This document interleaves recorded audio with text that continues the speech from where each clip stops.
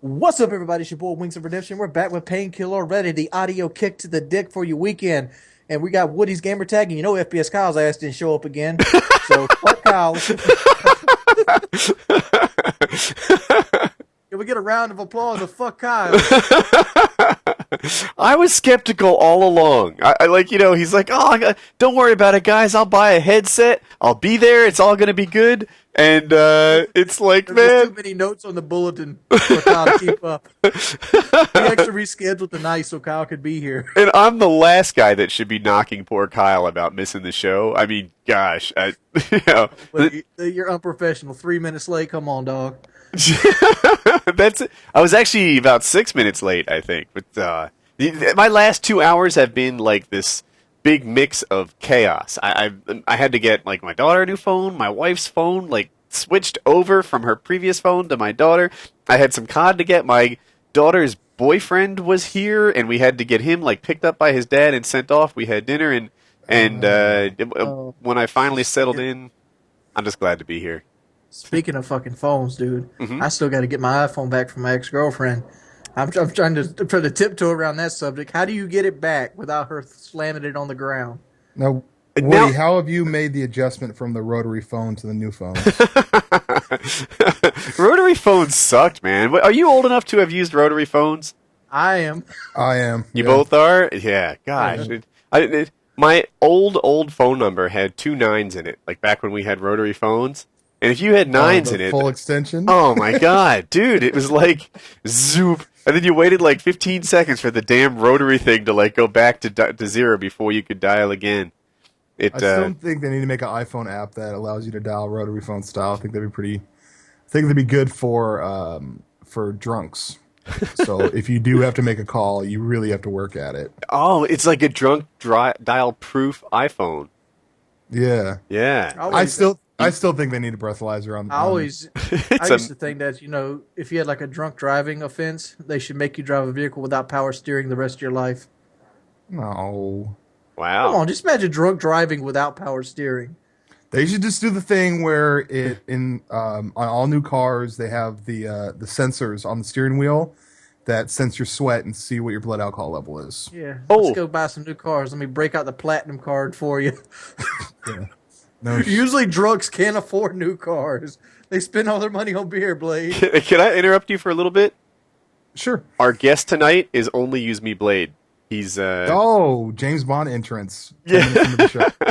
He got in here real slick. Onslaught always tells me, like, tell us who your guest is. Tell us who your guest is. And in my head, you can see it on the screen and stuff. But OnlyUseMeBlade. I wonder if you have the title for most.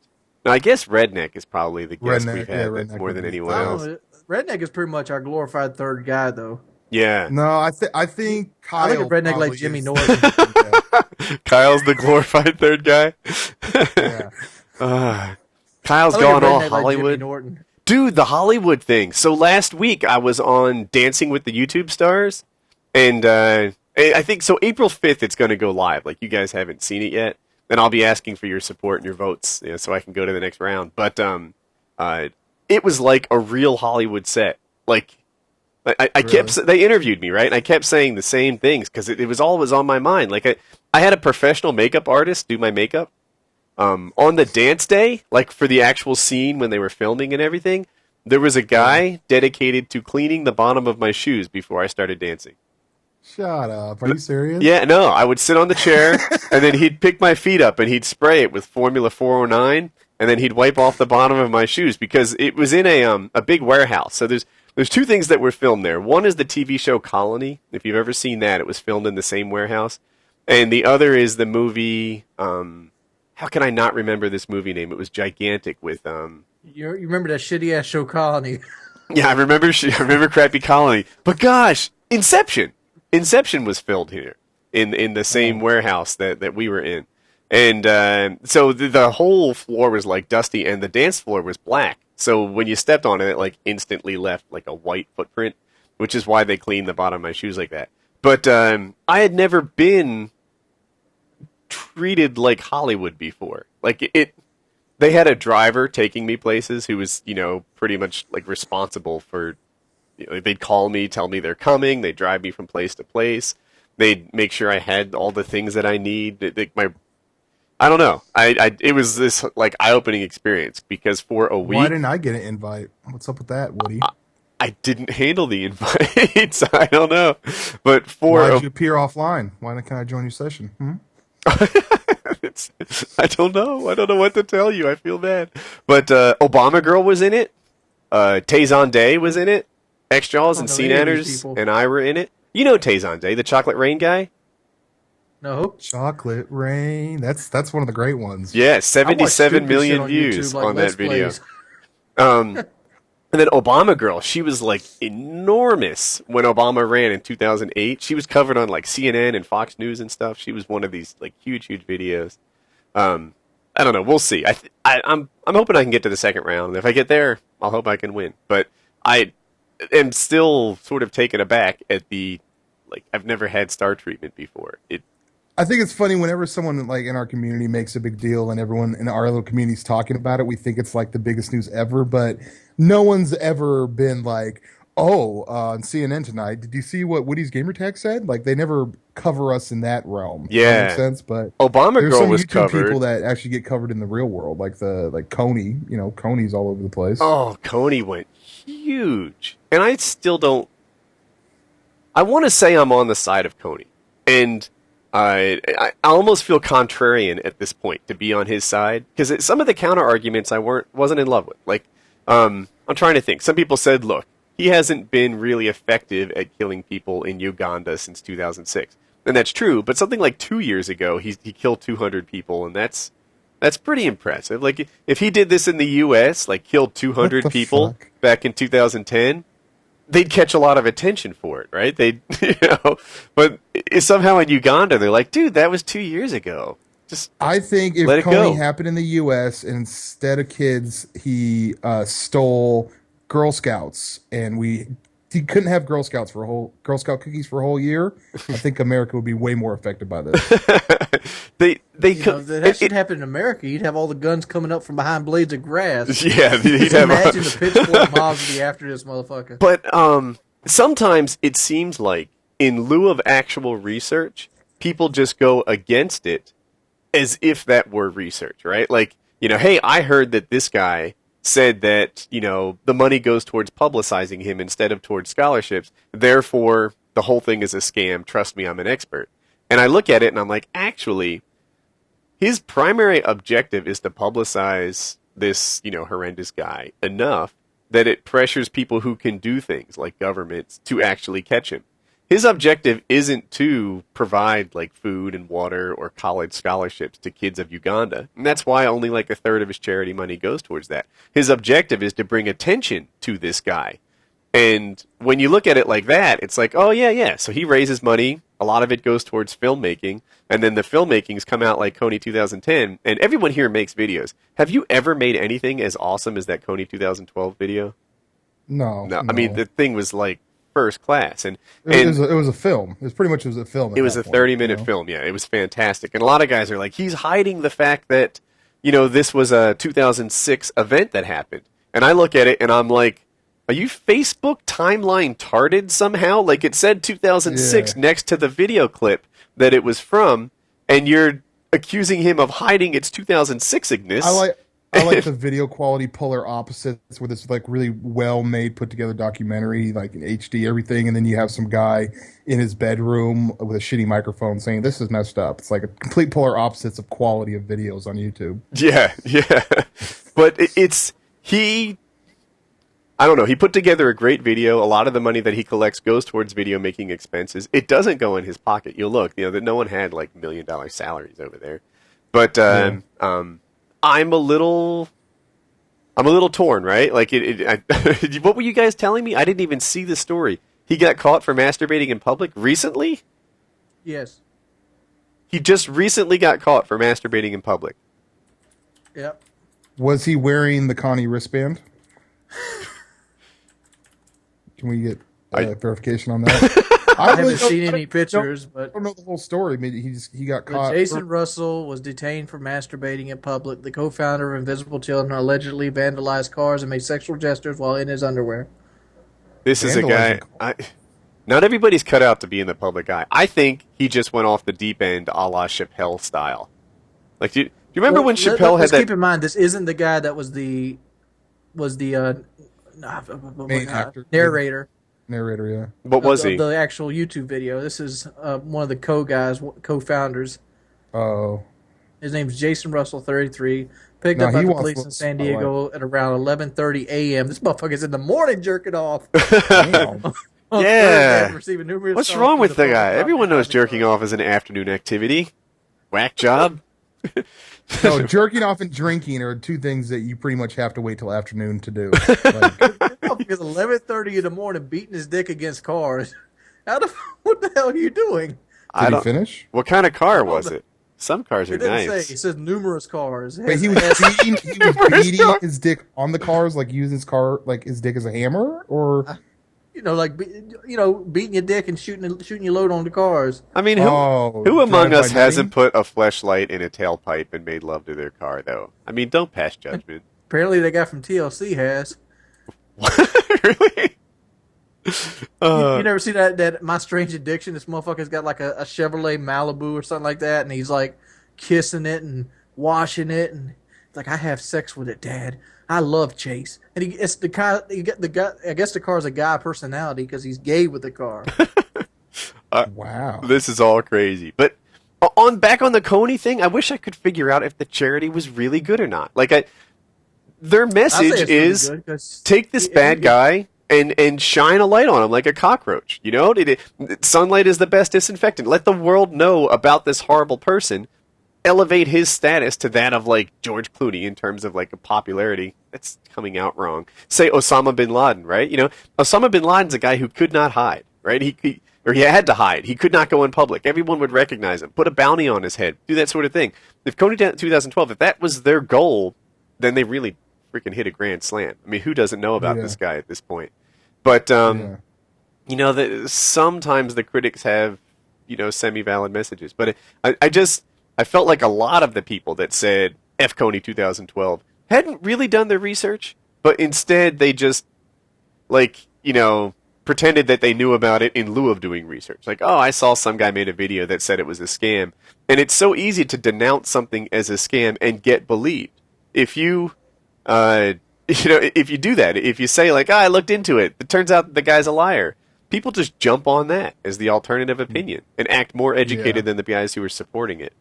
When that's a crazy way to go about it. You know what I want to hear about? What's up? Wings of Redemption's girlfriend. Oh, I got something to say about this Kony thing before we jump into this. Okay. I mean, one of the big things that I did a video about it was people say that, you know, a lot of the money went to other places that were less charitable. I don't think people realize how charities work. And like 33% of like money going actually to charity is a really good number. Because you got overhead to pay for, you got those videos to pay for, you got movie cameras to pay for. Nothing in life is free. And if you want to base it off, you know, is the Kony 2012 Invisible Children campaign better than, say, like the American Red Cross? Money-wise, it is. They spend more money making Kony famous than the Red Cross does saving lives. But that's just my opinion. I mean, that's the way all charities work. That's the reason I usually don't donate to charities unless I'm going to donate the money straight to the person that needs it. Yeah, actually, Because while there's you were always a saying, middleman. even before you said Red Cross, I looked them up. So just by comparison, when you donate money to Kony 2012, it was something really close to 33 cents on the dollar goes towards the people. And then another like 30 cents on the dollar, 33 cents on the dollar goes towards making films and stuff. So 2/3 of the money goes towards the cause of either like feeding scholarships, etc., or making films. Red Cross, on the other hand, 11 cents per dollar. Not 66, but 11 cents for every dollar they raise goes towards the cause. And I don't want anybody to, like, anybody that's listening to this to say, oh, I just never want to donate to charity again. We're just letting you guys know that not 100% or like 80% goes to it. It's like there's lots of funding that has to go into it, but not all the money goes there, but money does go to charity, you know? Yeah. I mean, if the dude's flying in a private jet, I might have a little bit of issue every time he goes to... I suspect Africa there's to do something this. about Red Cross I don't understand. Like, you know, for all I know, like the reason that percentage seems so bad is that they have like medical staff collecting blood and things like that, and it doesn't show up as a monetary donation, or, you know, like that whole operation might cost I don't know, I'll make a number up, like $250,000 to do a damn blood drive and get that money and they'll get that stuff and send it to hospitals. And somehow, because you're donating blood to them, it shows up as, you know, no money going toward it and all this program expense going out. I don't really know. I don't know how the American Red Cross works. I just know it's one of the lower ones that seem to have the dirtiest pockets. I looked up March of Dimes too, and it was a little better than Kony if you don't include their filmmaking expenses, and I want to say it was worse if you did include their filmmaking expenses. So anyway, it's just tricky. People have I think people who've never looked at this stuff before have this expectation that, you know, when you give $1 to charity, $1 gets passed right on to the recipient, but really that charity has overhead. And that's, you know, that just like any business does, you know.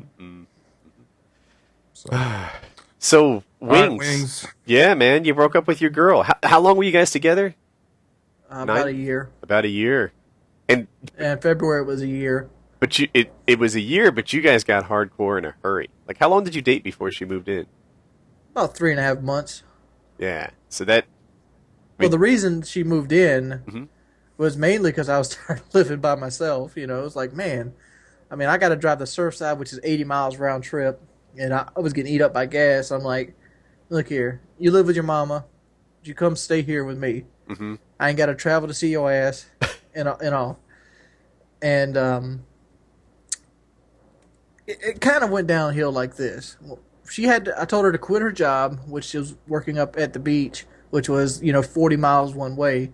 And you know, it'll be all right, find a job in Conway, because I was already living and paying all the bills on my own. So I was already, it was like, weren't going to be no big deal to me. A couple more mouths to feed, whatever. Well, she quit her job, and she never attempted to find another job. And then she got a little bit more used to not being low maintenance. And it's kind of slowly escalated to the point where, I was like monthly buying like pocketbooks and things like this. And I got a quick question. Does she ever say, give me that YouTube dick? No, she didn't. Oh, okay. She actually got to the point where she hated my job. And it was like, I had to like sneak it here to do the job and try to make the money to keep up with her at the same time. It was like, holy crap. Like it was like some secret fetish she had making these YouTube videos and you didn't want to talk about it. Yeah, she almost like she started getting jealous, almost accusing me that I did this because I'd rather be in here than be with her. And it was like, oh my Lord. Even in my family, sometimes I have to remind them, like, look, I work. These things that you want. Like heck, just yesterday, my wife booked a vacation. Which is, all right, book a vacation, I get that. But she booked it in October. And October's... Oh, no, yeah. That's tax season for us. Yes, thank you, right? That's tax season for us. And it's like 10 days in Hawaii in October. And I'm like, man, you got to do this in the spring. You got to do this in the summer. It's so hard, though, because you can't be like, fuck Hawaii and sunshine and vacation. But at the same time, that's like the key time, like...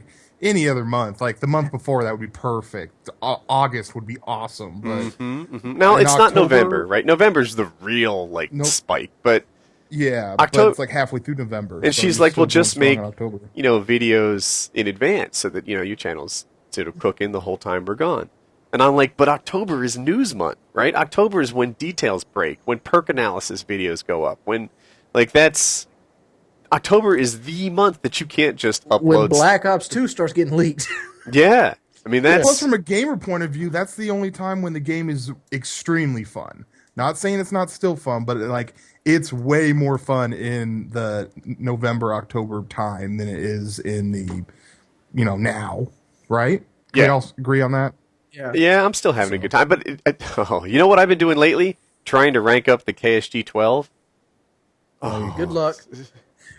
That thing is my nemesis. I'm about halfway through level 30 now. And I just had a decent game. It'll be making it on my channel. I went 18-1. But by and large, I want to make a montage of kills I was robbed of. I will be in bad breath distance and that thing gets hit markers. And it's crazy. I'm getting beat by snipers in close quarters battles with the KSG 12. I'm like, you son of a... Every other gun is having to deal with that. when the snipers are shotguns. I'll tell you though, if you put like an MP7 in my hands and let me just like stray fire from the hip, I'm pretty much beating a sniper. But this shotgun, it's a pump action shotgun that only kills right up close. And it's like, and it pumps forever in a day. What'd you say? The pump after the second shot is forever and a day. And it's like, that's the thing. Like, that's the trade-off. You know, if you have a gun like an AA-12 or a Striker, it's supposed to take 2 shots to kill. Or, you know, even conceivably 3. And it's not supposed to have much of range. If you have a pump, like the Spaz or the KSG, it's supposed to kill from, like, even up to medium distance in 1 shot. Like, that's the thing. Because you only get 1 shot. Balance. You get 1 shot. Yeah, that's how you balance the thing. You know, short, medium distance. If you're on target, they die in 1 shot.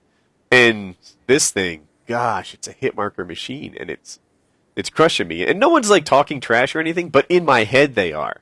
In my head, I'm like, you think you're good? That was a PP90. Get on my own. You bring out your KSG 12 and see how good you are.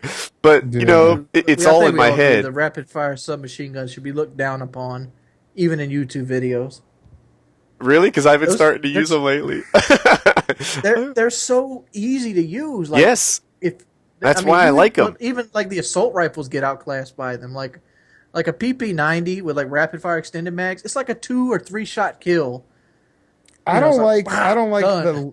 Okay, I've always thought this with what you should use in a YouTube video. I think there should be like maybe 1 gun in the assault and SMG class that's a no-no, and then everything else is free to go. Because at what point you're limiting yourself so much that you have to base. Come on, dude. You space your channel around using the hardest weapon on the game. Yeah. Dude, but I'm kind of with him though. Like it seems like the rules just keep getting worse and worse. You know, like so last year.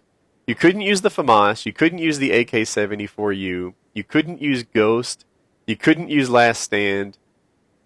Am I missing anything? I think the Ghost thing, though, thing's evolved to where you can use Assassin now in your videos because we're over it. Yeah, I can't. At the very beginning of Modern Warfare 3, like I know I was on that side. I was like, you know what? I'm done with it. If you don't like Assassin, and I don't even have any Assassin, I have 1 now.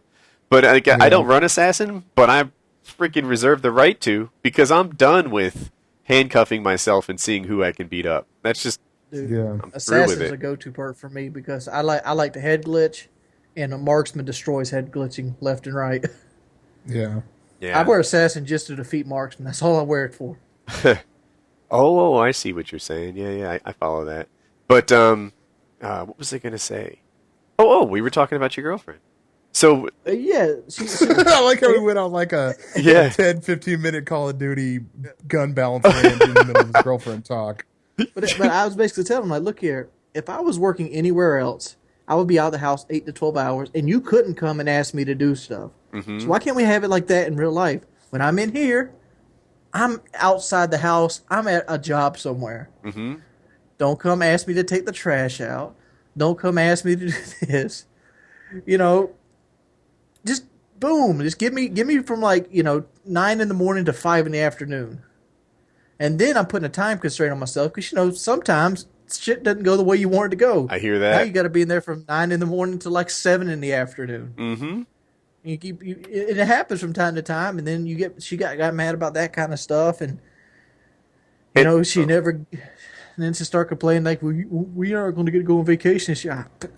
Well. I'm like, whoa, time out. I always get weary about this. Whenever they say let's go on vacation, I'm like, vacation from what? Like, what are you doing, simple lady? Like that doesn't make much sense to me when they like that's like me saying I want to take a vacation. I'm on a vacation. I might want to change the scenery, but it's not like, oh my God, I'm exhausted. I just need to get away. Like come on. Vacation. I get mentally exhausted all the time. Absolutely. I completely even though this stuff is fun, it's still extremely time consuming. Like being innovative all the time is hard to do. It is. You run into these. It should be a bumper sticker. I'm not trying to say like it's the best shit since Yeah, Red. I know. But you always got to think of something else to try to keep somebody's attention. That's the thing.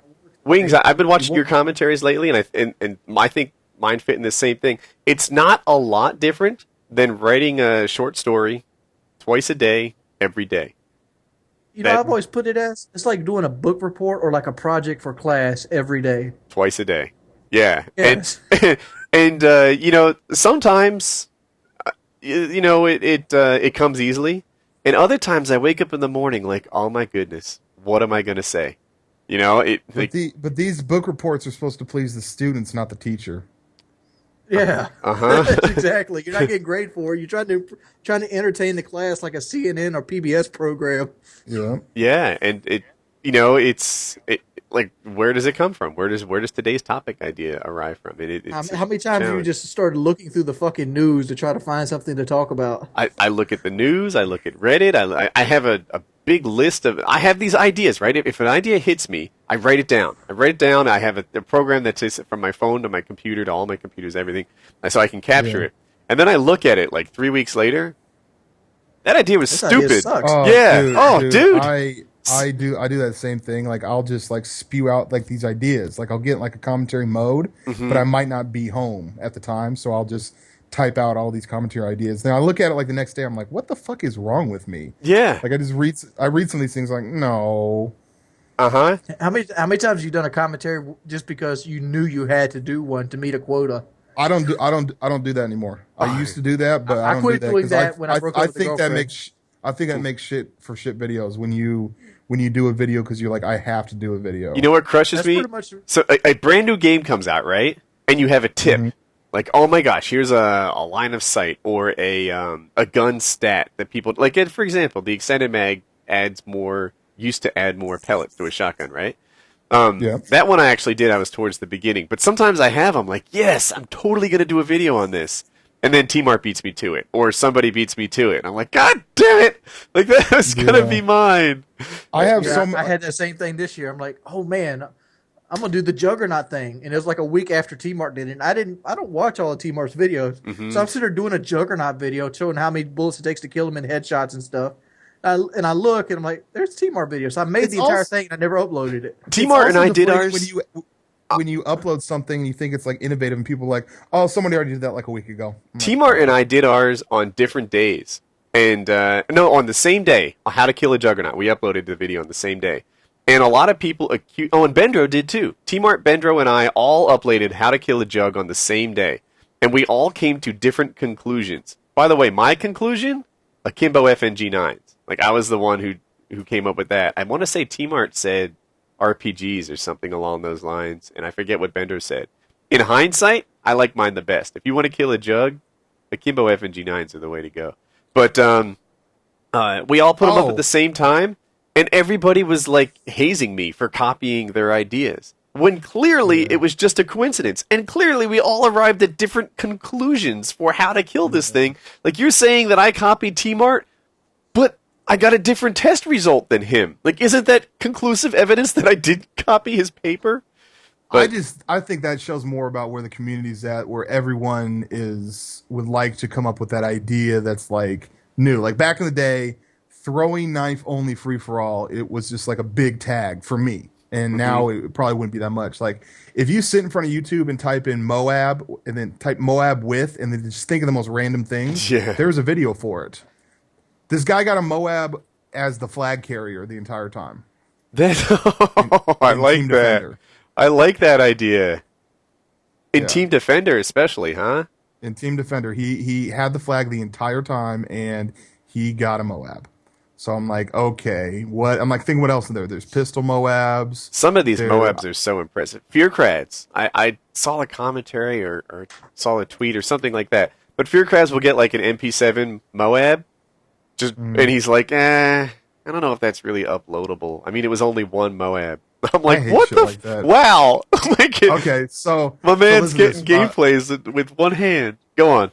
A good buddy of mine, his name's Torture Trilogy. When he first got Modern Warfare 3, like when it first came out, he was just casually playing, and then all of a sudden there's this thing saying Moab available. He didn't even know what a Moab was. He wasn't going for a Moab. He wasn't running specialist. He just ended up crapping out a Moab, and he didn't even know. He didn't even call it in. He didn't know what the fuck it was.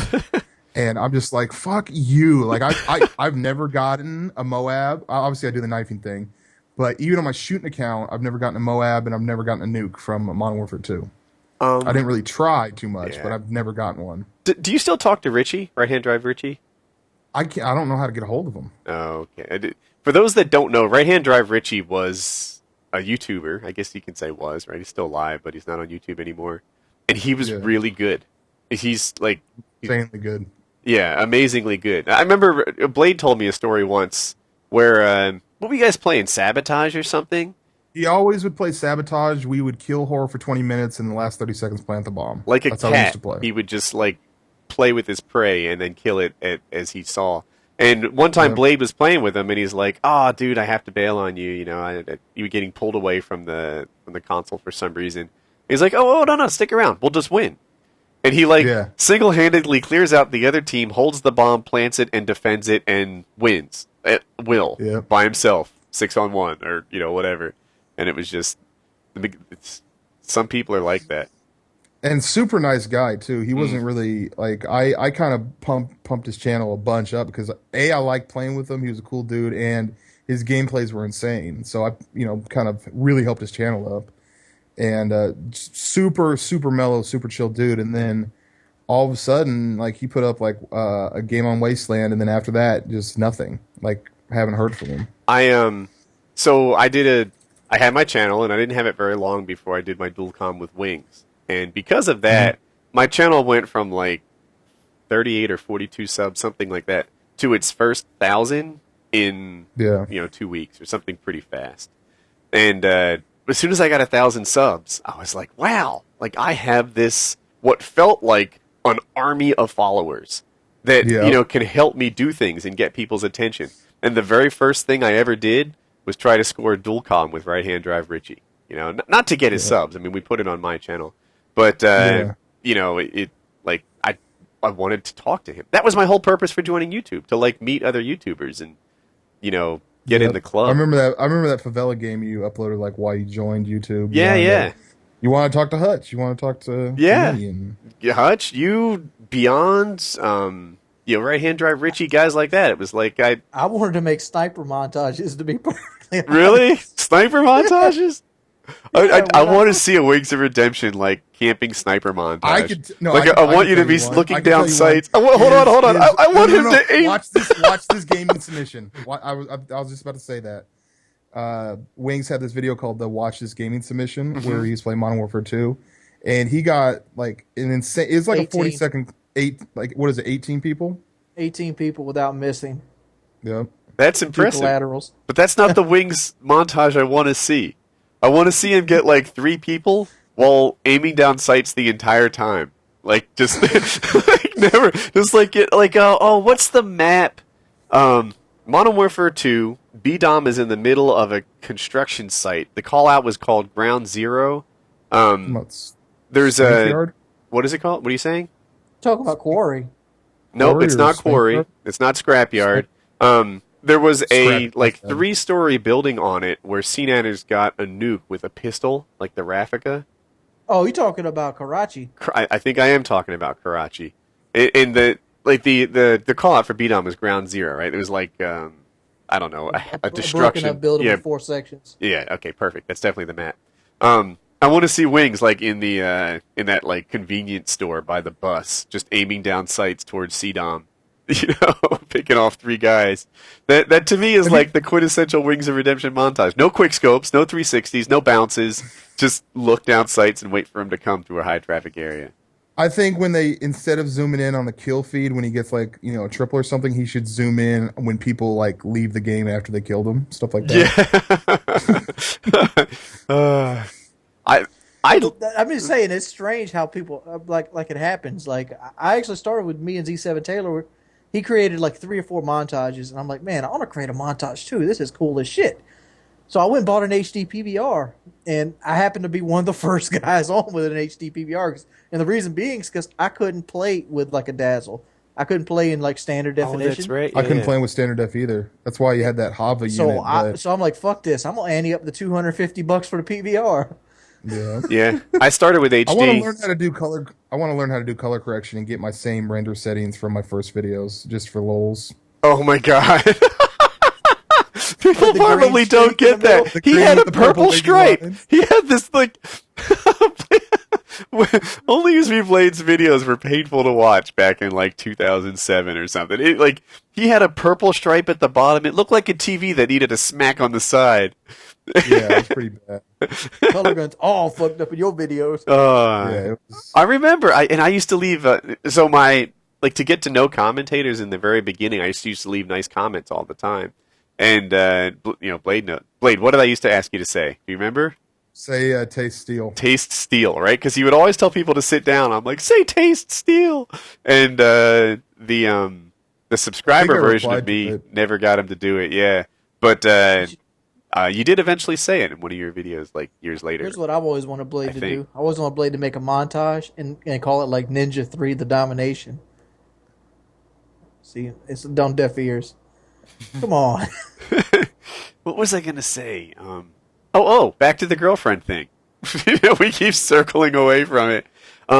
Is she mad at you now? Priorities, because he's talking about girls and relationships, and we keep on going back to COD. I know. That's what we keep on moving back. You gotta taste that steel, Blade. On the girlfriend, is she mad at you?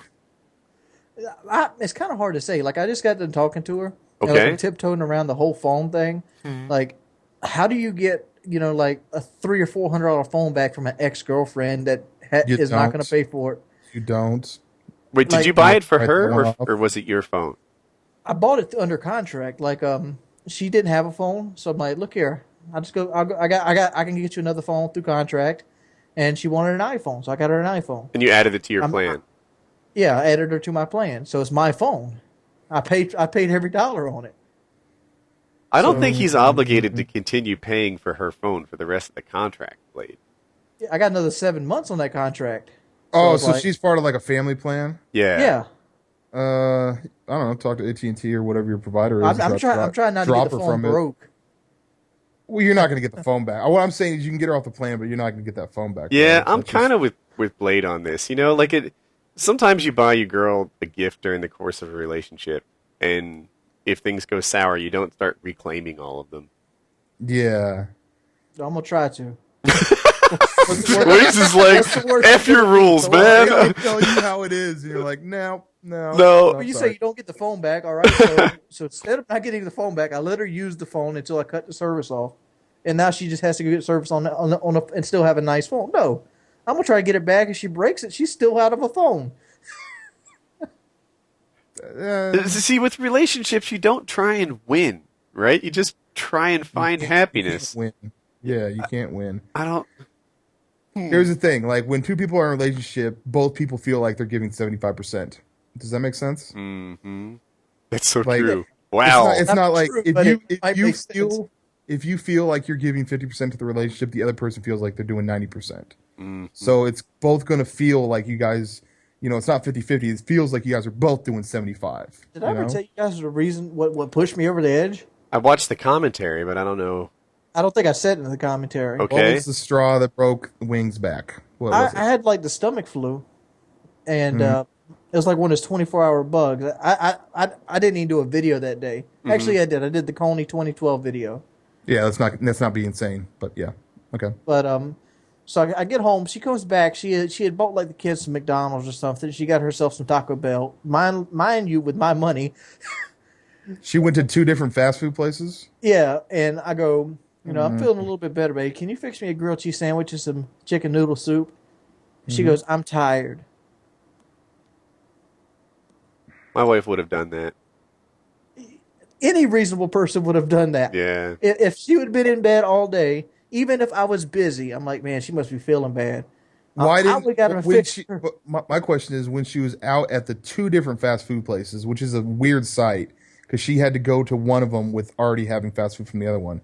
Why didn't she think, and she had a phone that you're paying for, why didn't she ask you, would you like anything?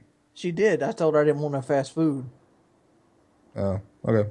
Yeah, but she should have hooked him up with something to eat. Yeah, see, no, when relationships work out right, you guys are there trying to make the other as successful and happy as they can be. It doesn't seem like that was her mindset. She was more... I might have been wanting a little too much, but like, if I was paying all the bills in the house and all she had to do was watch TV, I would like to get surprised with like having a smoothie or having lunch made for me. Dinner made 3 or 4 times a week. Yeah. I was out there. I mean, out of 7 days, I was going out and buying besides food, the providing, shelter and making all the money and stuff like that. Did you ever like leave in the middle of the night, go buy ice cream and bring it back or anything like that for? Yes. Okay. Because she couldn't drive at night with her little head thing. No, I'm not talking about, hey, honey, will you buy me some ice cream? I'm talking about you stop what you're doing in your day and literally go do something just so you can see a smile on her face. No, she usually asked me to do stuff, and I went and did it. Like, Okay. she's like, I want some ice cream. She likes half-baked, and Walgreens usually carries it. So I'm like, okay, I'll go get you some ice cream. So I drive up to town, get her some ice cream, and bring it back. With women, you kind of have to be a mind reader, bro. Like, I've learned that. Like, you don't try to use logic and sense with these ones. Well, like I said, I don't hate her. I'm not mad at her. I mean, she's not a horrible person. We just weren't working out. I mean, like, the money was getting to me. Like, I was getting gray hair.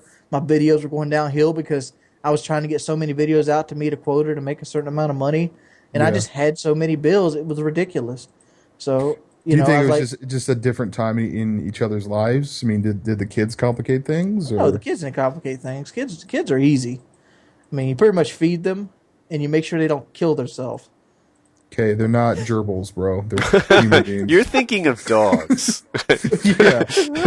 No, kids get a little more complicated like kids are, when they're easy. older, right? Like, when the kids that you had didn't require much, like, convincing or, like, morality or, like, I mean, they the were worst just thing was, like, clean your room, and you had to fight with them a little bit about that. Yeah. They were, like 4 or 6-ish or something like that. When they get a little older and you have to teach lessons and stuff, it gets slightly more complicated. When they do things that disappoint you, as opposed to, like, dirty room, it's not like disappointing, right? It's the other stuff. Like, they're like, whoa, are you?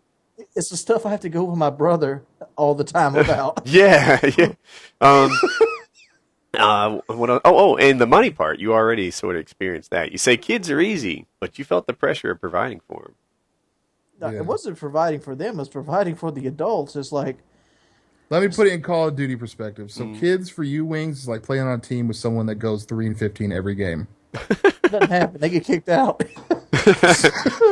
I like how you're totally cool with the kids being children and having needs and supporting them, but like if they were to play on your team and they go negative, oh, get the fuck out of here. You can't be struggling. Like, I was trying to make a joke out of it. And like, I looked back and I realized Shalene had no chance of beating Jackie in a 1v1, so I had to tell her to get the hell out the house. That's ridiculous. Oh. I was trying to spin it off like a joke like that, but it's kind of touch and go. Some days she calls me and she's all happy and stuff. Other days, like the day she called me and she was all like mad as shit. Like, my mama wants me out the house and I've already spent $1,000 of the money you gave me. Man, I gave her $2,500 to move out. Mm-hmm. Okay. And I was like, here's your $2,500. Get your life back together.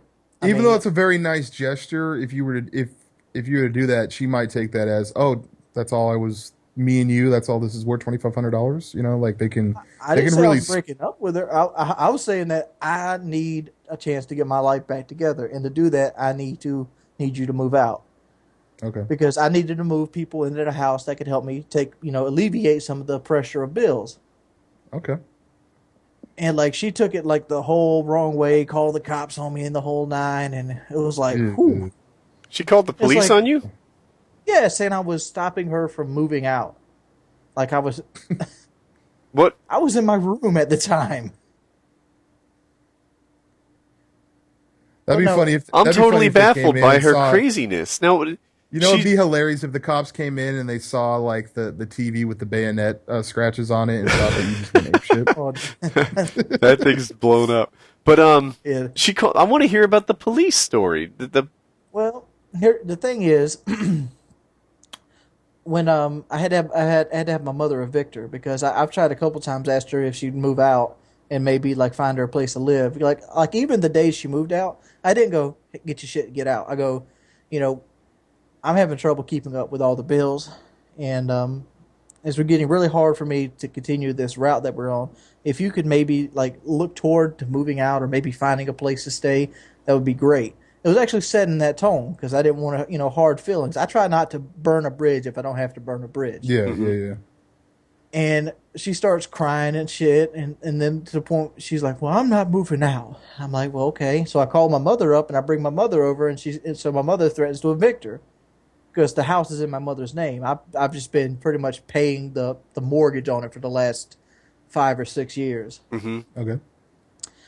And so she goes and sits in the closet for like 3 hours. And she sits in the closet? Yeah, we have like a walk-in closet in the master bedroom. She goes and sits in the closet crying, "I don't know what to do."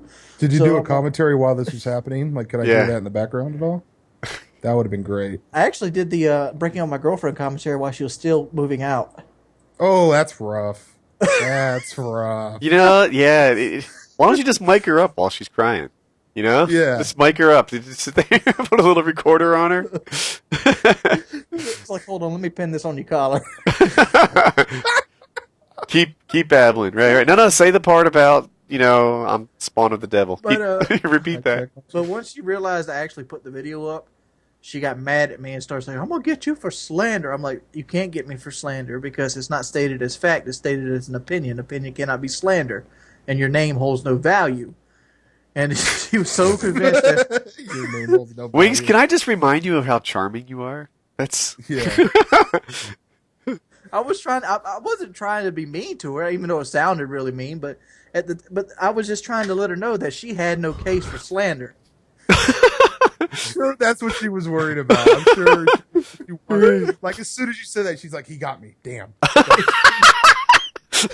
So at that time, him and his logic. She has a friend that she talks to about this.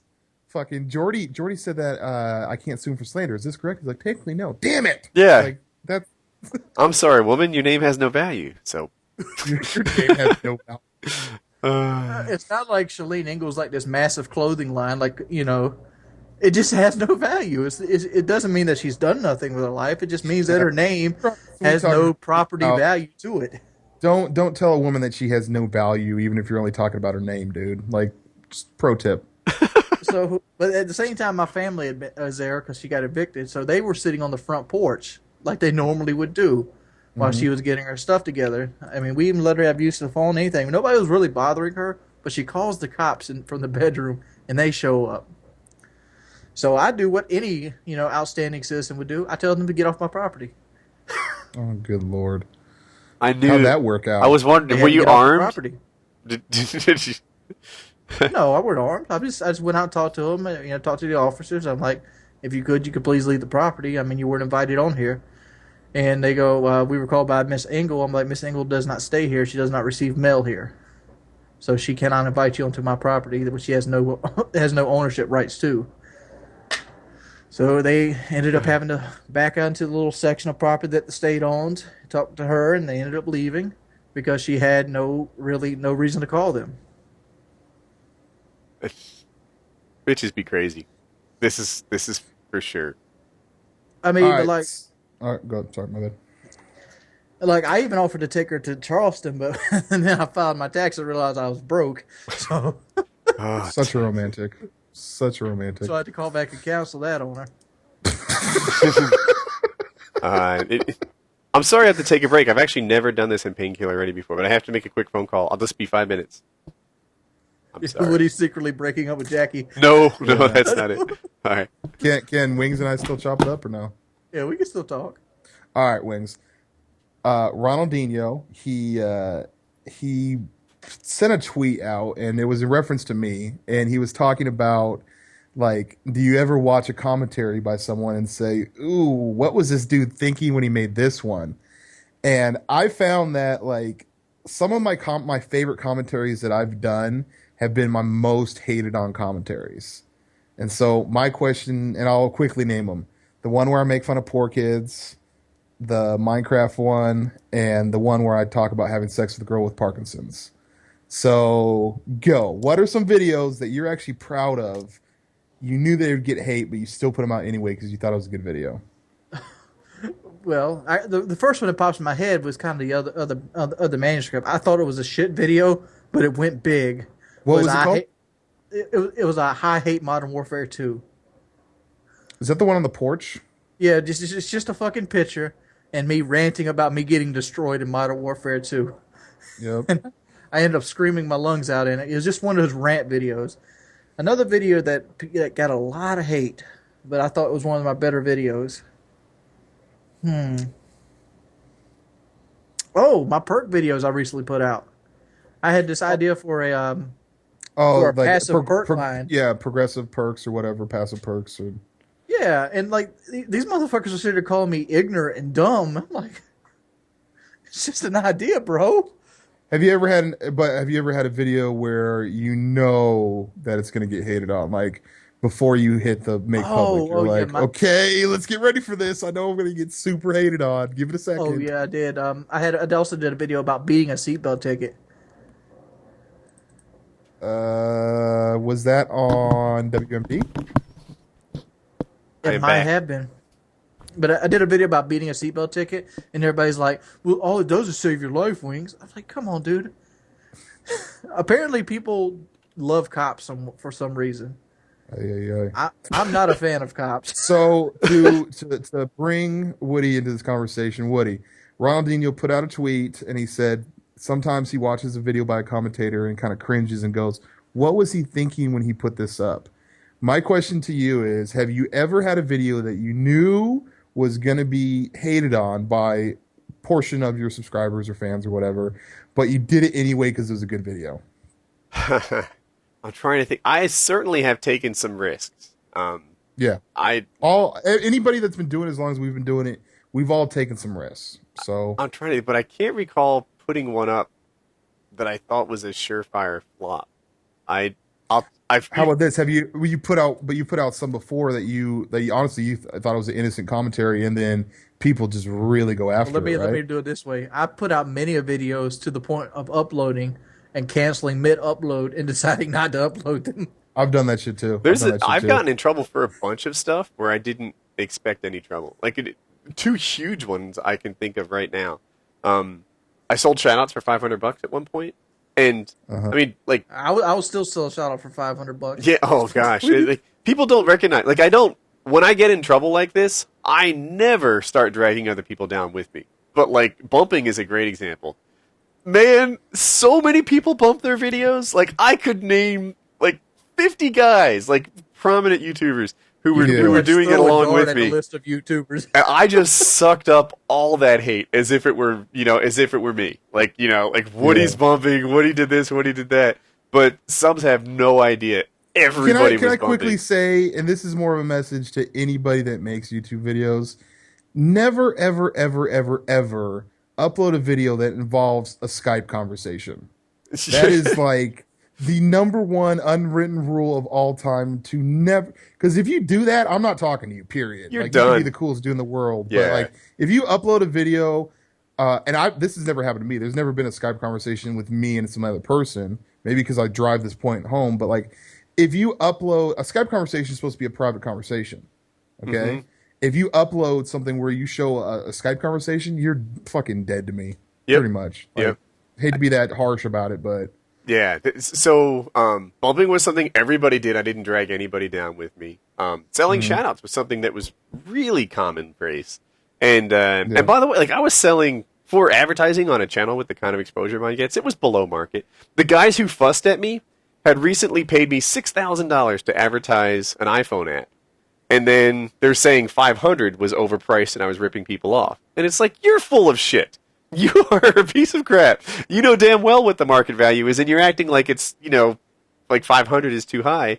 But I think if it was $20,000 or $1, I think that people still would have like made a fuss about it though. Maybe so. I don't think it's I don't think it's the actual amount of money. I think it's more of the notion. Yeah. In terms of shoutouts, I have done more shoutouts than anybody else on YouTube. There's no one who else has done it. Now, people are going to say, like, Mark of J has done it a lot, and he has. Hutch has done a lot, and he has. But, dude, I did like 120 videos for Commentary March Madness alone. I did like another 40 or 50 dual comms for my March of Dimes charity drives, to raise money for the March of Dimes. no one else is approaching that kind of 160 videos out there. It's a ton of shoutouts I've done, all for free, and so my conscience is pretty clean on there, And some guys are like, "Hey, Woody, don't forget, like, Hutch gave you a leg up."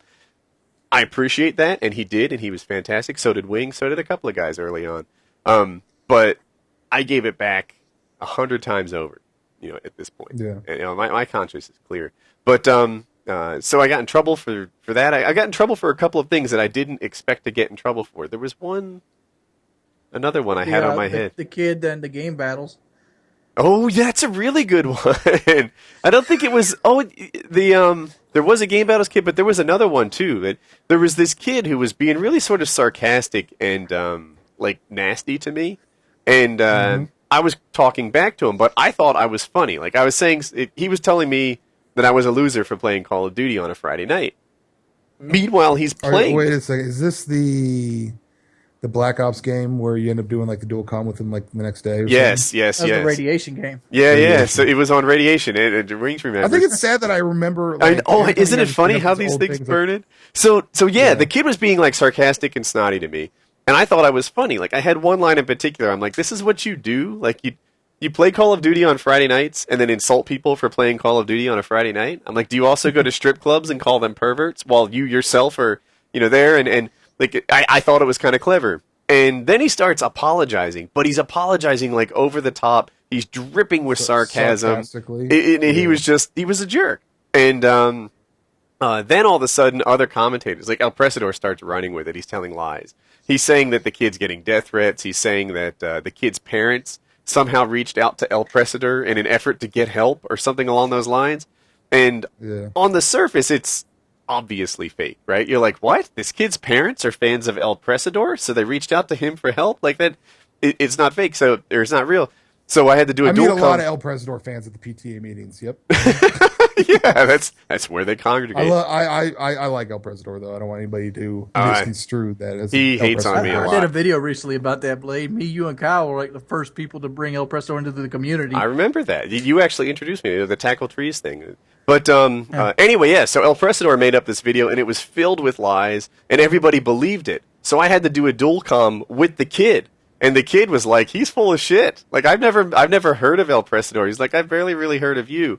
And he's like, "I haven't gotten any death threats. My parents haven't been calling anybody." Like we had to clear all that up. So there's an instance where like I thought I innocently uploaded something sort of funny, and then the community turned on me in an effort to I guess get some self gain.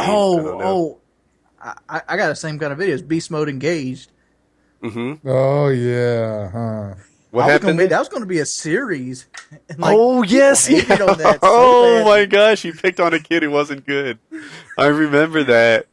That's such a weird thing because like we shit on kids that aren't good and put up videos of it, but if we show from their point of view, then we're picking on them. That's a different thing. Yeah. I remember I did a video called Any Given Sunday, and I thought it was awesome. I thought I had just hit a grand slam of a commentary. I will never forget Any Given Sunday and the lessons that it gave me.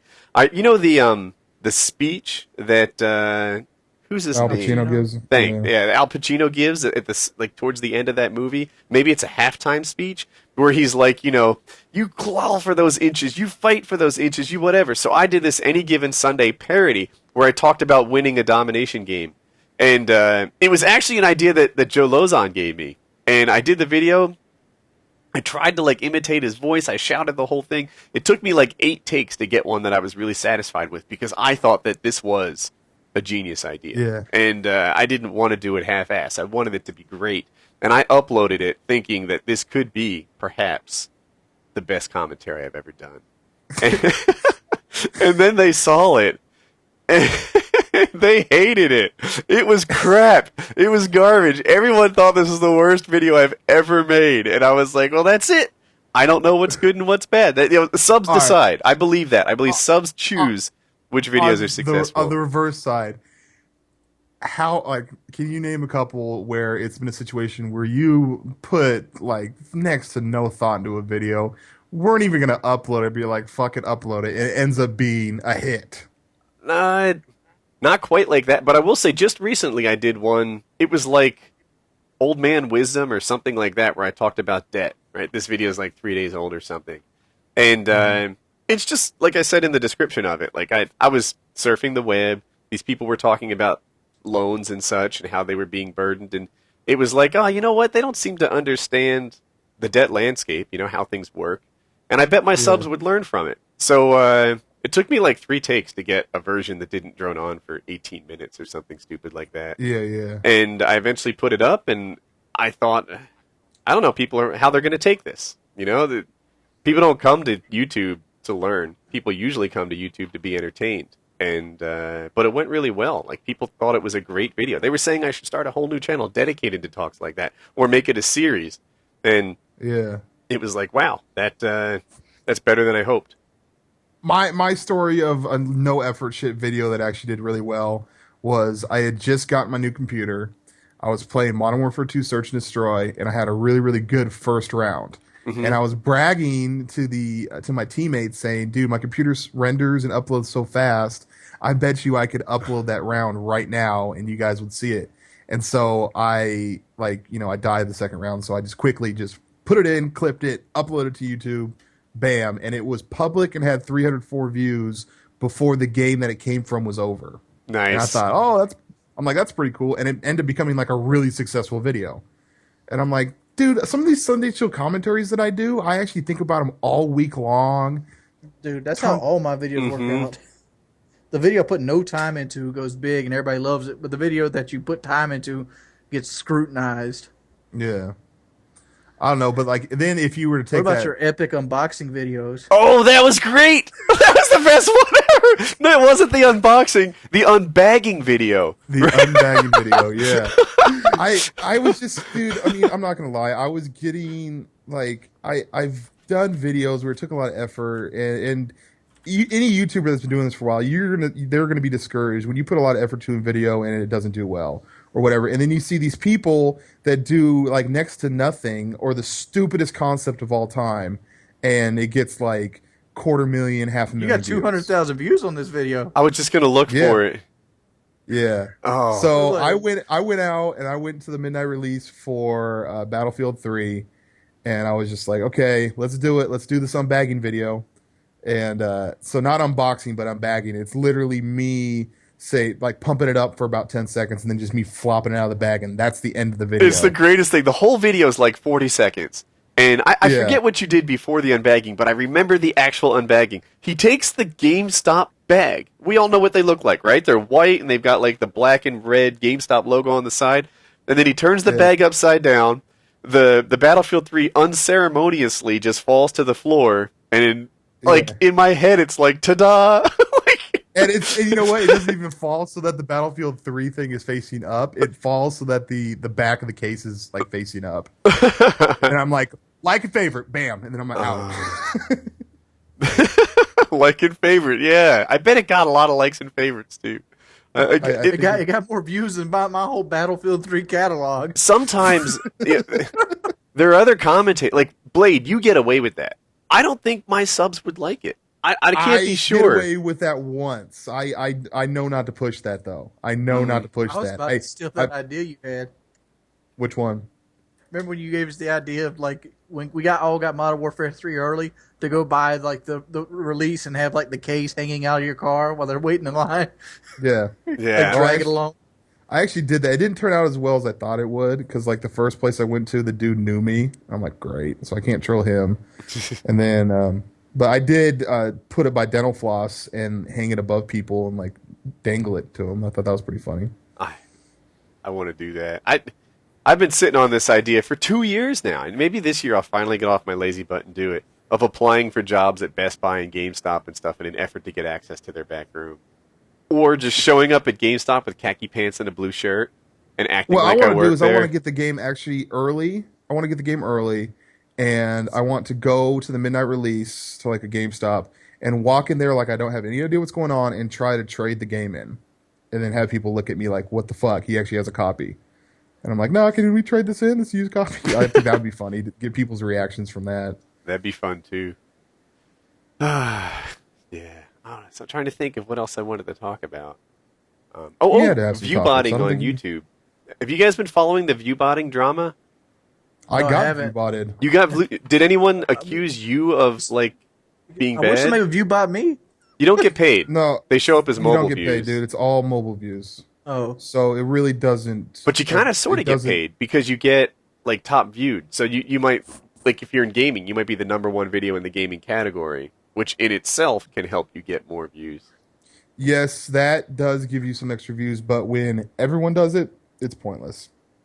Oh, really? My end of days video, it got view botted, and at first I was like, "Fuck yeah, drinks on me!" I thought those were all like it was an extra million views, and I found out about this while I was like out at a bar. Like I looked at my phone, like, "What the fuck is going on?" Woohoo! it's like, yeah, give me another double. Yeah, exactly. That's honestly what I said. I bought the next round of drinks for like everyone in my group. And then come to find out that they're considered mobile views, and so it doesn't like if a video is view bought, it's not like that person's getting super paid off it. Yeah, I guess I got some more exposure, but I didn't see any difference in like number. Like of you didn't start getting viewers. 2,000 subs a day or like giant No, views out of it. no, nothing like that. No. Because So it really it's almost like it at first it's actually kind of fucked up for the commentator because you get like all pumped up and then when you find out that it's view botted you're like, oh, the worst is when that's, people think that you're guilty. Like that. yeah, I've never Yeah. view botted, but I have like when I do a live stream, sometimes for reasons I can't explain, those live streams take off. And like I did one on Skyrim that has almost 250,000 views. No, 750,000 views, like 750,000 views. And then when I look at the stats, it's like 96% mobile. And you would think like, oh, you got view botted. But this happens a lot with live streams for some reason. Like I've talked to other YouTubers, Syndicate live streams a lot, Whiteboy live streams a lot. And we look at them and we're like, wow, our live streams go wild. They go viral after we're finished. And then we look Yeah. at it and it's... I think this is just a guess. Typically during a live stream, okay, if you put up a video, you might have people comment, right? But when you do a live stream, people are commenting constantly. And so you look at a live stream and it will say that they have like 75,000 comments. I think that might have something to do with it. Maybe that's related. I don't know. But they tend to get a lot of mobile views after the fact. And I've never view botted, but sometimes I worry that someone's going to look at it and think that I did it or something like that. I got accused Moral of of the favorite story, botting people- once. Moral of the story though is like is that even if a video is view botted, it doesn't actually help the YouTube developer. The only way it could really help is maybe if it gets on the front page. Yeah. But then even if that, people are just gonna like people that are on YouTube and look at it like, okay, this is How about we obviously do something crazy? like what? Do I have to get How about naked we again? invite the fucking New Guy podcast over here since they're going on right now? Let's do it. I'd do that. Let's do And it. just merge them. Let's do Let's that. do it, you guys. Yeah, let's do it. You guys got me for another hour, so bam, let's go. All right. Hour, son. Is Mr. I Tryhard working on it right now? Yeah. Him, Whiteboy, and Kelly. And Chiz. I think Chiz is a part of it too. The unorthodox merging of two podcasts. This is legendary. Oh, yeah. This is another first. What was I going to say? I don't know, but I like that idea. People don't know. Blade not Blade, although I'm sure he does too. Wings comes up with good ideas. Like he has high expectations in terms of like, let's go get Leonardo DiCaprio as our guest on the podcast next week. I didn't ever say Leo. No, but you called out some big ones and people that I would have thought, we couldn't get. I tried to get Glenn Jacobs one time. You know who I want to get? I want to get Jenna Marbles. You know what I want to get? I want to get Frankinator. Al Franken. Oh, that'd be pretty. See, that's a good example. But you guys have had some real big ones. I don't want to like glamorize anybody, but you guys have had Freddie W on here. You guys have had Epic Mealtime on here. Mm-hmm. The Storm. I mean, pretty much the only thing left to do is get Philip DeFranco or Ray William Johnson. I want Shay Carl. I want Jenna Marbles. Break the barriers. I want people outside YouTube celebrities. People outside YouTube would be neat. Who do I want from? I don't know. I want Les Stroud still. I would just be getting porn stars. That's all I would. We got do. a porn star twice, I think. Yeah, we had Aria Aspen at one time, and we also had that one guy's girlfriend. Him. Okay, sure, yeah. I don't remember his name. He's like always shows up to the podcast, so This is like really bad looking, most likely. We've had 2 porn stars and a saxophone operator. But like, I'd like to get somebody like Les Stroud. Hey, so I have Mr. Tryhard from the FNG podcast. I think I have Whiteboy. I can add him. I'm not sure if I have Kelly. I have to search. I can add Kelly and Chiz if you want. Huh. I think I have Dr. Chiz. All right, I've got Chiz. Look at this. Instead of fighting each other, let's just have one big podcast. Oh, there is no fighting. We love PKA, man. No, we're not fighting, but we still got we're going on at the same time, and it's splitting viewers. Yeah, it is. That is true. They're calling you too. Oh yeah, they're at the same place. So I think we have everybody but Kelly. Anything? Call Kelly because my shit sucks. Whiteboy. I see Whiteboy's been getting his balls busted lately. Has he? By who? By his fans. I watched a couple of his videos, and they're like, "Come on, Whiteboy." Last video I watched, let me be honest, was the No Shirt Tuesday or something. No Shirt Tuesday? How did I miss that? Yeah. That's a brilliant idea. Oh, he's not on. It was, but it was like super low effort. Like he didn't he didn't do the commentary like with a video of him with no shirt on. He just said he had no shirt on. Oh, Whiteboy. I saw Whiteboy. He showed himself with no shirt on a Hawaiian vacation, and he was trying to get Playgirl to pick it up. He waxed his chest for me. Dude, I was sort of thinking, like, how do I steal this idea from Whiteboy and not be obvious about it? I almost got PK trending. What are people calling me? I almost got it trending, and Playboy never replied to me. Playboy? I was like, Whiteboy's bird chest would do well in this, but if I went shirtless and did a commentary, it would go viral. You gotta reach out to Playgirl, Whiteboy. That was your problem. Yeah. Did I go to Playgirl? He went to Playboy first, and then we started targeting Girl. They're owned by 2 different companies, actually. I didn't know that. Yeah, I didn't know that either. I thought they were the same, but nope. Yeah, Playgirl. So is there like a Playgirl condo? As opposed to the Playboy Mansion? Go to it. A Playboy Mansion and like a Playgirl tent? Exactly. Thank you, Woody, for getting that reference. Yeah. I totally lost track of everything. Do you want to do your topic, or do you want me to bring it? Basically, fucking new guy. What the hell were you guys talking about? Let's talk about that.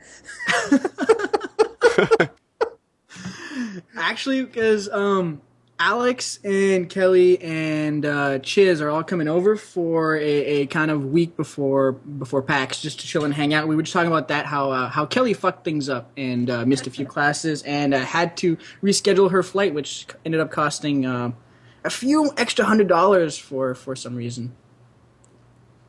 Because gas is expensive, player. In my head, I was sort of thinking like fucking new guy orgy. When is PAX? April, what is it, 6th through 8th? Is that Easter weekend, of next month or April? I have missed Easter and Valentine's Day and my birthday all in a row. I'm here for St. Patrick's Day. I enjoyed PAX last year at Boston. It was pretty fun. That was fun. I remember walking around Boston with you and Princess Murder, Larry Legend, and Tina. Yeah. I looked at my debit card and I had 50 taxi rides that. This was the most boss move I can recall, right? So where was that pseudo Chinese restaurant we ate at? Hannigan's? Are you talking about? Oh no, you're talking about the PF Chang's? Yes. We were at PF Chang's, right? And Blade's ordering drinks. And by the way, I should preface this.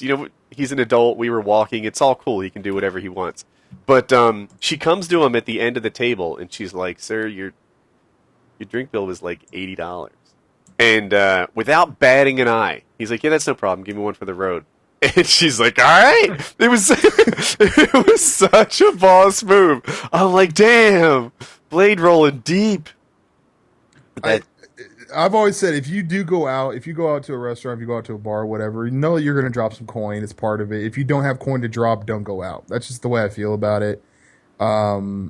So I basically, know that if I ever go back to that PF Chang's, that lady's gonna remember me and she's gonna have a drink ready for me.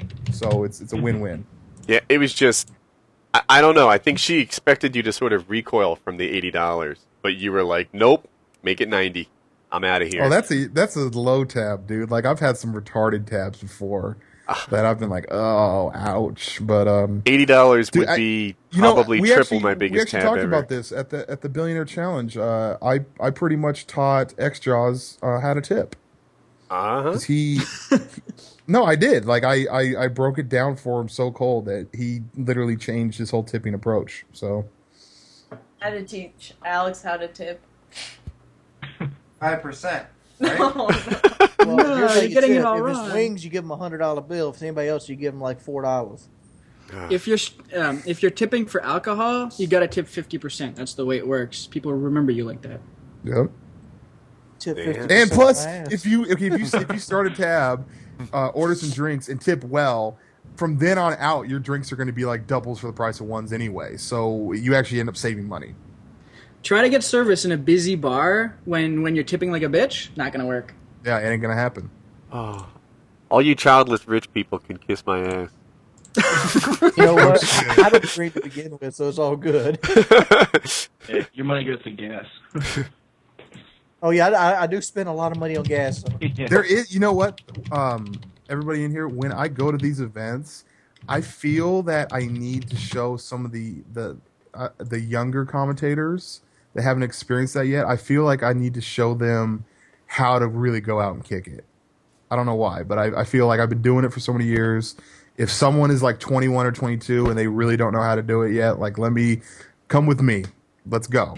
You know? You showed me at that one bar with the girls dancing on the bar and the Cowgirls Inc. over here in Seattle. Yeah. Yeah, you showed. Oh, then I had to deal with your drunk ass. We went to a grocery store and you're like putting in all the snack, but I'm like, no, and then you refused to pay for it.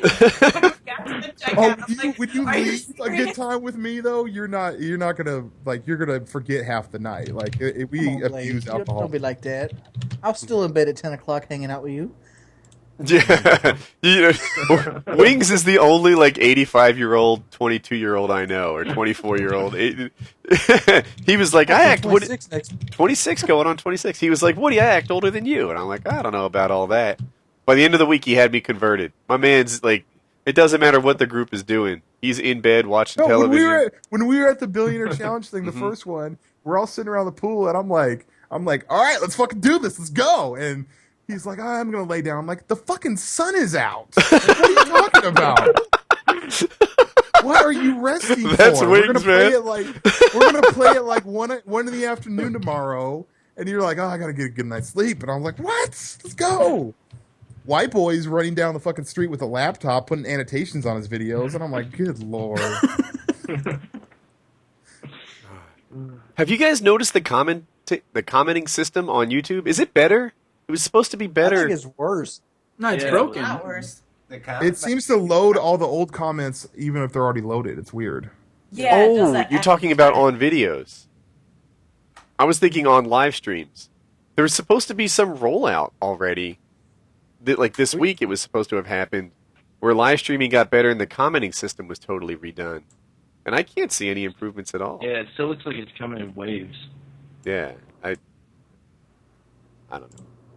YouTube live streaming will be good someday. I'm contemplating doing the PAX East thing, but I don't know yet. I'm like iffy. I'm going. Yeah, you gotta come, man. Yeah. Anybody want to foot the bill for me? Oh man, taxes took me through the fucking ringer. Taxes. I got Oh yeah, dude. I mean that Right? Wings, you have to look at that like that's something you're gonna have to do anyway. So like every payment that you get, you should put aside. Like, Yeah, but see, this is my first full year of being 100% solo 1099, and I got fucked up. I mean, How long can you get away with not paying taxes? Okay, you actually kind of can. can though. If you invest in enough IRAs and enough 401ks and write off everything, then you can really lower your taxes. dude, I thought I cheated the fucking tax system, and they still well, you owe this much money. I was like, holy shit, I should have cheated more. Like, do you know about that $700,000 pool I just put in? Yeah, I'm lucky that all my machinima money goes to Cat 7th Street. He's a dependent you can claim. The government's after that cat. Yeah. So what if they beat his ass? I'll get another one. How old is Cat Have you guys 7th ever Street? thought that the only reason why CNAs is popular is because people sub to him thinking that he's actually going to show cats? I love CNAs, by the way. That was not a jab at him. What does but CNAs have to thought do with that. cats? His icon is a cat. Oh, that's right. That's right. Yeah, he So I've stuck with always that thought thing for a maybe while. Dude, I've stuck with mine for the longest, dude. I've had the same icon since day one. I'm on like my third or fourth. I love my icon. I updated mine when they flipped the new layout and you actually can see the old ass icons. If they pin you, I'm like, I don't want people to think I'm that fucking old. I'm gonna throw a new icon out there on them. I'm never changing my icon ever. Blade put his fucking icon on his wall. Yep. Weren't you gonna get like a tattoo of that? No, I'm not that into it. No. Was it something else? Shoot, I almost got a tattoo. I'm not of General Motors one time. I'm not a tattoo guy. Like it's not my thing. And If I you were to have get a tattoo, Italian- what would it be? Like, That's the thing. I don't Yeah, know. I'm going to eat getting a General tomorrow. Motors tattoo. What? A General I Motors tattoo? I love Cadillacs. I'm not going to get the crest tattooed. I just put like GM on the bicep, you know. I used to be a huge General Motors guy Why do you have a Ford then? because this is my last Chevrolet. None of the Chevrolet body styles have been any good. Oh, I So have you're the Chevrolet bandwagon that jumper. It's cool. not a bandwagon jump. They still. The fact is, the truck I have now versus the brand new truck, there's hardly any difference in them. It's like the same truck for different nodes. Except for people that made it. They got the same engine in them, the same. Well, they got 6 speeds now. They got a little bit different transmission. They got and they also upgraded the frame. But pretty much, what do you think about Jeeps? I wouldn't buy anything owned by Daimler Chrysler. Jeeps are good though. How's your Jeep Oh, going, not. white boy? It's doing good after the accident. It's been holding up. They put it back together for you? What kind of Jeep did you get, white boy? Grand Cherokee 08. Oh, good, awesome. That Well, was here's what you got to worry. You got what you got the 4 high output, or wait, we got the 4.9. What is it? 49.86. 49.86. I have no idea. He's making What crap engine do you up. have in the Jeep? Is that an engine or old school computer? 3.14159, maybe? I mean, if I remember correctly, Jeeps have the 4.0 high output V6. They also have the 4.9 and they have the 4.7, which is the baseline like motor to put in Dodge trucks. And like if you have like the 4.7, you're gonna be in a world of shit. White boy doesn't know shit about his car. White boy, what color did you get? What color did you get? That's a woman answer. Yeah, how are the cup holders going? Man, I got 4 of them. So I put Damn. my old drinks in the back when I go to Wendy's or whatever, and it works out good. Oh, I do that same shit. You got like 2 cups, like fuck, my cup holders are full. You flip the back one down, you start putting it back there. You know what's funny? My car is super luxurious, no cup holders. Really? You get a cup. That's not luxury. What are you driving, Well, I Blade? don't drink in my car. Hey, let's play Who Has the Worst Car. I think I got a shot at this. So, Yeah, I got a pretty old truck too. I got the Taurus still. oh man, I think that's worse than mine. But I don't think it should count. You don't drive that anymore. Yeah, the car you drive is the one that counts. Yeah. All right. So, Mr. I Tryhard, get the hell out of here. I know you can't compete. Sorry. Kelly, what do you have? Do you have a crappy car? She's actually making some steaks right Oh, now. what does she Hey, drive? Boy, why haven't you bought Kelly my white truck yet? What was that? Why haven't you bought Kelly my white truck yet? She wants. White boy, what does she drive? Trying to sell it. Any luck? Come on, what does she What? drive, baby? I want to see who has the worst car. She doesn't. She does not drive right now. She had a. I don't know. She could be driving a Roush F-150 if White Boy ponies up about 27. Do you think that a car that was previously, like, you know how sometimes they're like, this car was owned by Leo or something like that? Do you think a car owned by a YouTuber adds value to it or no? I think Oh, the 500 yeah, so- horsepower under the engine adds value to it. Not us. There was a Seinfeld episode about that, right? I think it could. so. Like, are there any YouTubers where it might add value? Like, Ray William Johnson, most likely. yeah, take a Ray William Johnson, or like, who's the king of YouTube right now? Do you think it's still him? I wonder what the station wagon Freddie I'm W. rolls around never in for. selling that car. I'm never selling that car. That caddy is nice. Never letting. You know what I would be doing, Blade, if I was you? What? I would be building a fucking console for that car. What do you mean a console? I could not having a place to sit a drink down is like a deal breaker for me. But I don't drink in the car though. That's the thing. Why the That's how you fuck not? Because I like to keep my shit nice. Get Not you really. a fucking little vinyl floor mat to put across the floor. Are you out of your mind? A vinyl floor mat in a caddy? Dude, it's not like you're taking the carpet up. You're putting vinyl over it, so if you spill something, you could take the bitch out the car, hit it with a water hose, and put it back in. So, what kind of I don't caddy do you enjoy- I have? don't- Is a Fleetwood I have, limited? Don't you? Yeah, okay. But quick story. It's called a 99 Fleetwood Limited. They only made like 700 of them. Wow. They took the DeVilles from 98, 99, stretched it by foot, put wood grain all over, moonroof, and so, like, if let's say Wings were to come into my car, right? Wings could sit in the back seat and like kick his feet up, and I could sit in the car how I sit, which is a little bit of a lean, and there wouldn't be any issues. The car is extremely long. That is pimp. Are you But looking it it has up no right now? cup holders. I'm googling them and I'm listening to you at the same time. It has a little place to rest your feet in, and like a pillow for them. There's footrests in the back seat, yeah. But it has no cup holders. I'd expect the back seat to fold down into cup holders and stuff. Well, the back seat has the little wood grain fold out trays. There's even Yeah. a picture of I found a Flickr image of a '99 Cadillac Fleetwood Limited, and you can see the legroom. And you're right. I mean, if that was another manufacturer, they might have put a second row in there. You know? Yeah, it's.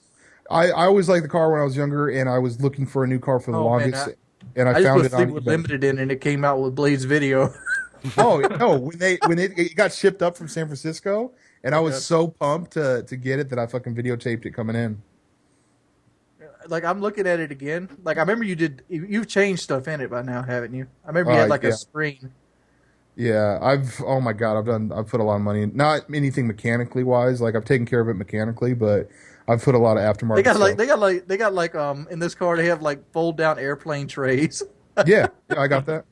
Wow, that's awesome. But you won't let nobody drink in it. What the hell? 'Cause you don't like. I don't even let people fart in it. Like, Look at this way, Blade. My white Ford is one of one. It is one of a kind. It's the only limited with a Rouse drivetrain. I drink anything in that motherfucker.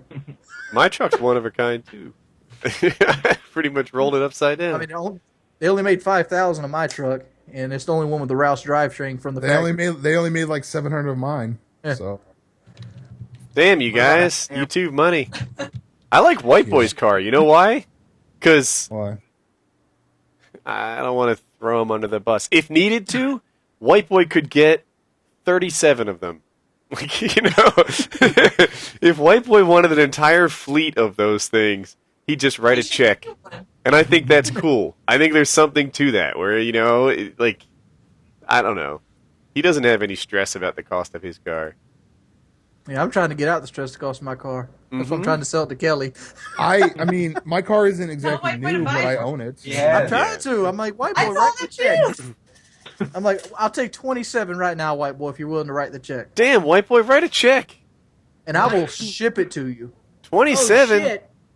I don't got. I will pay the shipping cost. That's White Boy. I don't know what you guys are talking about. White Boy, that's your earnings, Overhead. like March 14th through March 16th. It's like your 2-week paycheck. Come on, White Boy.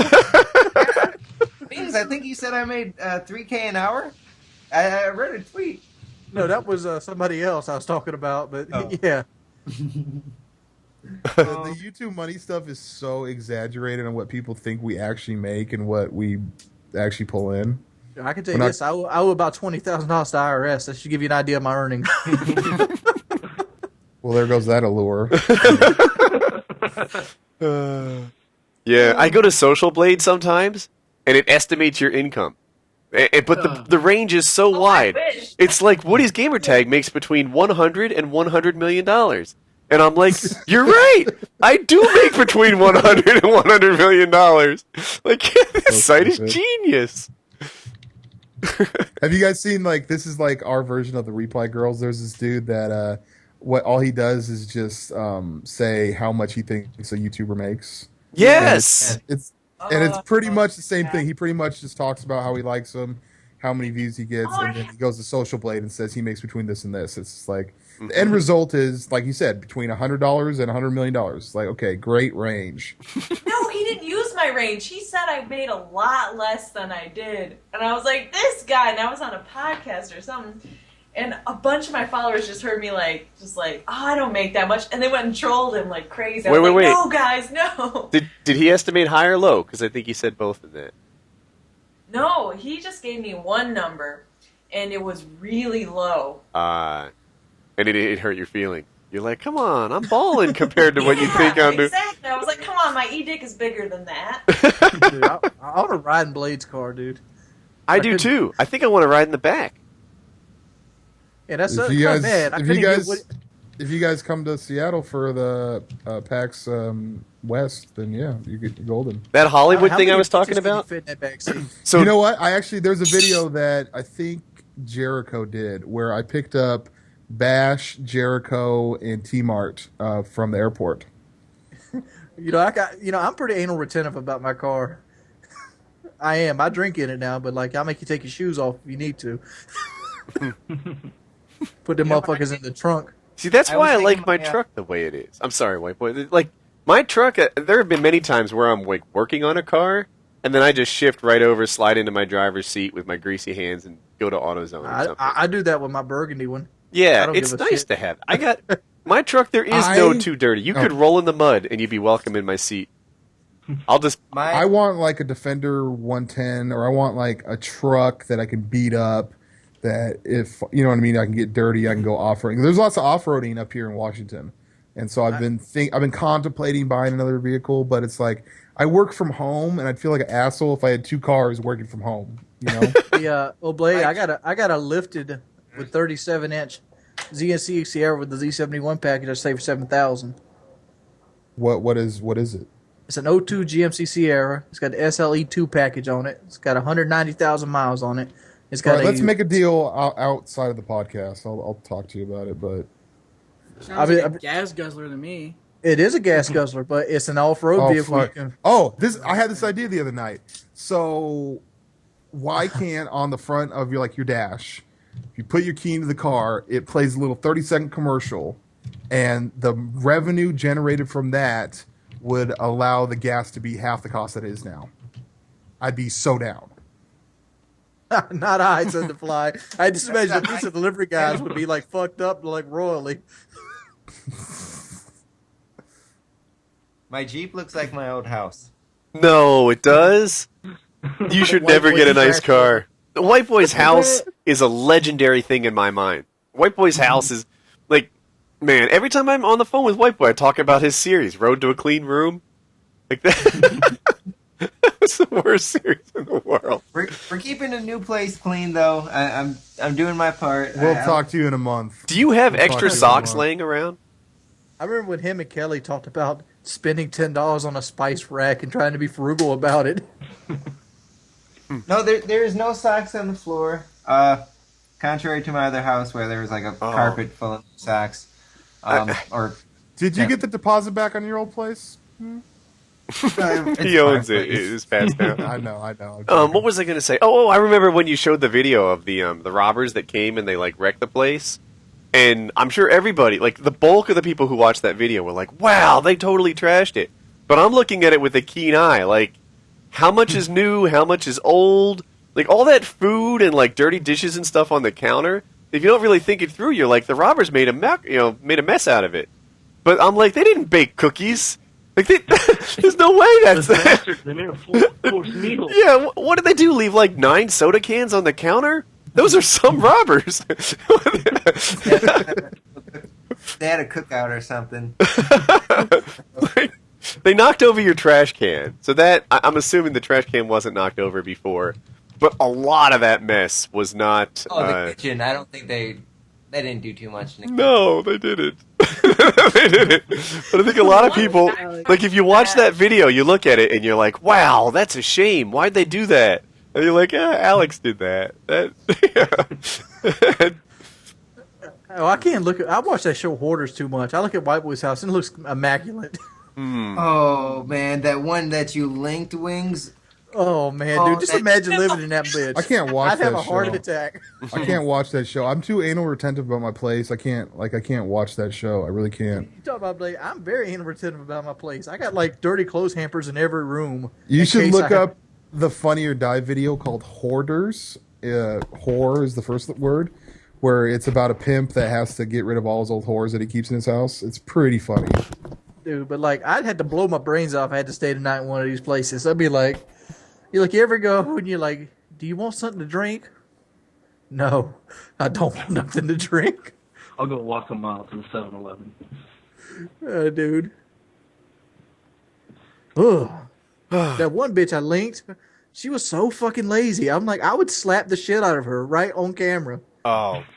They come in, and they're totally, like, there to fix lives, right? They're gonna... People don't know. Hoarders of people never throw anything away. They get, like, emotionally attached to all their stuff, and it, like, gets to the point where their living rooms are completely filled up to the ceiling with garbage, things that you would think of as trash. And they have little paths that they walk around. Those doctors, they got way too much fucking patience. I'd come in there, bitch, and be like, why don't you throw some of this shit away? And like, my mama gave it to you. Which fucking Pepsi box did your mama give you? We'll save that one. But that's not a crazy example. Like, they're literally like old sodas, and there's one who kept like food. She was a food hoarder in particular, and she had oranges that were covered in mold. And she's like, yeah, but when you peel them, there's no mold on the inside. She had chicken broth that had expired by like 4 and 5 years. But it was expanding, right? Yeah, but that was her criteria. She's like, yeah, that girl lived by me. If I ran that show and they did that, I would make like the crew eat one of her meals at the end of it. Like after you cleaned the house up, so you had to cook them a meal. That's terrible. It's so hilarious. Miles from my house, like they show their address, and I was looking at it. I wanted to meet her, but she was like 3 miles from my house. It was crazy. Your torps couldn't make it 3 miles. White boy, do you have your license? Yeah. You got all that worked out now? Oh yeah, I've been having my license. You're all set. I could probably walk 3 miles to see some of these houses. Like I'd like to see a house. I had people when I was growing up, which I thought were hoarders, but like that show's changed my whole complexion. Wait, boy, you did I tried to watch. You have a No Shirt Tuesday series? Is that what Wings was telling me? I didn't catch it. Oh, that was just. I just kind of commentated without a shirt, and I wanted to bring it up. But did you? I did. Were you on camera? Episode 1. There's not. It's episode. Can I steal 20. that idea from you, white boy? Oh, go ahead. Go ahead. I should actually do it. We've been doing P90X. See, I was going to do a No Shirt Tuesday and just walk and have like a video of me playing the game with no shirt on. Oh, no. Do like the dance videos. Oh, Wings, you got to bring back a dance video. Jackie and I have like the next 3 lined up. We're waiting for your reply. I got to have a dance partner now. You don't need a dance partner. That'd be fucked up if you brought her back in just for dance videos and kicked her out. Oh, man. Jackie, I've been thinking Wings, about you.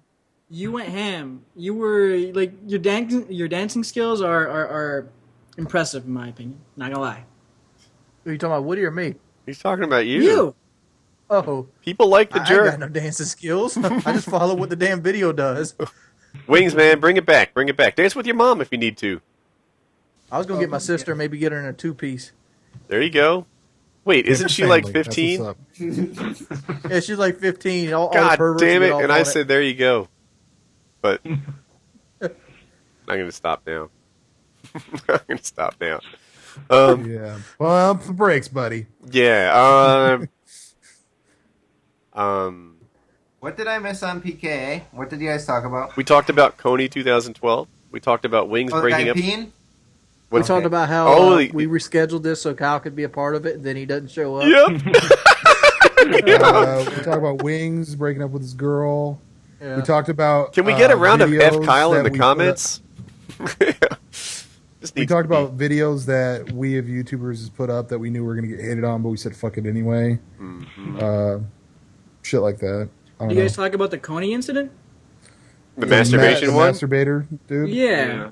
Yeah, we touched on it, but you know, just like he did. I don't think Woody fully appreciates this. Like, this guy goes ass wild. There's like videotapes of him like butt ass naked. Really? You know, I think it was one. He got a lot of mobile views on that video, so that'll piss you off. Hey, whoever's bought that video, go for it. And then he's just I don't know. Maybe he wants to get back into the spotlight again, like. Kony 2012 kind of died off this last week. Yeah, he's trying to get that next viral video out there so he can get that payday again. Just trying to stay relative, bro.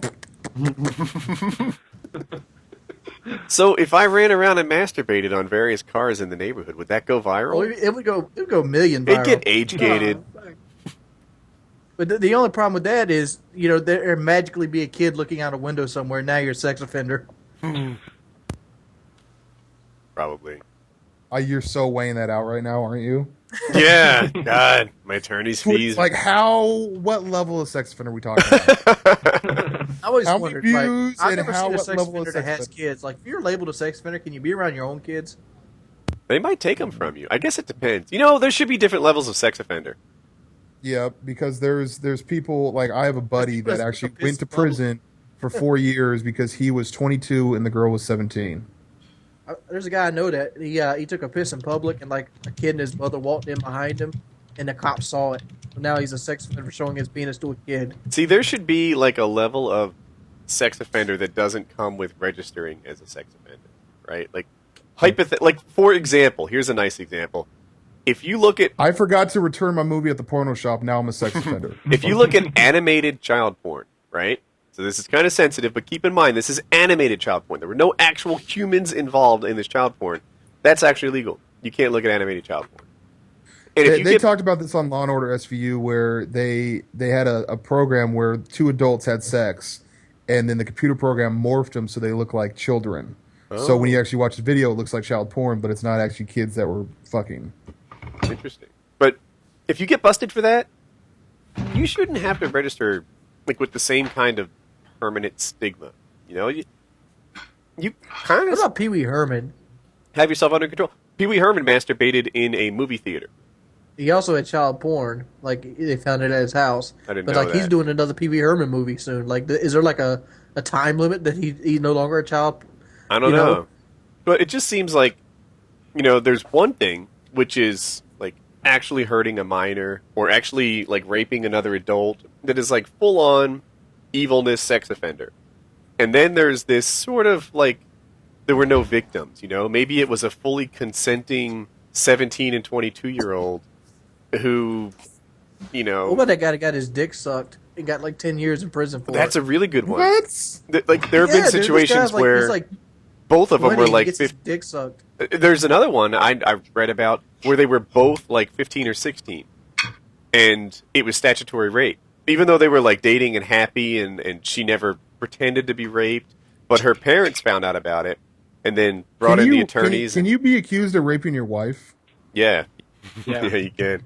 But, you know, if there's two people dating and they're 16, but they're not legal wherever they are, that's not the same kind of, you know, sex offender that, like, a violent crime would be. They should have different levels. I would say that's fucked up. This guy was like 20, and his girlfriend was 17. She sucked his dick, and her parents didn't like it, and he got 10 years for it. My buddy, same situation, not sucking dick, but like actually fucking, and the girl's parents called the police, and he got 4 years. He was 20, I think he was like 20 or 22, and she was 17. I bet he had a rough time in prison, too. Rape's not good, from what I hear. Like, why would you even give that guy years? I don't know, man. I'm torn on it. You know why? Because in this, I looked at his paperwork. In the state of Washington, there's no such thing as a statutory rape charge anymore. It's called rape of a child in the second degree. That sounds a lot worse. Yeah, it's terrible. In my world, a 17-year-old girl is an adult. This is a slippery slope. I don't. Yeah. Yeah. Also, that's a horrible rule to live by the way. I didn't even hear what he said. You should just conform to the rest of us where 18 is the cutoff point. I was I'm just focusing saying, on the bro, next come on, topic. be realistic. Yeah. Like, I don't at all want to be 17 responsible for whatever the hell he 17. just said. It sounds toxic. No. All I said was this is a slippery slope that we should just not. No, get into. what I Y'all heard that. all Whatever super on inspired spice you to here. say it got past me. Wing said something. But Wings, if you say that, then next year they'll be like, make it 16. Fuck it, make it 12. Like you're gonna keep on going. I don't know. Right? When I Personally, was I think 17, 16 I should be was cut like- off. Like that should be the age of consent. Like statutory rape ends at 16 when you turn 16. New Jersey has a Yeah, pretty good was- law. yeah. Here's what New Jersey does. I think you have to be 14 to consent, and you can only consent if you're within 4 years to the birthday, right? So What if you have like a permission slip? no. So seriously, in New Jersey, if you're 14 and she's, or better yet, we'll make the guy older. If she's 14 and you're 18, and the birthdays have you under 4 years, like you're actually 3 years and 9 months apart, then it's legal. Mhm. If it's more than 4 years, you can't consent. That's that. And I thought that was, and then at 18, of course, you can consent to anybody. And I thought that was about right. Like when I think it's kind of wrong for a 20-year-old and a 14-year-old to date. Not kind of wrong, Oh, right? absolutely. The 20-year-old has a kind of wisdom. He can be a player. He can take advantage of there's a power imbalance there that the 14-year-old's not prepared to work with yet. She should be, talking to people her own age. And 4 years to me seems like about the right balance at which, it's not too lopsided. High school senior and freshman can date. I use certain movies as a reference point if they're not familiar with the movie or and then I'm just a no go. If you've never That's seen one of Harry my Met rules. Sally, then it just won't work out.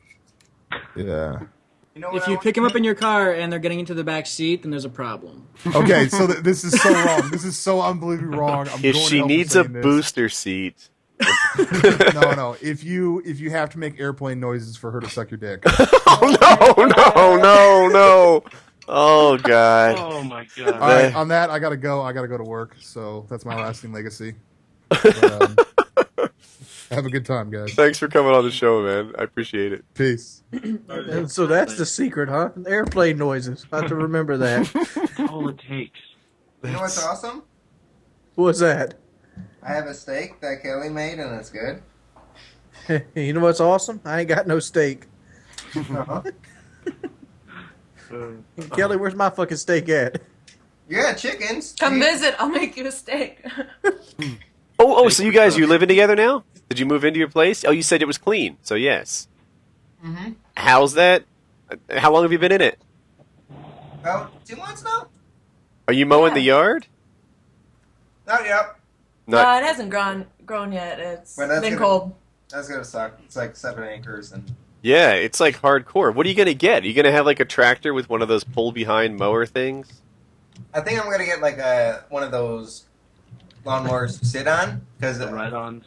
Why? I think Oh, you guys know about well, let me tell you, if I was in your situation, I'd be going down to like the local buy low to get my grass cut. If you catch what I'm getting at. there's Happy Wheels, right? Anybody? Yeah, I know the game. Yeah, there's a character that has a lawnmower, so I might just get a lawnmower and do a skit with it. That he Just has like hire a landscaper, dude. They're cheap as hell. Nuh-uh. Didn't they want like $1,000 a month or something? yeah. Oh, you got That's 7 the full acres, so too. like 7 acres, you're probably it's probably about $1,000 a month. That's hardcore. It's only 2 acres. Most of it is wooded. Oh, so if you only got 2 acres, it should be about $400 a month, and that's grass cut every day, every week. That changes things, man. I mean, Yeah, for that's 2 not acres, just that's grass not so cutting, bad. That's grass cutting, hedge trimming, planting flowers. That's the way they do it around here. I don't know how they do it up wherever you're living at. But I like it. I like working outside. That's what my mom did. She was a Yeah, you like it now. Just wait till you got to do it every week. I was shoveling our driveway, but my mom was like a florist and stuff. And when she got sick, I kind of took care of the garden because she had a really nice garden in our backyard. And I like it. I don't know. I don't want to be in front of the computer all day, which I don't either. Yeah, I like to be outside. That's why I work on trucks, but I guess a lot of people don't like that either. Nah, dude, I love that shit. I used to have a fucking car tuning shop. You don't have that anymore? Well, we still do. Business is low because I don't know, like the whole car tuning industry here in Montreal, Quebec, where I'm from, it is just not what it was. But I still have a few cars around, just for fun. Okay. I'll tell you what I've always wanted to do. I was wanting to get a 57 Bel Air and rebuild it from the ground up. Not a Ford? See, we used to do more like Japanese, well, you're not going to like the swings. Rice but, burners. Yeah. But, I mean, we dealt with a few American cars here and there, a few Vipers, stuff like that. Those were fun. So you basically dealt with the toy car industry. Yeah, it's because everybody like who's between the ages of like 16 and 21 here, that You get a shitty ass 92 Honda Accord. Yeah, exactly, And race with it. you put like 5K in that thing and it's gonna go. So That's because it weighs nothing. Yeah, no, exactly. But people don't care. Like for me, give me a Mustang that sounds like a fucking tiger. I'm There you happy. go. You ever see one of those Cobra Mustangs that just Mhm. like you just feel Yeah, it in I've seen your them. They chest. were behind me, bro. Oh, dude. Bryce He's Winter- such a Mustang hater, it's not even funny. I'm not a fan of Mustangs. I can't handle them. I don't know. Get a It's be- 67 Shelby GT500 and you'll be saying different. Well, yeah, talk about it like a Give me a $60,000 Mustang. 4.7 with blowing about 9 pounds. What you talking about? It's really- $60,000. Come on, man. I saw your Yeah. setup video. Your bathtub costs more than that. No, yeah, Seriously, but bro. Your chandelier's probably it all solid gold. depends on like what car you want to pick. But You could sell your chandelier and get a pair of them.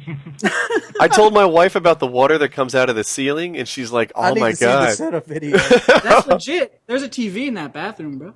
I need to see Oh I need my to see God. the setup video. I think I got ripped off on this Modern Warfare 3 stuff. It's a long. It's a video I made like Over a 2 year years old. ago. Yeah. I wanted to one up a friend of mine who made a setup video from New York, showing like the nice New York City skyline on and all that stuff. I was like, screw it, I'll just show my house. You're like, look at my Nissan over here, and oh yeah, there's water coming out of the ceiling. And there was like All right, a since we're on the car subject, there's like a $180,000 RV in that with like. Yeah. Wait, what? How much was the RV in that setup film? The RV? The recreational Yeah. vehicle, like the RV, Winnebago. Dude, that's like that's God, like 300K. Wow. Wow. Yeah, it's a nice Yeah, you can't RV. afford a Mustang, bro. Yeah, There's, yeah. I can see why you'd stick to Honda Civics. No. It's like just the market. I mean, people don't usually buy a $300,000 RVs every day. So, but they'll buy an exhaust for a '92 Honda every other day. It works. Yeah, I follow It you. used to. I got a question. The big thing nowadays is electric cars, right? Yep. All right. Let me go and do a disclaimer here. I am not a man of a mathematics degree, and I have no, vehicle engineering degrees under my belt. But here's an idea. These electric cars that have gasoline backups, why don't they just have a diesel generator charging the batteries? They do. What, like a normal battery? No, yeah, kind of like you have a hospital, Like they a have a ship backup works. generator, like a big diesel backup generator. That's No, how but they they work. do. That's Yeah. that's Good idea, how it goes Wings. right now. That's how they do work. only have why do they only have a 200 mile Most range? of the time, they never go into the backup gas. No, but like I'm just saying, like instead of like running the electricity dry and then going into the backup gas, have it run off the diesel generator the entire time, but just charging the batteries after they get to such a low level. Like 5 gallons of diesel will keep a hospital charged most of the night. Why can't a car get more 200 miles range? Well, they can. The ones that are on the market now can. The ones No, that they're are like sold- the Nissan Leaf only has a 200 mile range. Yeah, but the Leaf is battery only. But if you look at what's the Honda one? I forget. The Toyota's got the Prius. Toyota's got a dual. Yeah, the Prius has it too. It'll start up on gas or diesel. I forget which one. And once it gets up to like cruising speeds, it'll go off battery, which saves power. And then of course the engine will go on if ever the battery starts dying off or whatever. I'm just saying, it seems like they should be getting better mileage. Like, all the diesel generators I said, it'd probably run a car for like 12 hours. Easy. Do you guys want to call a sub? Here's another idea. Why don't they they have energy in the axle from the actual batteries working. Why don't they put something kind of like the alternator works off the belt? Why not have the batteries charged from the actual energy from the actual axle of the car? They do that. They do that. God, wings. For Mercedes, they do that on brakes. Whenever you brake, the energy from the brakes the Prius goes does to, that it's too. It's like F1 technology. Wings has the oldest idea. He's like, I've got this groundbreaking idea. Why don't they make... If you want these cars to be good on gas, why don't they make them aerodynamic? They do that, fucknard! Jesus Christ! Have you not been paying attention to how these things have been working for the last 10 years? What, you got any other ideas, Wings? Yeah, well, they're not really making cars aerodynamic, Woody. They are. Have you not seen the Prius? The Prius is not as aerodynamic as it could be. Look at this car right here. You ever seen the Aero Civic? Well, they have to compromise between aerodynamics and aesthetics, you know. I'm just saying, like, look at the Aero Civic. This thing gets 150 miles to the gallon on a gasoline-only engine. And strictly because it has no wind resistance. See, the higher up you go in the price range of cars, the more aerodynamic they get because people are looking for luxury cars. But if you're looking for, you know, the everyday run-of-the-mill car, people don't want to pay for something that has, like, crazy aerodynamic. Man, that thing looks like ass. It does look like ass, but it gets 150 miles to the gallon. And it can go 150 miles an hour because it's not fighting the wind. Yeah, how much is it worth? It's probably worth about 10 grand. The only thing is, it's a piece of shit's baseline Civic with like a boat ass end and a lower front end. But I'm not convinced that it's like, is it going to pass safety standards? Right? I'm looking at that rear bumper. I think I could break it if I kicked it real hard. You know, people are gonna like if they do a crash test on that. All of a sudden, all anyone's ever going to talk about is what happens if you get rear-ended, and it will look horrendous. That thing will crumple up like paper. You put a nice steel bar back there. You're good. Now you've added some weight, and it's you know, that's not as aerodynamic. Well, even if it were, it's aerodynamic if you put the bar inside of it. Just add weight. Looks like if you put too much weight in the ass, you're gonna topple over and be on just the rear axle. That's right. The Aero Civic does wheelies, baby. Besides, saying, it like, gets. If they really want to save gas, this is the way you'd go. You go super aerodynamic. And you just use a low-powered, like, 1.8 liter? No, you gotta... Okay, you got the air part right, as in hot air balloon. There, you save the big money. But hot air balloon takes a lot of energy to heat it, right? How about a gigantic helium balloon, where you just freaking cruise? What's the price of helium? That's like it's going up. I don't care about the price of helium. We're just going to go with miles per helium or something like that, and it's damn near infinite. You just go. I'm just saying, like these cars we're talking about, like the Chevrolet Volt. It's worth like $46,000 around here. It's probably more up the closer you get to Detroit.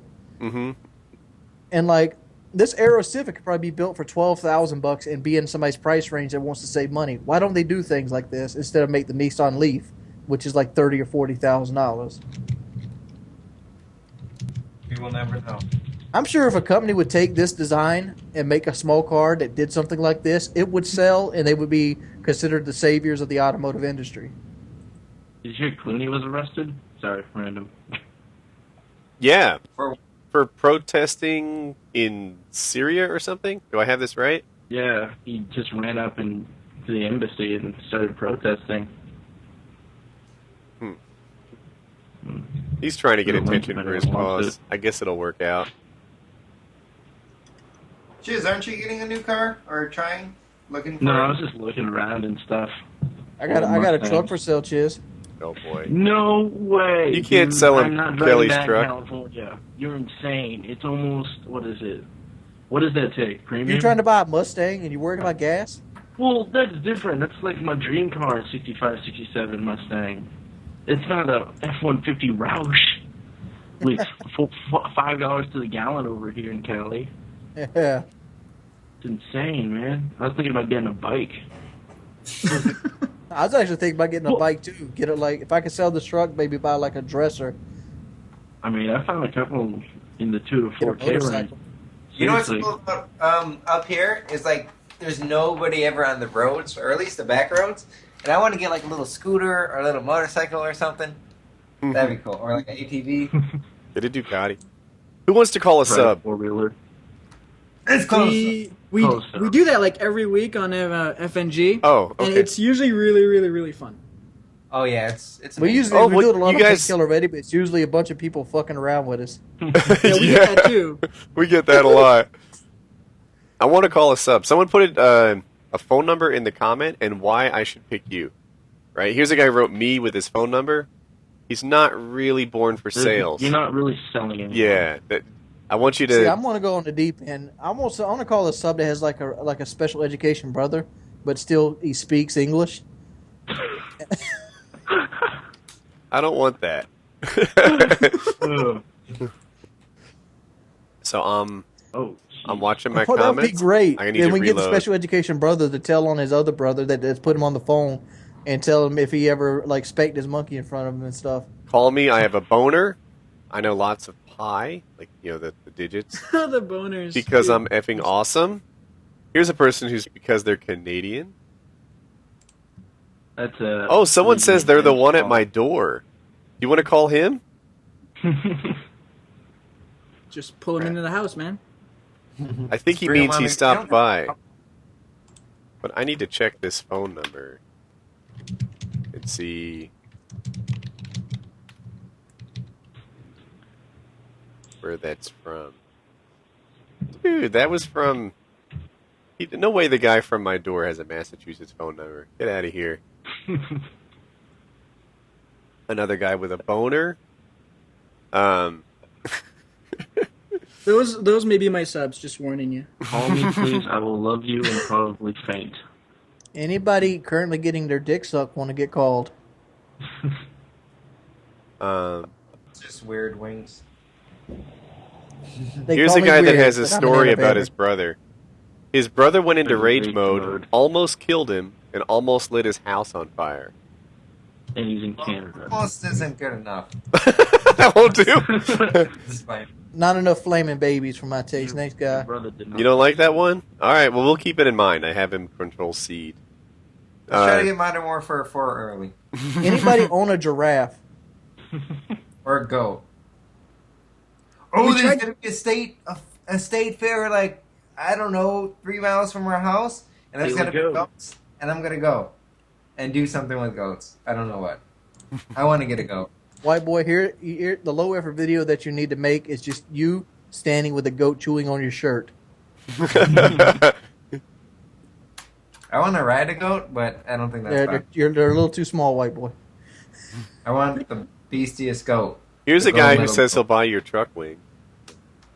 All right, well, call him up. I knew you'd pick him! You dirty bastard! There's like no entertainment value whatsoever. Yeah, do you really want to call that one? The chances of him being legit about buying my truck is nil. If you're legit about buying my truck, send me a message on YouTube. Alright. What This about guy a says road there to- isn't going to be a Modern Warfare 4. I disagree with that. There'll be one. Oh, yeah, definitely. This guy Hopefully, has a Infinity Ward won't be part pedo of it. kidnapper story. I'm calling him. Wings, is there ever going to be a road to selling your truck? Dude, no, I've been selling my truck for 2 months now. Nobody wants the shit. You Why do just you stand out at think- McDonald's and try to haggle with people. That would be funny. Everybody lowballs the shit out of me because it's like a body style old and it's still so expensive.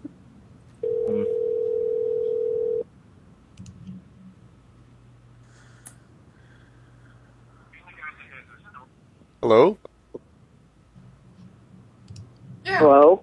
Hey, so you have a pedo kidnapping story? Yeah, possibly. I'm not buying it. So, alright. So, this is PKA, right? Mm-hmm. This is a hybrid of PKA. Alright. This is KFNG. Alright. So, my story is that I was on vacation with my family a couple years ago in the Bahamas. And there's this, like, really big, lazy river. And I was in there, and I was waiting for my dad, so I was just kind of sitting there by the entrance. And this guy, like a middle-aged guy, comes up to me, and he starts, like, he kind of just casually stands next to me, and he says, "Hey, ready to go?" And I didn't know what was up. I'm like, "What?" And he's like, "Come on, let's go around the lazy river real quick." and I had no idea who he was. So I'm like, I'm waiting for my dad.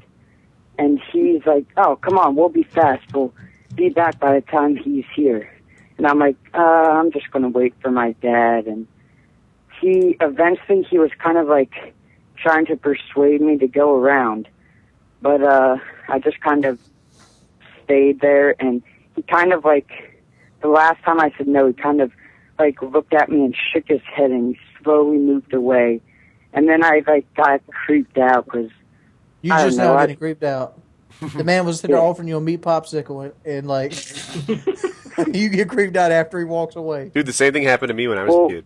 I was kind of young. I was like 10 and I wasn't really sure what was up, but it kind of started registering after I got a lazy he river walked away. I got a story too. Stay in school because your public speaking skills are horrendous. Oh, Wings, be nicer. But here's mine, right? So I was, Oh my god. I was a little older. I was like 13 years old, and I used to play like arcade games. You know, before Xbox, there were like actual buildings you went to housed with all the games. And I was a beast at those. yeah. So anyway, I would go and I would play the games, and there was an adult there who sort of hung out at the arcade, and to me, he wasn't like a creepy grown-up who hung out with 12-year-olds. He was like the coolest guy who sometimes gave me quarters. And we used to play pool together too, which also was like quarter run. And he was teaching me like, you know, I've forgotten it all since then, but like how the diamonds worked around the table and such. And he just seemed like a neat guy. And we played together, and maybe like, I'll say 10 days into our relationship, if you can call it that, he started trying to get me to go back to his house. He was saying the lure that he used was a stereo. He's like, I've got a new stereo system in my apartment. It is kicking. He's like, the subwoofers are like 18 inches tall, and it's all brand new, and it's, you know, Sonyo or some top brand I don't think I even recognized. And he wanted me to come back to his apartment and see how awesome the stereo was. And I was torn, actually, because I really wanted to see the stereo. I was interested in it. And this guy seemed really super cool, but still the creepy alarm went off in my head that I shouldn't be going back to some guy's, man, I don't really know him, and he's taking me to his apartment. And I said no, and I guess I looked scared enough that he just kind of backed off and stopped pursuing me. But yeah, in hindsight, that guy was a pedo. My lazy river story was, this is probably one of the reasons why I'm not allowed in Six Flags anymore, but I went, okay, you're supposed to only go once around the lazy river, and I was really lazy that day, so we went around like 4 times. And by the 4th time, the guy was like, hey, stop, you've been around the river too much. And I just kept going, and then like, I don't know, 30 feet from the entrance, he got in the water, and like he was like my age pretty much, he was just working there. And he started tugging on my inner tube, trying to get me back into, like, trying to get me onto the lazy river. So I kind of just fought him for another lap. Like, we kind of went around the lazy river together. I'm totally doing the, ooh, we got a badass over here sign. 40 times. What is this once around the lazy river rule? Like, what kind of cheap Six Flags is this? I know. But carry on. Like, do people really care? Tell us more about your rebel ways. You went around the lazy river 4 times. And then a 5th time with the lifeguard on my back. And, we're going for a ride, bitch. And I was after he eventually got me out, I was escorted out of the water portion of Six Flags. How old were you? 15, 16 back in my hooligan days. Mm-hmm. All right, let's. You know, I could not picture myself giving 2 shits or a fuck about people going around the lazy river. It must have been a slow day at work. I would probably be worried about getting off of work and not paying attention who's taking the actual ride. Because if I remember the only time I've ever been on a lazy river, it pretty much didn't have like a ticket counter. You pretty much grabbed an inner tube and floated. Yeah, you just go in. All right. I'm going to call the guy who says he was at my house. He says he promises it was him, and he can tell the before and after stories. So we'll ask him what the underside of your dog looks like. The underside of my dog?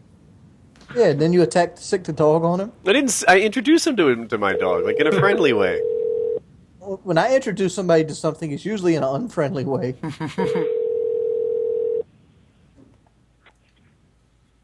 Woods, I can't tell them the underside of his dog. So let me ask, what town do you live in? I am in Fuquay Verena. That's right, actually. All right, so you're the guy that I met at my front door? Yeah, I was there. And Woody, I cannot, or Wings, I cannot tell you the other side of his dog. No. I'm sort of wondering. I wonder if the guy that worked for DirecTV is willing to call. I don't know the background on that. I had a guy like recognize my Ford truck and like blow his horn and have me pull off to the side of the road so he can meet me. That is like He was in a DirecTV work van. Oh, I understand now. He pulled you over and met you. Yeah. When I stayed at your house, sometimes I go through the check-in person at the hotel asked me if anyone ever said I looked like Woody's gamer tag. I was like, wow, that's cool. It's cool. That was a Nice. I really like it. That's my favorite part of this, I think, is meeting fans. Like, randomly. Yeah. I was actually thinking about doing like a fan hangout just to see who's around Myrtle Beach. I've been meaning to write you back, man. So you sent me a letter or a message, or somehow you got in touch with me again, and you're like, man, I'm sorry if I creeped you out. And I meant to get back to you, but I've been all over the world since then. It's insane. Yeah, as soon as I got back home, I was like, wow, I really, I watched your video response on it, and there were a bunch of people like, you're such an idiot for going to his house, and I'm like, oh, damn, I really didn't really think about it. I was kind of like in the fan moment, just being able to meet him. And then I got a bunch of hate on it. I was like, crap, I'm going to write another message. I sent you a letter. Oh, a whole page letter. I'm sorry I didn't get back to you. I should have. It's just freaking Tokyo and Hollywood and such. But it's all good, man. Dude, I get hated on all the time. Put it in the past. You'll be all right. Yeah, I was like with your wife, like that video with your wife, I felt like that was kind of your response. So I didn't really worry about it. So. Oh, good. Good. So, yeah, I felt bad because I didn't think I signed your controller well enough. Do you guys? I know, Whiteboy, you signed all sorts of stuff. I practiced my signature. I didn't properly plan out how much room. I wrote control the engagement and Woody's gamer tag, but I kind of ran out of room as I was writing it, and I felt bad. Yeah, on the left thumbstick, you hit it with I think you got to the M in engagement, and then you had to cut really hard to finish it. Yeah, it wasn't perfect. I'm sorry. Wings! What's up? I knew I caught you off guard anyway. You have to come to paintball. Dude, I am so fucking broke right now. If I could afford a plane ticket, there'd be other things I'd be spending money on. Oh. When's paintball? Are you going? Is there a trip going on? I think so. I mean, I didn't get officially invited, but... Yeah, me neither. I was like, damn, I must have got cut out of the group. Well, see, if Whiteboy invites you, that's an official invite, even if he's not invited. I agree. That's totally true. What was I gonna say? Yeah. When is Living Legends? It's in the fall, right? No, I tell you what I want to do. I want to eat an epic meal, motherfuckers. Oh, I've had one. I want to eat one. I think I had one, but I was really drunk. Yeah. I don't know. Yeah, I had Russian roulette ice cream cones or something, which of course is made out of beef. It was beef in a cake cone with things in it that you didn't know what they were going to be. Like some of them had marshmallows, some of them had jelly beans, some of them had stuff that was unspeakably disgusting. We made an epic meal yesterday. Did you? Well, it wasn't super epic, but we put beans, and then we put pork chops in the beans, and then we put hot sauce on them pork chops. And have you ever had my poor boy spaghetti? Don't know. Ramen noodles and hot sauce or something? Yeah, dog. you get a couple packs of ramen noodles. You get some hot sauce. You get mustard and ketchup, salt and pepper. You mix all that shit together. Then you put that in with the hot sauce. and then you put like cut up hot dog weenies, put it in there, and you start simmering that shit. You know what's bullshit? Do you see these Taco Bell commercials saying the Dorito? They have the Doritos shells to them. Yeah. It's bullshit. They said it's never been done before, but my friends that went to jail, that's how they make their taco shells. They mash up some Doritos, they put water in it, let it sit, and it's like a taco shell. I missed something. Did you say that's what they served you in jail? No, that's what my friends did that were in jail, and they told me about it, and I tried it, and it wasn't too bad.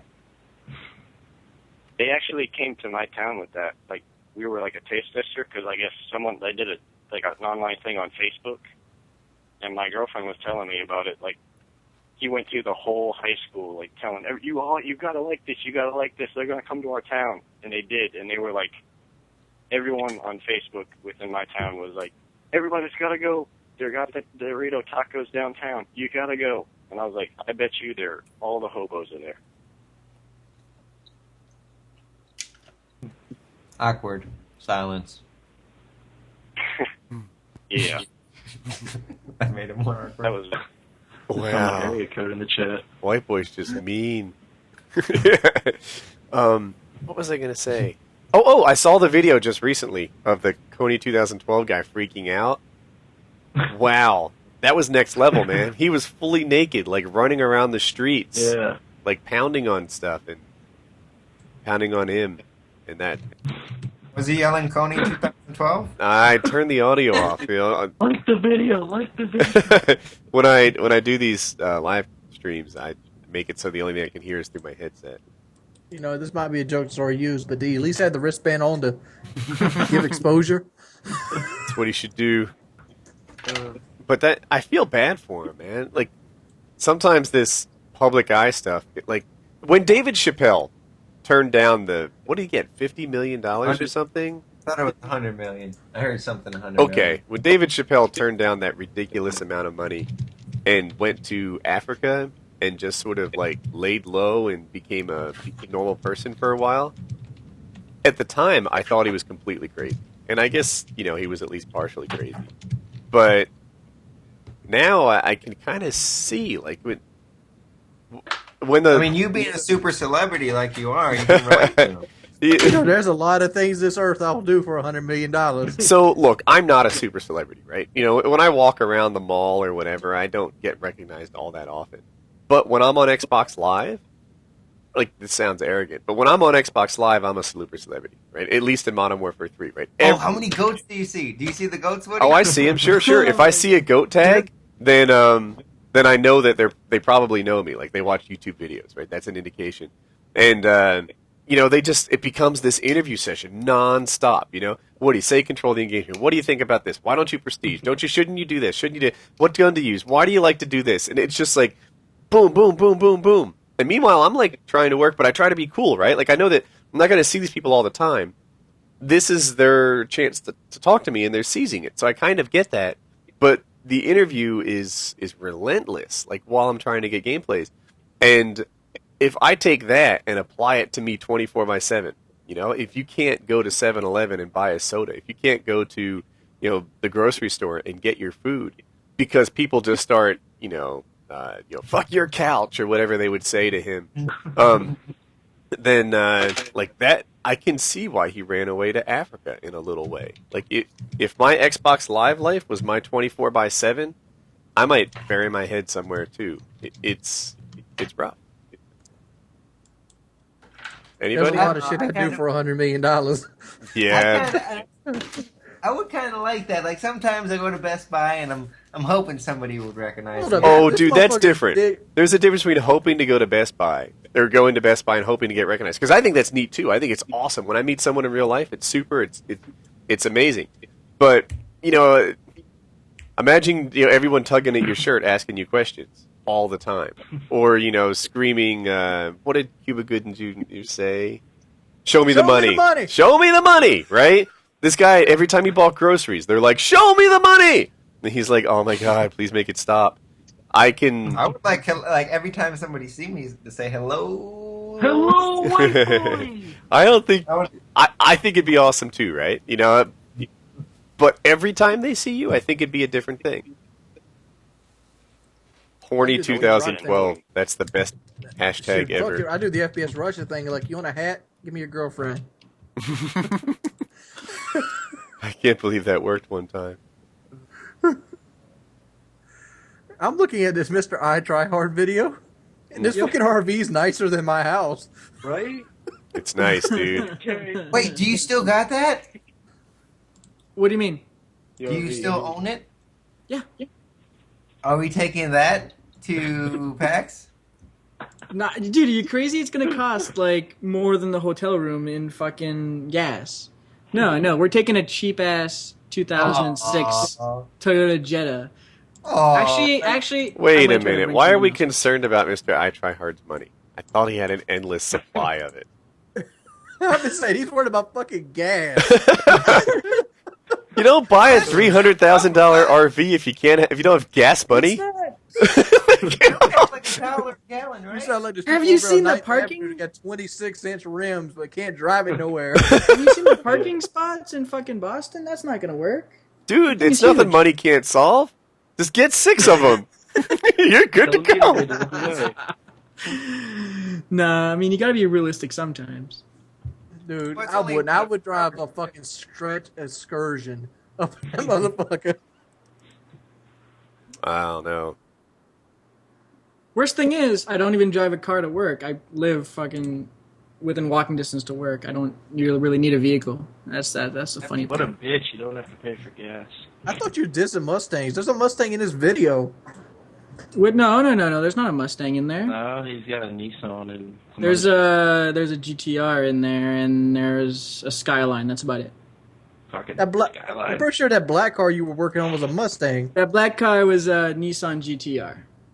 Did it even say Mustang down the side of it? No, it said Nismo. What does that That's mean? what it said. What's the Nismo? black one with the like brown, not brown, but like goldish stripe or. I feel better. I actually have a better setup than this guy. Oh no, dude, that's changed. That's changed. You have a better setup than Mr. I Tryhard? Gaming rig. The gaming setup. Yeah. No. I moved since then. I showed my my early gaming setup. It's changed. You'll see it in a few vlogs when. My refrigerator, you got like the fucking purified water pitcher. Oh, Wings. Man. Here's a guy who wants us to call him because he has a plan to get you a shit ton of views on your videos. Oh, let's hear this. I'm always down for shit ton of views. All right, man. How much does a shit ton weigh? Thanks for coming on, man. Oh, you guys didn't talk about ViewBots? What kind of YouTubers are you? We talked about ViewBots. Oh, okay. That was awesome. Started cussing at white Oh, okay. Yeah. ViewBots. They're, I guess. I hope they bring out the old homepage. Or something. The old homepage is not coming back. Hey, what's up, man? You have a plan to get Wings a bunch of views? Yeah, a few months ago, Wings mentioned in a video, or no, not a video, Painkiller already, that he was going to go alligator hunting, and he never went through with that, so... I didn't. That was because somebody had promised to take me alligator hunting in a wind boat and never came through with it. All right, I get it. Okay. You could make that happen. That question's been like tugging at me for ages. Ever since you mentioned it, I was hoping to see a Wings video. I'm still going alligator hunting, but you got to wait till August. Around here, see, I was going to go last year, but you have to take a class every year to do it. They kind of give you a refreshing. They go through all the new rules and stuff. If you don't take that class, you can't get your tags. And around here, they don't give like 300 or 400 tags like you see on Swamp People. Around here, you get like 3 to 5 maybe if you're a casual guy. And you got to take that class. You got to take this class. You got to register, and you also got to pay for the class, which is $100. And I was told I was going to get 2 tags and be able to do it in the Florida Everglades. So I didn't take the class, so I couldn't do it that year. So August of this year, I'm going to sign up for the class and go do it. You going to kill an alligator? What are you going to do with it? I'm gonna kill an alligator with a knife. Really? No gun? No gun. How can you live with yourself? It ain't gonna be a 12-footer. I ran over a possum, on accident, of course, and then I started crying. Dude, if you got an alligator try to bite you a couple times, you don't think about, killing it. You started crying because you ran over a possum? Yeah, it was so sad. I thought it was a bunny at first. Bunnies are mean. That makes it better? Bunnies chew holes through your walls and shit Bunnies everywhere. are mean as hell, man. When I first married my wife, she wanted bunnies as pets, and I was a dumbass, so I was like, all right, that's cool. So we bought her a rabbit, and the thing was freaking nasty. It would always attack me when I tried to pet it and stuff. And I had read that you could... First wife? No, same. I only have one wife. I was about to say, I thought you only got married once. Yeah, no, Jackie. So I think I said when I first got married, not when I... Yeah, anyway. So I was newly married to Jackie, and we had rabbits. We had 2 of them eventually, because the first one was so mean and nasty. We had this stupid idea, well, maybe the next one will be nice. So now we have 2 rabbits, and when I went to change their water bottle and stuff, they would attack me. If I tried to put food in their cage, they would attack me, and they did. Eventually, one day, I went to. I was cleaning the cage or something like that, which was one not day a wild hammer appears. It was not a task that I enjoyed. I was helping the rabbit somehow, and it attacked me, and it got my hand pretty good. It bit it and it scratched it, and it was like, "You motherfucker, you're done now. That's it. You just bit the hand that feeds you." So I grabbed him by the back of the neck, I carried him outside, and I put him outside the front door. And I was like, "That's it. You're on your own." And this, by the way, is it's like a good-sized rabbit with floppy ears. It's not even like a wild-looking rabbit. It's called a lop rabbit or something like that. And it's like Thumper. Thumper's ears went up, right? These ears draped along the side, and they were giant, so they dragged on the ground. This thing had no preparation for the wild whatsoever. It was supposed to be a domesticated rabbit. But it attacked me so often, and it was so bad, and it was like, you know what? You're just not my friend. I'm going to put you outside and let you do your thing. And I thought the moment I set him outside, he would go darting off, into the woods, and he didn't. He just sat there by the front door. And now I'm like, man, my neighbors are going to start judging me because I put our pet outside to be eaten by a hawk or something. So I had 2 options. I could either bring it back in and put it in the cage, or take it to the woods. So I took it to the woods. And that was the end of the rabbit. I never saw it again. Yeah, probably. That rabbit would have no chance in my neighborhood. We used to let our cat out all the time, and she'd bring back headless rabbits to our front door. It was not good. Dude, if you lived near me, that would be like a service I'd pay for. I'm like, take me Hold up. How is B Gator Hunt supposed to bring a shit ton of views? A gator hunt? I mean, if people see you on a fan boat in the swamp pulling an alligator in with ice hooks, like you said, I think that some people would want to see that. I'm pretty sure that video will be one of the worst on my channel ever, because it'll be like, that gator's a living creature. You couldn't have killed him without the knife. Well, I'm sorry, I wasn't gifted with blades coming out of my hands that capable of killing things. All right, it was just something that crossed my mind. All right, man. Thanks for coming on. Yes, thanks. I mean, I'm not socially dumb here.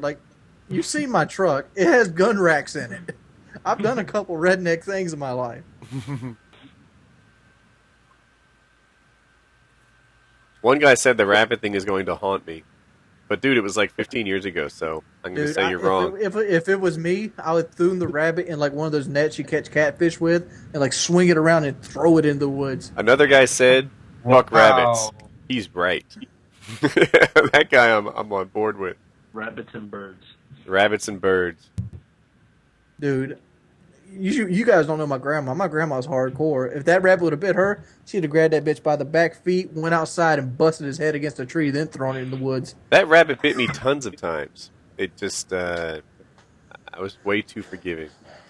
My grandpa was even more hardcore than my grandma. One time we had this dog, and he bit me. My grandpa grabbed it by the head and just busted it with his fist right into the side of the truck until his head collapsed. Aww. Man, you guys are crazy over there. I mean, I live in Canada where nobody has a gun, and we all We're not that crazy. I mean, you guys are out there like beating things and fucking. I don't know. My grandparents come from a different generation. They come from a generation where if animals have no rights. I hear you. I mean, we used to shoot. I don't know what it was. Probably was a skunk or something that was in our garden, but that was a long time ago. My mom is like 5 foot tall, and she shot this skunk or whatever with some kind of rifle. I'm not even sure what it was, but it was pretty big for her, and she had to lay it down on like a railing to be able to hold it right, and busted her shoulder. But she got that skunk though, so I guess it all worked out, right? I don't know. After seeing this setup video, I think I need to redo my setup video for a third time. You should. I like my setup, but it's a little. I'm pretty happy with the man cave.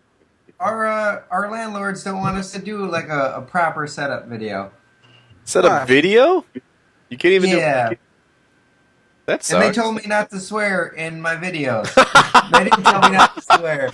But they said calm it down a little, or they didn't like say it's a requirement, but they're like, oh, instead of saying fuck, use the word Hoover or something. Yeah, you should just do an odd dubbing every time you say fuck. Be like, hey, I have her Hoover. contact information. I was one of your landlord references. I could call her. Be like, dude, he cursed at me online. Oh, dude, I got my video for tomorrow. Thank you, white boy. I'm gonna take the very first part of my video I did today and then edit it with white boy style, and just like I dub everything. So, white boy, did you get a video that was badly received? Wings was saying something about it. Recently? I noticed that the Shirtless Tuesday video had a lot of negativity in the comment section. Let me see, shirtless. I don't think so. Not that I can recall. Let's see. I don't know. What was the video called? Topless Tuesdays, probably. Tryhard, are you married? Yeah, that got good ratings. He's got a girlfriend. 4.87? Yeah, that's strong. Yeah, I don't. What was negative about it? Nah, he must have just caught a bad comment. I want to sit in this fucking jacuzzi with Mr. Tryhard. You know how I know you're gay? I don't give a fuck. I'm sitting in a jacuzzi here or not. How about this? You ever walk to a urinal and see another man's cock and just think about the protons that you're just seeing and just bounced off another man's cock? No. I don't look at other people's. Honestly, no. It's the light reflecting off his penis that allows you to see it. I don't know. The urinal very far away from the other man that's in Yeah, there. I like to have a safety urinal in between me and the other guys. Yep. If they could build a booth around the urinals, it'd be really cool. You know? They do in some places. You get a little wall. Oh, there's this guy at like a state fair type of thing where there's one of those universal urinals where it's just like a big. It's just like one long urinal. Oh, so like it's a trough. He dolphin dived in it, and I'm like, why did you just put I keep going back. I keep going back to this video of Mr. Tryhard's, but after this year, I realized that making a lot of money isn't really that fucking important because it's a fucking headache. I imagine that I'd be okay. Like for me, like I've only got 6 years till I'm debt free, 100%, house paid for. And I'm like, I think to me that's going to be more satisfying than having a $300,000 RV. Well, what if you could have both? $3,000 RV paid free and clear.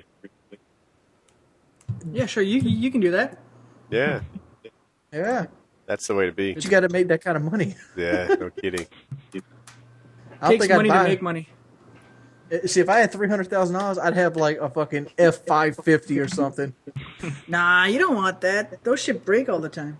They do. If they break the Ford all the time, in particular. I would drive it regularly. Wait, what?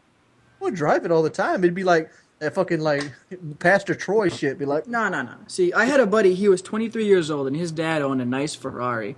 And he took it for a ride, came to visit me one day, and he tried to show off, missed a shift on it, and the thing fucking broke, the gearbox on it. I'm not talking about Ferrari. I'm talking about an F550. It's a fucking truck. No. I know, but like all those expensive, like those should break all the time. Like you need to like think about if you're gonna spend $100K on something, it's gonna cost you like at least 20% on anything you do on it all the time. It's crazy. I was thinking about it the other day. What is the actual cost of a vehicle? You know, you got the payments, but at this other time you got to put gas in it. You got insurance. You got taxes on it. You have parts that break down. You got to put tires on it every so often. Like the cost of a vehicle, like a $40,000 truck, actually ends up costing like $120,000 over a 10-year period. Probably, yeah. Not much you can do about it. There's not. See, hot air balloons are really low maintenance. Until a seagull goes through it. Not that I was serious about it, but I started wondering, like, what does it cost to get a hot air balloon? Like, what's involved in learning to fly a hot air balloon? That looks like fun. I think it's a license. It's got to be a license. Don't you just like pull the handle when it lets it go up, and you let go of the handle? I'm pretty sure there's much more involved than just pulling a handle. I think he's pretty close with regards to altitude, but like it takes you up. Shouldn't you know something I'm sure about like weather? Navigating and shit, but if you're like me and just want to float around, I'm pretty sure that's all you got. But don't you care where you land? Like Wings, you're a good example. If you go the wrong way, you're going to be over the Atlantic Ocean. If I go the wrong way, I might be in the fucking swamp, which is worse. Yeah. Aren't you like just a slave to the wind when it comes to hot air balloon? Is there not much you can do about it? No. I'm pretty sure it's like that. They got to be very fuel efficient. Didn't somebody go around the world in a hot air balloon? You can't do that in one try, can you? Yeah, but he was carrying a bunch of tanks, though. I'm gonna get one. I'm not sure it's safe for you, Alex. I'm just gonna put that out there. All right, Alex, when you get your hot air balloon, stop by my house with it and take me for a ride. And if the wind blows that way, I'm more than happy to. Look, you better hope it stops that way, because if you don't, you about to be in the Atlantic world. I've always wondered what it'd be like to live in a state that actually had like car tests and shit. Like we have no emission tests here in South Carolina. You could duct tape your front end together and it'd be perfectly legal. It's bad here. California's bad. You gotta make sure everything's in check. Like I know in some states like you can't have like aftermarket wheels with ABS brakes and shit. Nope. You can't do shit. Yeah, that's why my tuning shop died. Police be stopping everybody for nothing. They stop because they're hating, son. No, man. I mean, like, they'll stop you for an exhaust, they'll stop you for wheels, stop you for suspension, anything. You know what I always wanted to do? I always wanted to pull a cop over for, jamming on the gas too hard. I should have that right. But Wings, you have this idea that you're like an equal with the police. Like, I always wanted to catch a cop for speeding. They're kind of allowed to.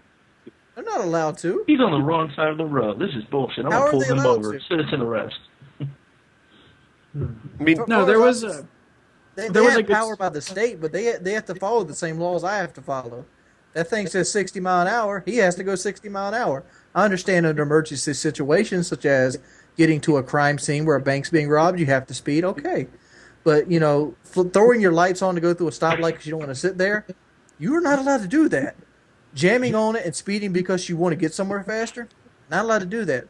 Reason I know this happens is because my uncle Tommy Cherry, he works for the county out here. He's been working for him like 50 years, like 30 some odd years, forever, ever in a day. That's what I'm trying to get around to. And he'll throw his lights on just to get home for dinner. I'm with Wings on this. There was a big news on this one cop who got followed by some guy who wrote for the big newspaper here in Montreal, and he followed him, and he was going like, I don't know, here it's in kilometers, so probably like 30 or 40 kilometers over the speed limit, which is probably, I don't know, like 15 against or 20. the law. They take your license in real life if you were doing it. Yeah. So what they did was they made a big news about it, and the guy actually got suspended and got like a fine. So yeah, I'm just saying, like, I put gas in this fucking car. I should be able to dictate if he wants to jam that fucking gas pedal down. Thing is, you'll never know if he's like sometimes cops will go fast without the lights on. It doesn't matter. Improper start. That's against the law. I guess you can plead it both ways. If you push your gas pedal down and you accelerate too fast, it's deemed unsafe. Improper start. That's really? Improper start. Yeah. I do that all the time. Yeah, that's what's called proper start. Aw, I like when my Jeep picks up. It's fun. I mean, I never do You're supposed that. to go through the power band smoothly. That's the safe way. Hey, I mean, Alex. yeah, I do that all the time. When people talk, but it's that's what- echoing in your mic. Is there anything you can do? No, I just have this hatred for cops because every time I ever talk to a cop, they've either tried to talk over me, or they've tried to tell me some bullshit that was not legal to begin with. Maybe Like, it's because they love you. Like Wings? I'm gonna show you a video right now. This is a Like, for burnout example- that my dad actually did in his car, and he got stopped by a cop, and he got a $15 fine for that burnout. $15? Yeah, that's the fine you get for doing a I'm not really sure what it's called, but it's basically doing a burnout. And he got a $15 fine for that. That's on a auto route, right next to where I live. I'm gonna say like my girlfriend called the cops on me, asked them to leave the property. It didn't go as smooth as I made it sound. There was a young cop and there was an older cop. The older cop was cool. He knew his boundaries. He knew what he did. The younger cop was trying to. He actually, pulled me aside and tried to tell me that I was not allowed to ask him to leave the property and stuff. And then the older cop had to come by and say, "Yeah, he is. We have to go, or we could risk getting suspended."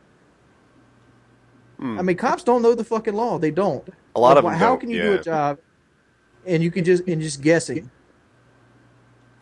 Did he damage the street in that burnout video? Yeah.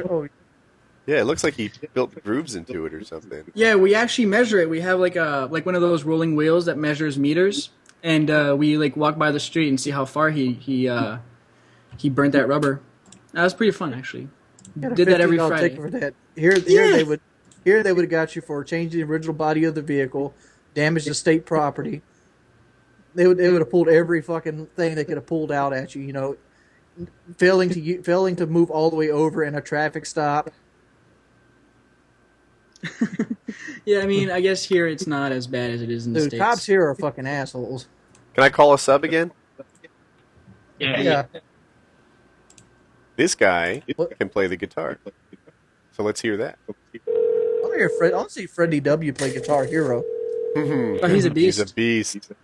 Yeah, I was trying to get him to do it at the Billionaires Bash. I'm like, can we get a Guitar Hero thing here? Hey, what's up, man? What's up, bro? You play the guitar? Yeah, I play magic flute. What are you going to play for us? What do you want to hear? I get to choose anything? I will perform and you will. Okay. Yes.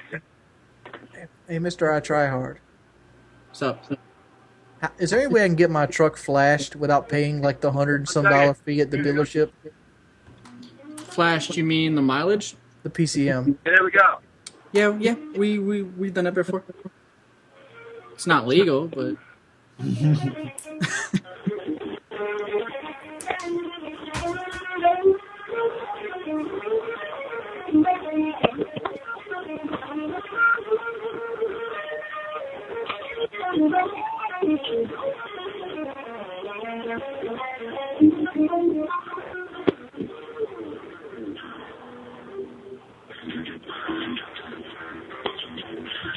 Oh, man, it's jamming over there.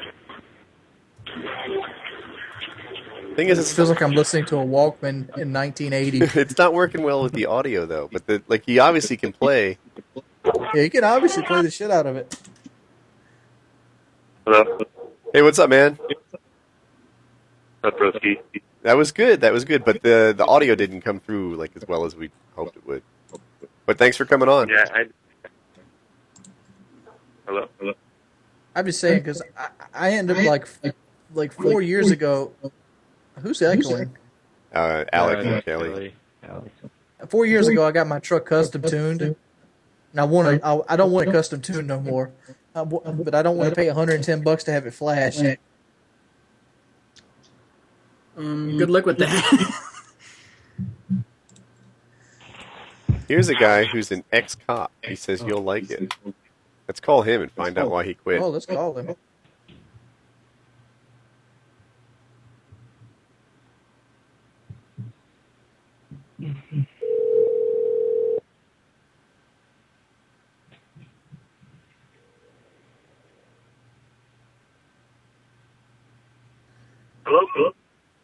Hey, what's up, man? Hey, what's up?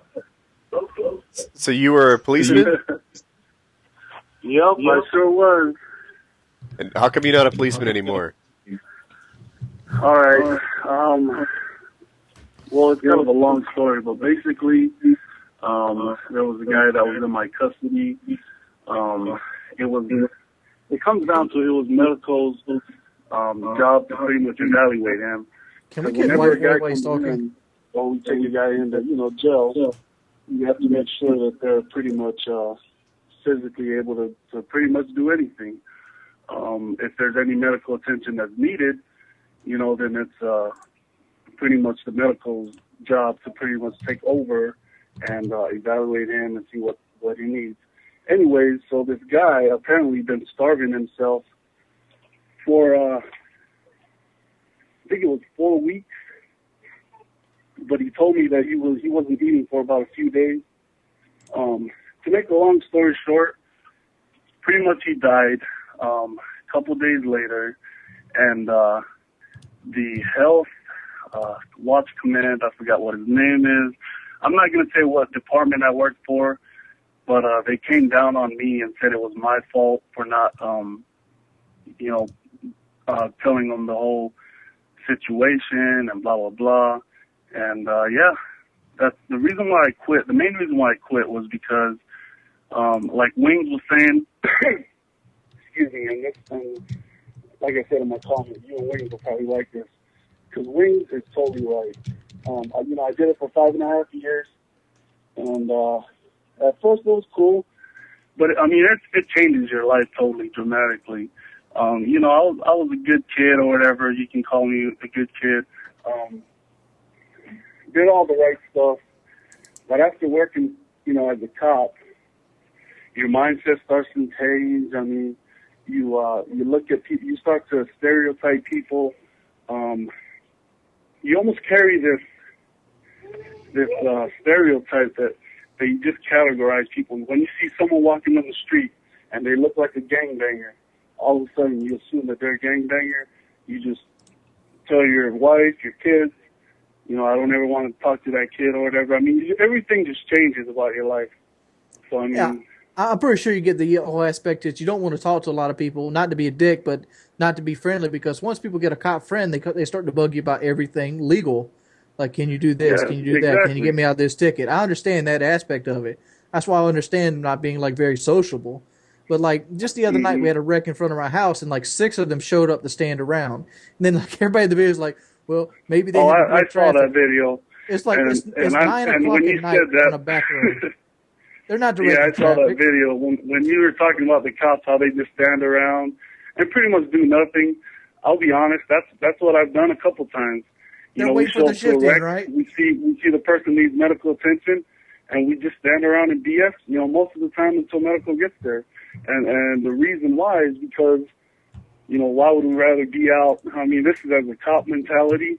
Why would you want to be out doing those, pretty much doing your work when you can just kick back over here at this accident?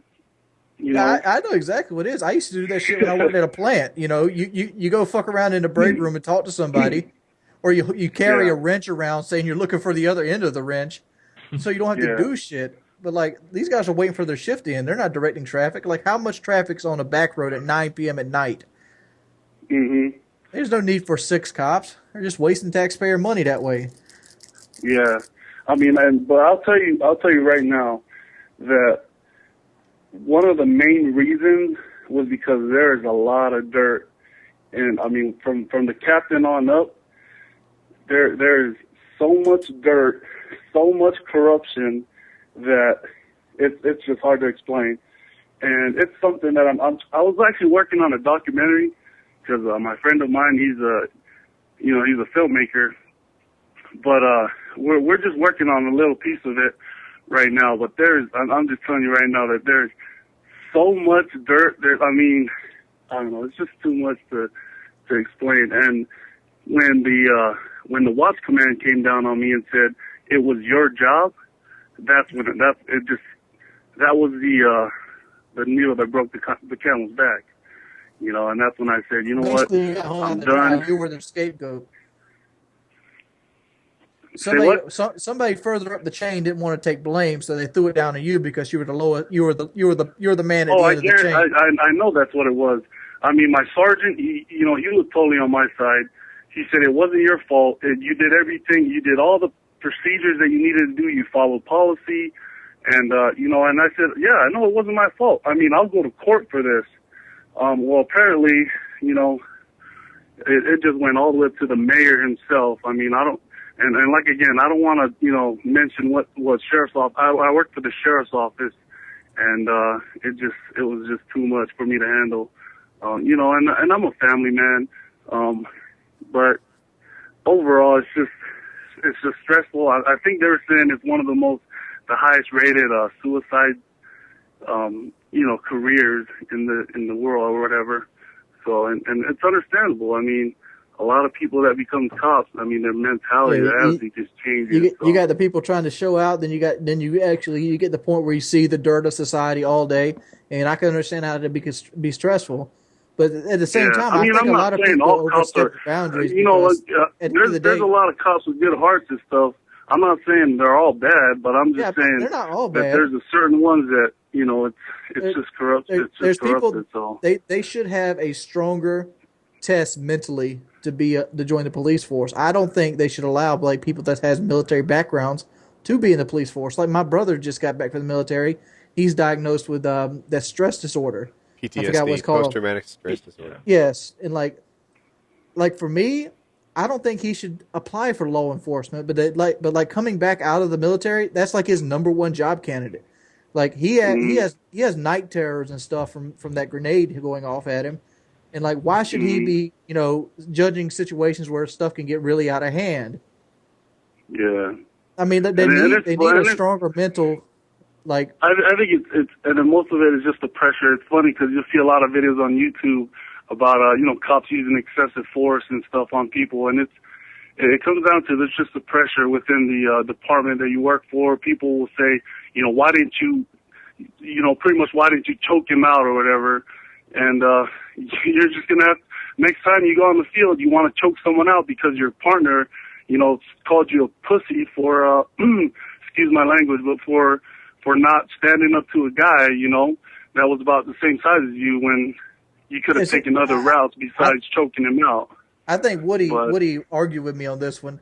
We watched a video from the Rat World Stars where this guy was coming out of a Carl's Jr. and he had like a pipe or something in his hand, and he hauled back like he was going to hit a cop with it, and he got shot 6 times for it. I'm like, why not stun that guy? Why not use your tasers on that kind of guy? There's 6 cops. Exactly. They stunned him, and he ripped the taser out of his cheek. I've been in a couple of those situations. They stunned him one time. We could have used a taser. We could have used even a baton, but instead we went to excessive force, and we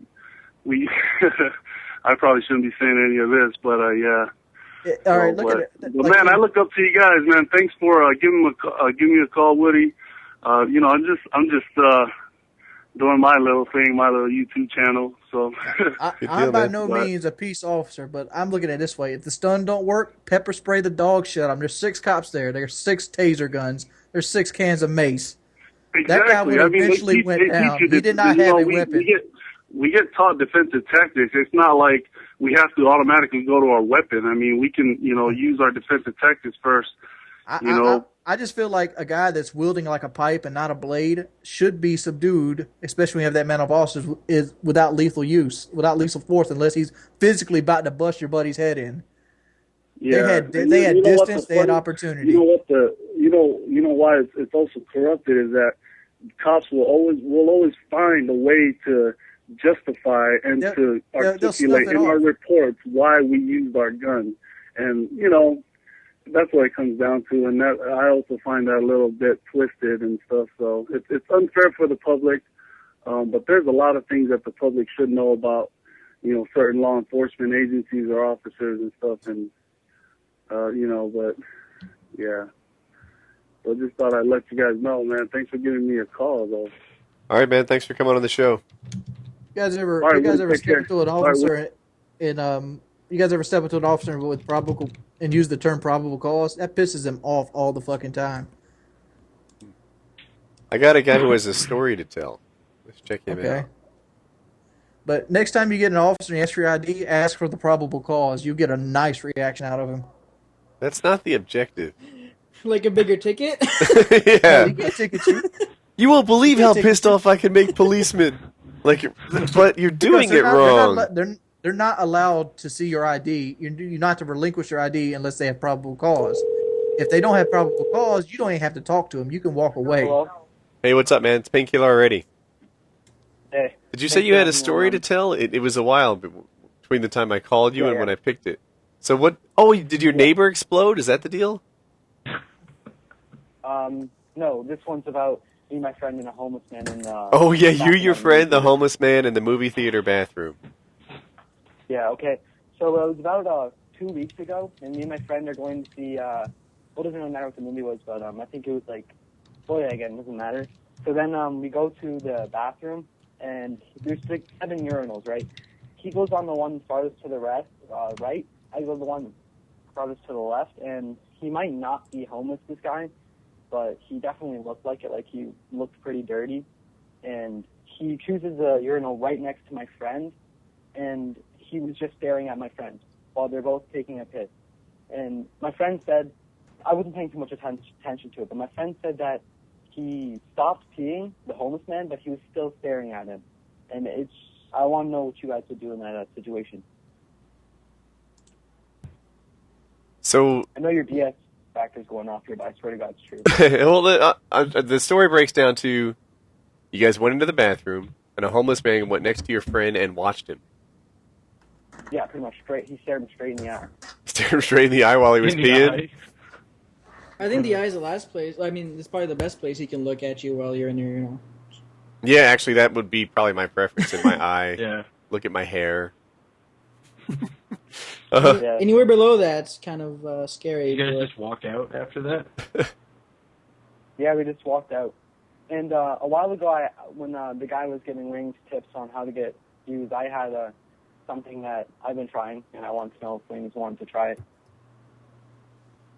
I'm curious. What's your video idea for Wings? What's up? I'm eating. That's why I'm not talking. Okay, I know that Wings tried Minecraft before, and I know that you guys are thinking like, oh, Minecraft's a kid game, right? But Wings, the reason that I don't think it worked out for him is because he wasn't really, like, he didn't know too much about the game. I swear to God, if you would just watch, and this goes for any of you guys, if you guys would just watch a couple, videos from like YouTubers that actually know what they're talking about, and then if you start like a Let's Play, like a world, and ask your subscribers what do you want them to do, what do you want to do next, like Syndicate does, it'll help you build more views per video. And like I know it's going to be hard to start up, so maybe like for Wings, I do it. And I know Minecraft videos like a Let's Play isn't the hardest thing to make. So if you just would post a Call of Duty video or whatever you want to post that day, and also post the Minecraft videos, slowly building up your Minecraft subscriber base, it would definitely help you out because they would keep coming back to see if you picked their idea, if you did what they want to do. They want to see your world progress. And basically, it makes it a big game of interaction with your subscribers. Yeah, Minecraft's an interesting scene on YouTube, right? Like in Call of Duty, there's a balance between how charming you are and how interesting your gameplay is, right? That's kind of what makes a Call of Duty channel. There are some guys who are kind of light on the charm, but amazing at the game, and their channels do really well. And then there are some guys who are the polar opposite, who are just, nice to hang out with, or, you wish they were your neighbor, but they suck at the game. On the Minecraft side, as far as I can tell, there's almost nothing that really distinguishes the people in terms of how great they are at Minecraft. I'm not even sure it's possible to be great at Minecraft. I'm not a Minecraft guy, but I watch them play. Build the Enterprise is pretty good at it. Oh, yeah, all right. So maybe there are some people who do amazing things with crafting. But I think a lot of times, you just watch somebody explore a world, right? Like, I watched a Paintball Kitty Minecraft video, and there was some sort of tricky jumping you had to do on this dumbass ladder, and then you get to the other side of the room, and that was the video. What it was really about was the interaction between the people in the game. That's what like Minecraft is. You see these guys and they get all excited about the base on the table, or they get really excited about a room or a tree or killing a pig or whatever it is they're doing. And I don't know. It's just an interesting scene over there because I think it's really not about how awesome you are at Minecraft. I think it's about how entertaining you are as a commentator. I think it's 100% charm. Oh, sorry. Yeah. Yeah, I think it's all charm. It's all on how you can talk and how you can, convey something funny or make a story out of something. Because the gameplay from the videos I've watched, I mean, unless they're doing something like they do some kind of like tricky dungeon sections or whatever, there's really not that much to it, right? You're building stuff, and it's, I don't want to say same old, but I mean, I guess you guys know what I mean. Anybody here watch my Amnesia Let's Play? I didn't see it, no. No. How'd it go? Oh, I really tried to liked play that. Amnesia. Oh, God, it's a PC game, right? Yeah. I downloaded Amnesia for a live stream, and I started playing it, and Amnesia is everything I hate in a video game. It's Right? Oh my God. Like, so, in a single-player game, for me personally, right, you might love Amnesia, but for me, the absolute worst freaking thing that can happen in a single-player game is I don't know what to do next, right? I want to move from objective, experience the game, see the movie, like, unroll in front of me. That's what I like in a video game. I play Amnesia, and they're there like, oh, Woody, you have to go to the 4th bookshelf and pull back some random-ass freaking book. How was I supposed to know that? Do you know how many days I would have spent pulling on books and shit to figure out how to go places? Go on. Woody, the books were different colors. They were like bright white. That book was... Dude, all the books were different colors. No, they were all different. I did one episode of an Amnesia Let's Play, and like 100 people were like, "You missed about 40 things on this first episode." And I'm like, there's no direction. I didn't know how to open a door for 5 minutes because I pulled the handle wrong or something. Like, it's so confusing. Yes, I'm with you, dude. Amnesia is the most difficult game. Like, if you're like me... Did you ever get to the part where you got the grunts, Woody? The grunts? Like, where you actually got to the monsters were actually in the buildings? I saw some glimpses of monsters. Like, they zipped by me or something. And I'll tell you, I see, like, a Dead Space monster or something, and it's like, I'm being attacked. I see an Amnesia monster, and I'm like, what was that, a fucking rabbit that zipped by? Like, I don't give a shit about you, fucking Amnesia monster. It is horrible. That game is over-the-top bad for me. Once the monsters start getting integrated, it gets really good. Really? Because you can't kill them, but you gotta walk past them and sneak by them and stuff. That Amnesia game, I don't mean to knock the game, right? Because I can get how other people love it. My wife loves the grind of a video game. If she found World of Warcraft, she would dig that thing. She'd be sitting there mining for gold or something forever and enjoying every second of it. She plays these Lego games and, freaking collects every coin in the entire game. You don't understand. There's like 1 billion coins in the game. And she'll collect every single one of them. She'll get every achievement. She does all her stuff. And she loves it. She loves it. Deathspank, she opens every treasure chest in Deathspank. There must be 6,000 treasure chests in this game. And when you leave and come back, they're closed again. So she rechecks them. And I'm like, is there some quadruple sprint? How do I get to the goddamn... and the Yellow Brick Road. I want a single-player game to tell me where to go next. I want to follow the path. And, Uncharted does a pretty good job at that. But Amnesia, oh my gosh. It wasn't for me. It wasn't for me. I didn't know where to go, what to do. It's not my style of game. Apparently, I'm one of the few guys that actually finished the game. Yeah, I haven't gotten that far. Another idea about the Minecraft thing, I watched Wings' video about, the community, and another way, how it could help you out, download, I know you guys know about Uber Hacks or another, how then they have, a Minecraft series with, the creatures, and maybe, Wings, Woody, and, some of you guys' friends, big YouTube friends, could all make a Minecraft series, put each other's perspective, so, if, say, Wings does something really funny, but, Woody Subs doesn't know about it, they want to see his perspective, they go check out his channel, and it would help them Here's out. the thing, dude. Here's what you're not counting out. You're forgetting that all our fan bases are deeply entrenched in the COD camp. Like when I branched out to do a Let's Play on my main channel, it averaged the same as if I did put it on War God YouTube. I averaged 5,000 to 6,000, and that is the base of my actual fans. That's the people that are there for me. The other 25 to 30,000 people that watch my videos are there for Call of Duty. It's because they know people love seeing stuff they're familiar with. And when you have a person that jumps out of their comfort zone, it typically scares them away. I don't know if I describe it the same way. Like you say, they love what they're familiar with. I think they just love what they love. You know, like, I have unsubscribed from channels for playing games that didn't appeal to me. That's something that would cause me to unsub. It's like, yeah, you know, like a couple of them tossed in might be interesting, especially if you play what I like, you know, same day or the next day. But if you sit there and change the focus, if you say, you know what, I'm done with COD. I am now trying to think of some random game, you know, a freaking VVVV channel or Battlefield or whatever, I'd be like, oh, well, if you're done with COD, and I know that there's not any more of my favorite game coming, then I'll unsub.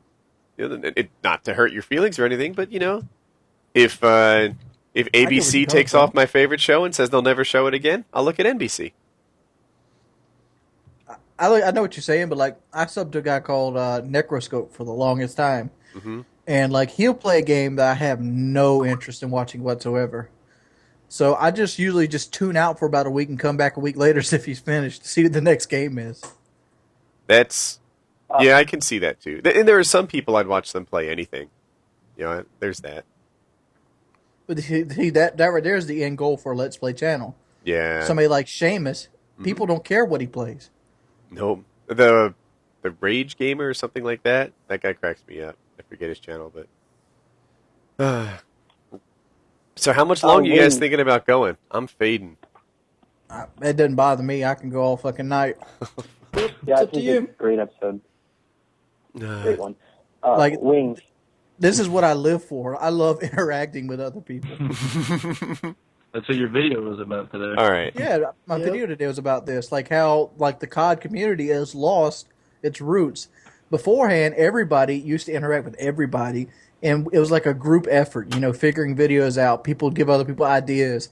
Now, all of a sudden, it seems like you're in this lonely pool where everybody's going for self, and there's like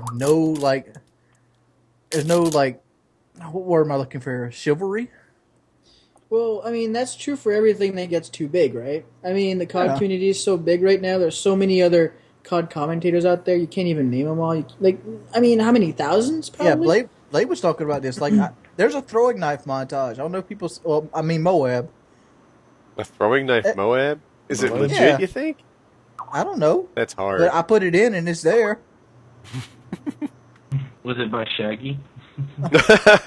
Oh, dude, we were talking about, I think it was with X-Jaws, and we were talking about the worst things people have ever done on YouTube, right?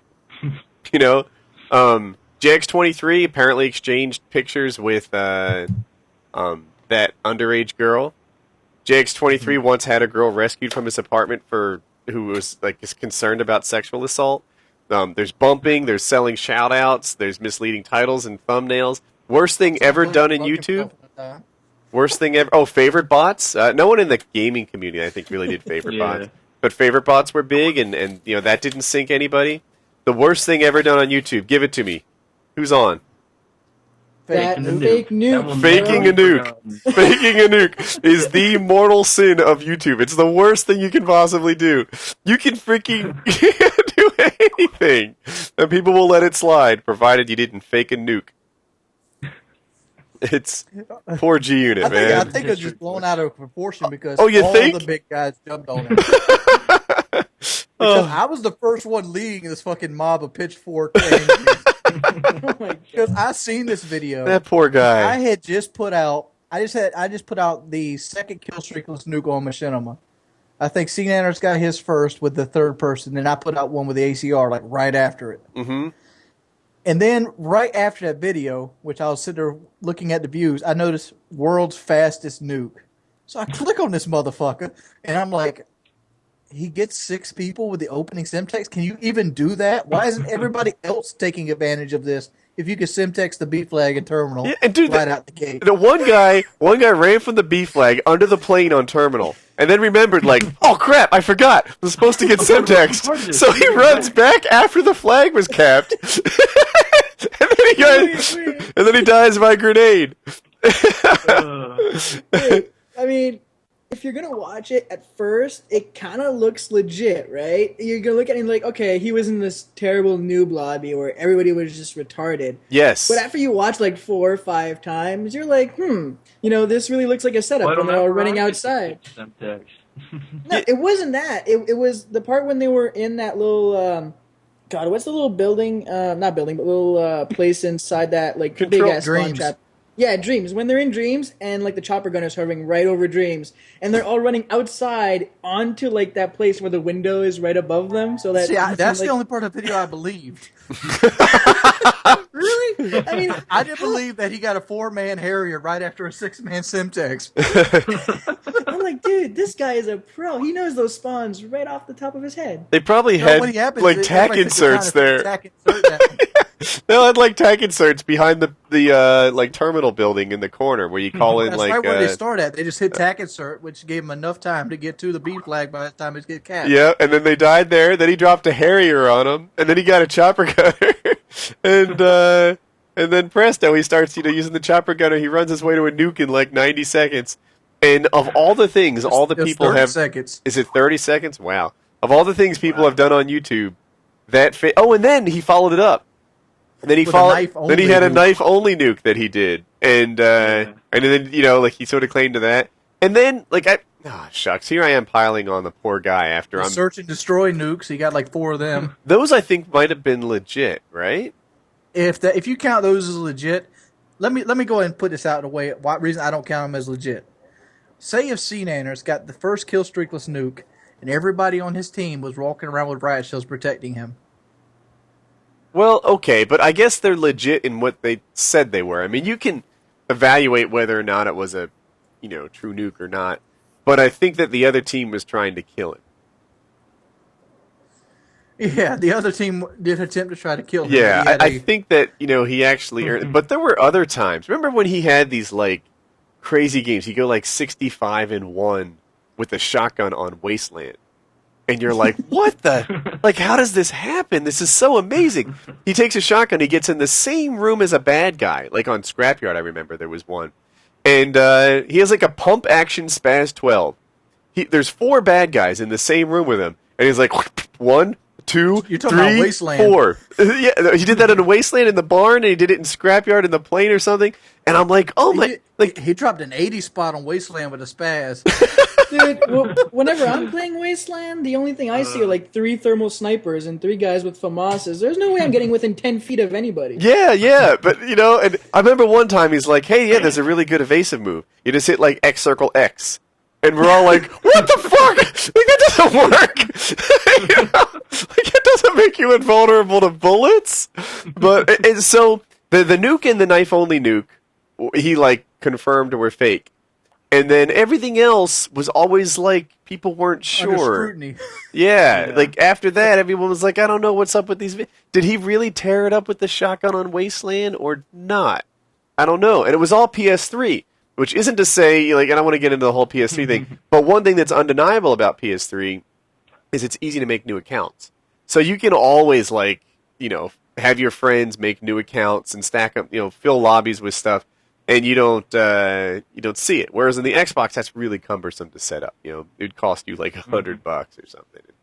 I love like whatever he did every single time. It was called fake. Like he would just post like a 35-5, and it was like fake and gay every single comment. Oh yeah, yeah. Even is he? I haven't even checked out his channel in a long December time. 12th. Is he still? Last one he did. Oh, he hasn't uploaded any this year. He had planned to upload Modern Warfare 3. He even put his shit as like #1 Modern Warfare 3 rusher, and he's put 2 videos out since Modern Warfare 3. I guess he's kind of retired. Poor guy. That nuke that sunk him. But man, it's just interesting to me that it goes down in history, like of all the shenanigans.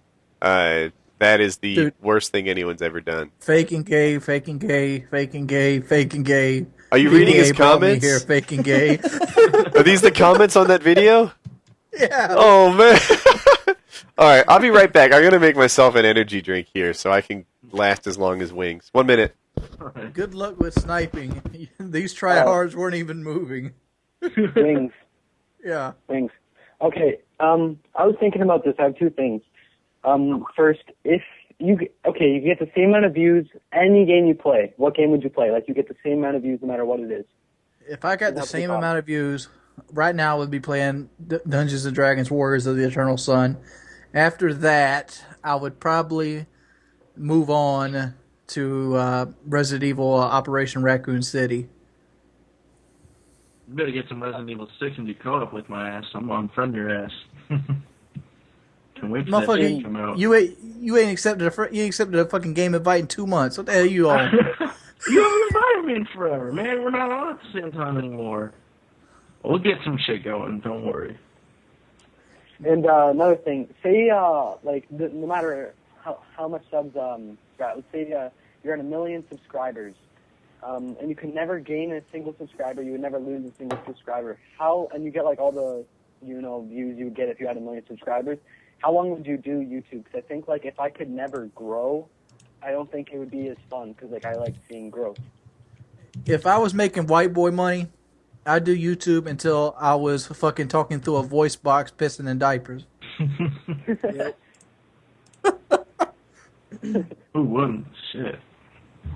Oh, I'll be all like, "What's up, guys? It's your boy Wings of Redemption. I'm here with another stellar ass gameplay." I mean, no matter how much we bitch, we all love YouTube, and as many problems as we may run into, the broken website and all the beefs and whatnot. It's a fun job. Think about it. You're playing video games, you're uploading videos, you're talking to people. It's great. The only thing that bothers me about it is how often you got to post videos. Yeah. Well, yeah. I mean, right now, I have nothing backed up and saved. And that means I have to play Modern Warfare 3. And I'm like, oh, fuck, I got to play Modern Warfare 3 at some point tonight. What game do you get requested to play the most? What I get requested to play most? Nothing. Yeah. People expect Modern Warfare 3. Yep. I play another game. I play League of Legends a lot. And I stream it like every single day of the week. And every single time I tweet it out, people come in and like, play Modern Warfare 3, play Modern Warfare 3. And it's like, I don't know if I really want to stream that game anymore. I don't stream Modern Warfare 3 no more. Like, I'll stream me playing anything but Modern Warfare 3. Reason is, people are assholes when you stream Modern Warfare 3. They'll join your lobby. They'll start playing like dicks. They'll, screen watch you. Well, Wings. I say bring it. Wings. I think, you know what? Like, streaming Modern Warfare 3 is hard if you're doing it, like, in public games. But you say you like interaction. Do open lobbies, man. Like, people can join all they want in open lobbies, and, you can just have fun. Woody. I feel like I'm not going nowhere. I'm one of those guys that love the grind. I'm like Woody's wife. Like, if I play Final Fantasy, I like leveling up. I don't care about the story. I know what you mean. Woody. Yeah. I have to know, have you ever gotten a MOAB? Like, I don't think I've seen a MOAB game, dude. No, I've only tried for a couple. Like, so here's what happened. Like, I never go for mobs. What I do instead is I go for wins. I play the objective all the time. I'm that guy. So I went to the Envious an Optic like LAN event like a month or two ago, and I was watching these guys play, and they're getting mobs and stuff, and I was like, you know what? I'm gonna give that a shot. So I started, I set up a specialist class, and I started ignoring the objective, and it was like, holy cow! Like, once you stop doing the dangerous stuff, it's so much easier to stay alive. Like, I hardly realized how much easier it was. Look, I know I'm an exceptional gamer, all that, but I don't totally suck at Modern Warfare 3. And in 5 games, it seemed like, or maybe it was more than that, half of them I was getting kill streaks between 13 and 18.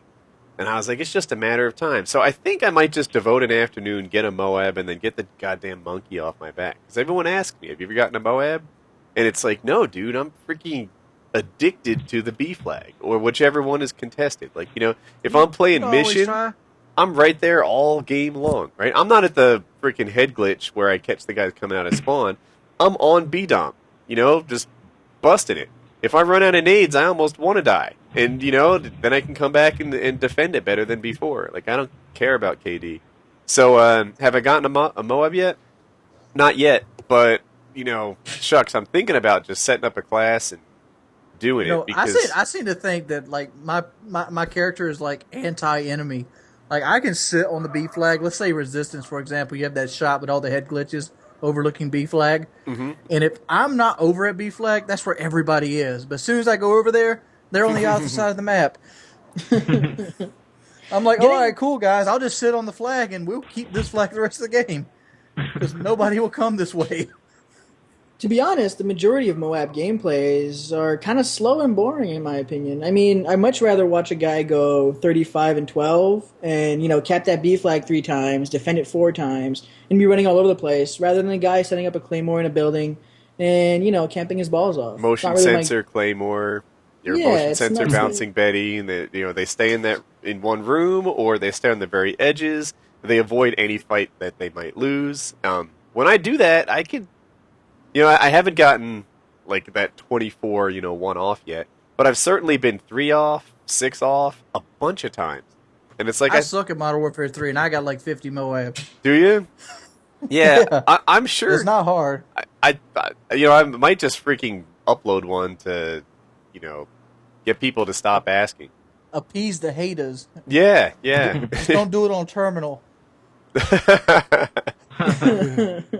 back. I gotta know, how much times has Infinity Warrior Robert Bowling said they fixed the spawns, but every time it feels like almost nothing has changed. Yeah. It's really annoying. In free-for-all in particular. In free-for-all... Like, we fixed the spawns, guys. Like, I especially notice it when I spawn right in front of someone, and I hardly pay attention when they spawn right in front of me, because that's my skill. but it happens a lot. There are a lot of free kills in free-for-all. Something about that game mode, they just can't seem to keep people apart for the first, couple seconds of their life. I think the fact... so Modern Warfare 3 has smaller maps than Black Ops. We can all agree on that, right? Well, wait a minute. And there are only so many spawns on a map, and I don't think it's giving you bad spawns. I think it's giving you the best spawn in that situation, which is a bad one because every spawn is bad because there are too many people on a small map. I think that's the thing. I follow what you holes all up say. in your game. Okay, you can go. I was playing on C-Town today, and we were playing Domination. We had a CB combo. All right, I shoot a guy in that little truck area. There's like a balcony above B, and there's like the truck. And we're going down the right side of the map here. Yep. And I shoot the guy. And I go down to sprint to go toward the A flag, and the guy's shot spawns right in the corner I'm looking at. It comes out and hits me with his PP90. Here's the thing, though. Didn't we all bitch about spawn trapping people in Black Ops? Like, the spawn traps in Black Ops were nasty. Like, if you got a good team... I didn't bitch about it. No, but, like, the community bitched about it. And one of the things that... you ain't got to spawn trap. Put him over there in the hotel. You don't got to spawn him right in front of me. Modern Warfare 3 for the most part, like aside from Village and probably one more, Mission's got a nasty one too. But apart from those 2 maps, they're pretty, spawn trap non-friendly, if I can put it that way. So yeah, it's flipping spawns back and forth, and it's punishing you for trying to spawn trap. That's what it's trying to do. Yeah, I follow you, right? And I often defend the game too. The one thing that gets me though is in free-for-all, it shouldn't spawn 2 people in the same spot. Who aren't in free-for-all, so obviously they're all different teams. Yeah. And that happens, I've been playing some free-for-all lately, and I've started games out shooting people in the back. Yeah, you can start games out shooting them in the back, and that happens when there's too many, like an 18-man free-for-all, that happens constantly. I'm talking about a regular-ass free-for-all. Okay, but even more common than that, I think, is when, like, somewhere mid-game, you spawn and you can pretty much knife off your spawn to get a kill. Like, that's wrong. Yeah, free-for-all is just a bad unless they would, like, double the spawns, and then that would just be worse, because the guy would spawn 10 feet to your right? I mean, it's just better, right? I think for be limited what, like 6 guys? Is he breaking up for everybody?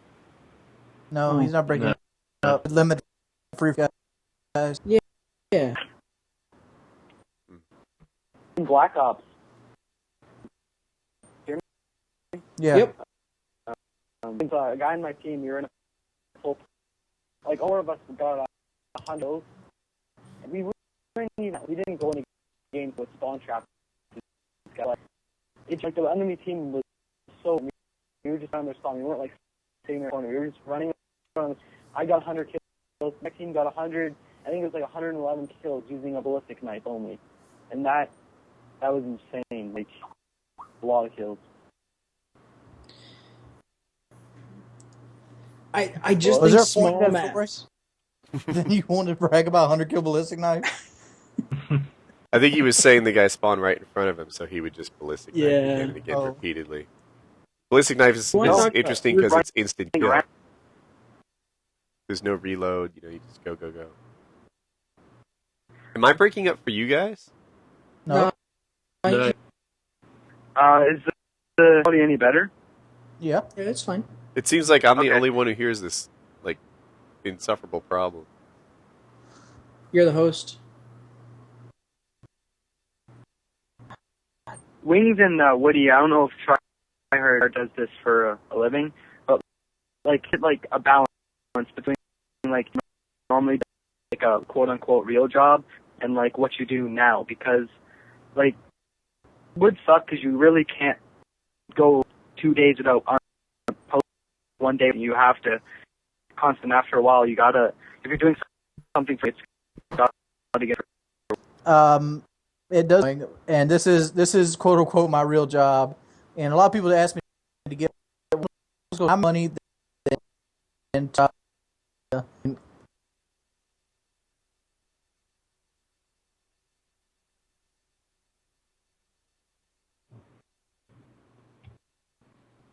Hello. Somebody dropped me a call. No, he hung up. Oh, sorry, yeah. This is my real job, and the reason I don't get a real job is because I make living like some pauper. Right, I'm right now from bad decisions, not because. But like it does get monotonous.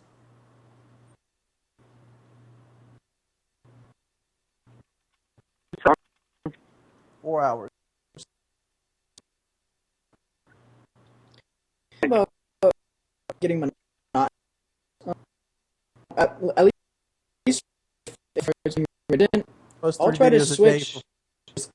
Yeah, I mean, yeah, you're probably different. You're uploading so much. I upload, and whenever stuff gets redundant, I'm going to bed thinking, what could I do? That's all I'm thinking about some new series I could start, idea, new funny topic, that just to keep it fresh. I mean, doing just a commentary now, I don't cuts it as much. At least for me, that's just.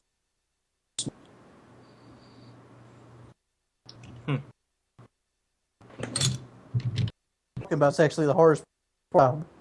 Always coming up with something. Yeah, coming up with new ideas. So just, if people are in my stream, they should know I'm trying to work out the audio problem. I don't know why it suddenly started lagging, but I'll see what I can do. Here's one. It's actually much better for me now.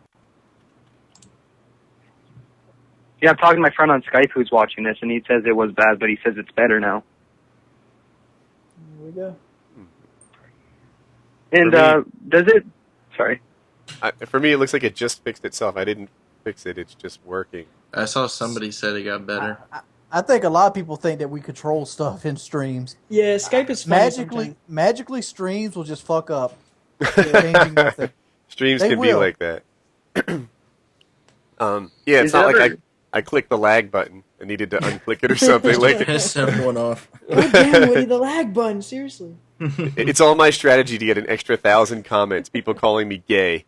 Or fuck you, Woody. Fuck you, Woody, the lag was bad. Like, really? Like, stop it, I didn't do it. I don't know what to fix. But I think it's all better now, and I closed and recalled the Skype, and then it lagged again. Like, so that wasn't the cure. But it seems like it's just better. So, good. Woody, what's your upload and download? 50 by 5. Yeah, and I actually have 2 lines in the house. So it's 50 by 5, but we have another one that I think is 18 by 3 or something close to that in the house. So I paid $300 for 8 by 2. I know. And I don't even play on that. But I play on a 5 by 0.1. So I can split it and use both of them as if I wanted to, but I find that the 50 by 5 is usually enough, and I just keep the rest of the family on the other one. See, and Tryhard. What's up? I'm in Canada too. What internet provider are you with? I'm with Rogers, and it's not that fast. I've tried a few. The one I'm with now is called Videotron, which probably nobody knows about. But I pay for their premium service, which is I get 80 and 3. The 80 is useless, but the 3 is the highest you can get without paying like $1,000, and I pay about $200. So I mean, it works for streaming and everything else. It's decent, but Canada puts a cap on their uploads a lot. So yeah, I'm kind of stuck with that. Not much I can do. What do you? Like, if I have 50 by 5, I would take 50 by 5 over 80 by 3 all the time. I don't think there's much difference between 50 by 5 and 5,000 by 5. Like, you're not going to get much more download. Yeah, no, the download means nothing. I mean, I used to run I think it was a 50 by 1. And, I mean, I see no difference in download. It's just I want it to stream, right? And streaming on a 1-up just is ridiculously bad. So 3 works, but it's still not, HD quality content. Like, I would kill for a 5. The reason 5 helps is on YouTube, and then like this stream you can see, there's a 480 and a 720 version. So I have to stream this twice. I literally have both of those shooting out as we talk.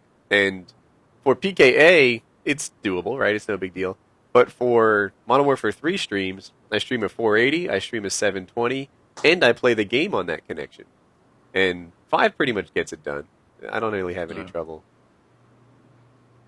So you're running 2 streams and a Skype call? Yep. That may be why we sound robot to you. No, it just happened for, I don't know, like 3 minutes out of the last 3 hours. Oh. So that was the problem. But now it's better. I don't know why. But yeah, it can do it. Go ahead. No, you're a real pro with the internets. So I was kind of wondering why is it so higher download than it is upload? This may sound like a totally new question, but why can't they just I'm paying for 80 and 3. Why can't I get 40 and 40? I don't know. I've wondered that too. You can on fiber optic. Yeah, I mean, I'm not sure. I think it has to do with the notion of how they think your usage should be, right? So, that they have to divvy it out, and they decided that people prefer ratios like that because if you have a ratio, you're mostly consuming a lot more than you're producing. Everybody does, and I guess that's just why they divvied it up that way. Also, a lot of the chief uploaders are not friends of ISP. They're typically file sharers, and we're not. Like, I use a lot of upload bandwidth, but it's because I'm a YouTuber. But that's an unusual situation. A lot of guys will just sit there and let the BitTorrent run all day long, and those guys upload a ton. So they might just not prioritize uploading. Could you see it taking a shift, though? Because people are using more uploads now conventionally because of Netflix and, streaming platforms like that. Netflix? Which requires upload. A little bit, but, I mean, I bet you download a lot more than you upload on something like Netflix. No, yeah. Yeah, I bet those ratios still hold true. You could have to argue that people are going into media creation, right? Like blogs and videos and stuff like that. But even then, I think there's a lot more consumption than production. I agree, but I still think there should be an option for us guys out there. Or I would live with a 20 and 10. I mean, give me that. Nice. I'll be more than happy. I'll kill for that. Yeah, or 30 and 10. You know? You have, 80 and 3 now? 30 and 10 would be a much better setup.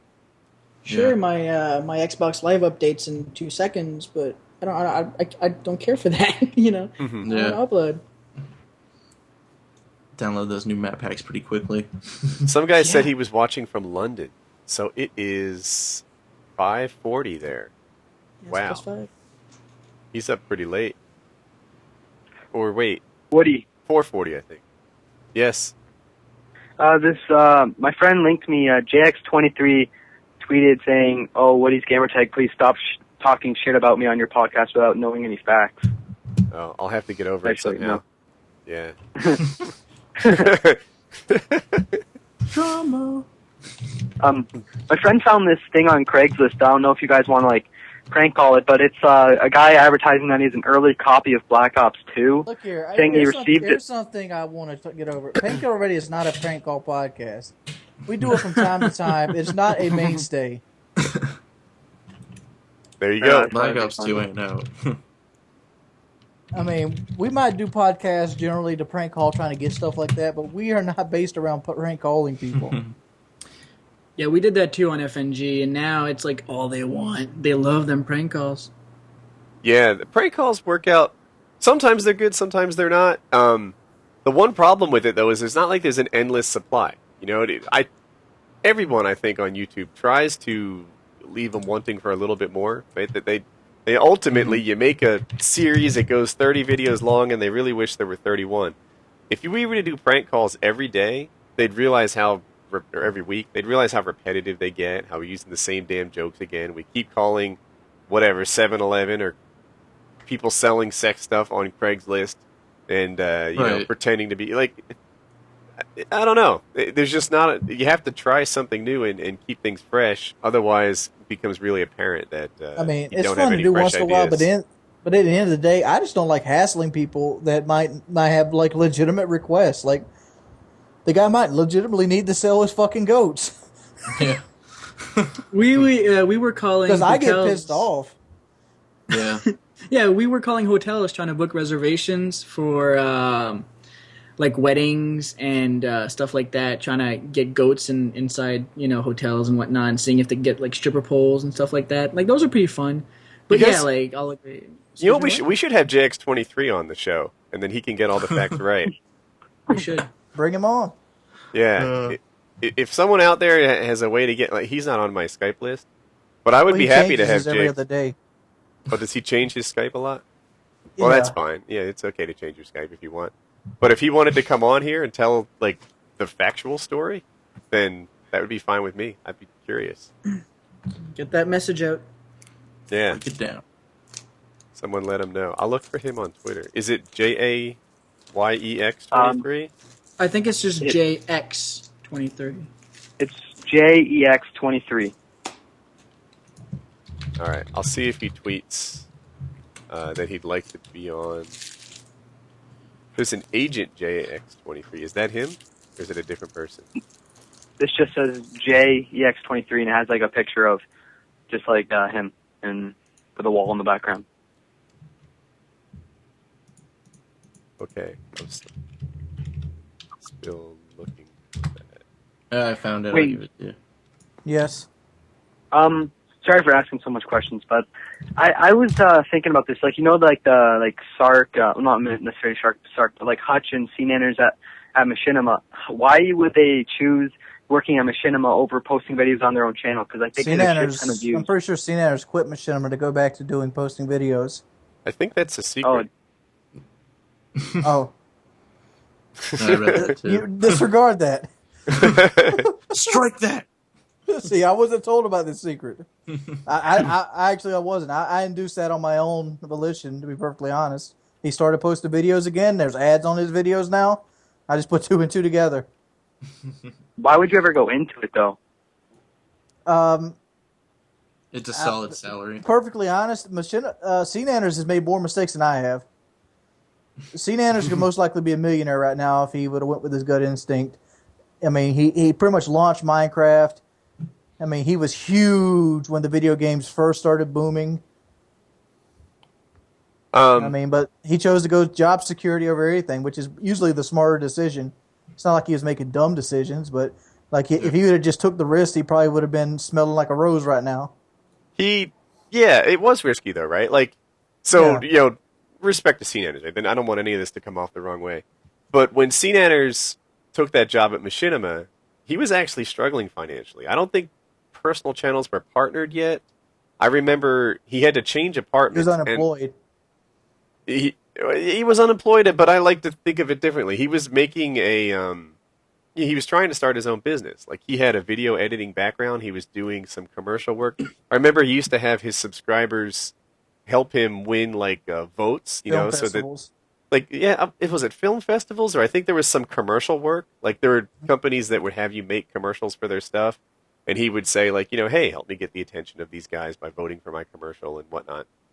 So he was making a little money off Respawn videos, but I don't think channels were partnered yet. And I know he had to switch apartments, and I think he did that for financial reasons. I hate to get this stuff less than perfect. And so when he took that job at Machinima, that was like a diving catch. He was his own business wasn't taking off at the time, which is cool, right? I mean, that happens.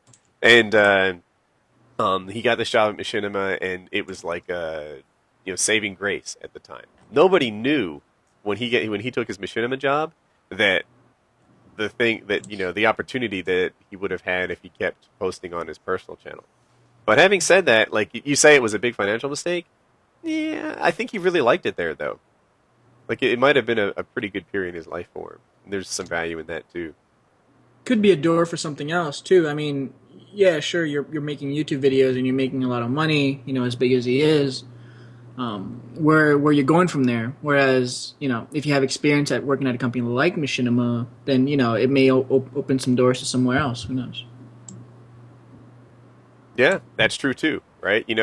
I think that both Hutch and CNanners have opportunities, like, in gaming media and at gaming companies that maybe, aren't as wide open for guys like me or Whiteboy or Kelly or, just other people who are in the mix. Right, and I bet Adam would be, he got a lot of marketing-wise, he did a great job for Minecraft. He really didn't do that much. He just was able to sell that game. And he didn't, he wasn't backed by them or anything. He just, there's something about him and how he advertised it. Well, that's the thing. He didn't advertise it, which made it work, right?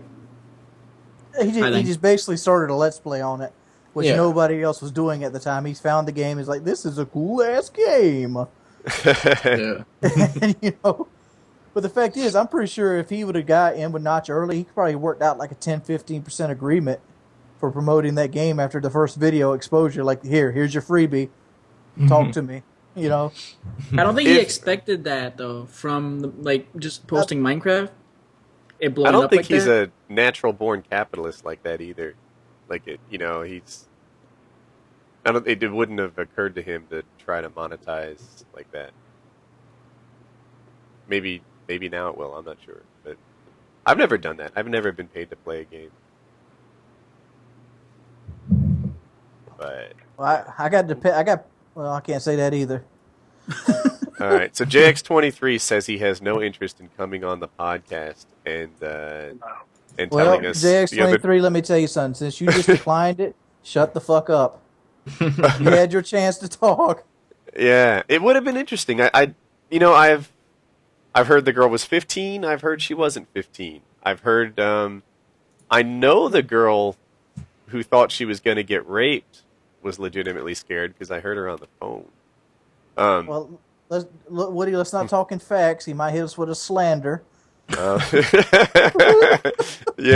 No, that one's not like, he said, she said, whatever. It's like, I heard this girl on the phone. She, she was grateful to be rescued by the police and, taken home. So, that's, I don't know why trouble follows the poor guy. A little bit makes me feel here's for him. a fun fact. I've had trouble following me. Go ahead. JX23 actually got his Machinima partnership before I did. Oh, did he? Yeah. Actually, but wait a minute. I remember. Are you talking about the Respawn one or the channel one? Respawn. Oh, okay. Yeah. Kyle was one of those guys who was super early as well. They were telling me about them. I think Blame Truth had the first Respawn or Machinima, like one of those. He was the first ever, right? Number one. And I had said something. I wasn't talking about Blame Truth, but about how commentaries are getting better all the time. Do you guys remember, like a year and a half ago, there was this sort of like thing about PyroPuncher wants to come on the show. Yeah. There was this thing a year and a half ago about how commentaries, like YouTube was dead and things are worse and it was terrible. And now what's up, PyroPuncher? And I sort of had the counterpoint. I was like, no, dude, YouTube's getting better all the time. Like YouTube is, the bar for videos is always going up, right? The gameplay gets stronger. Not in every case, but the commentary gets better. And back in the day, people would like commentate a 7-minute video 4 minutes through, then just be like, yeah, you can watch the rest if you want. I'm done. People would commentate while they were eating. People would like do stuff that today my subs would grab their torches and pitchforks. Like they wouldn't like it at all. I think the YouTube videos are getting more professional. People have figured out like color adjusting. People have figured out, like, how to make their videos look better. They figured out how to talk better. The audio equipment gets better all the time. People used to have like $8 mics that hummed, right? That guy would not get a sub today. Nowadays you got to step up your game some. I think if you're still doing the same videos you were doing a year and a half ago, I think you're missing something here.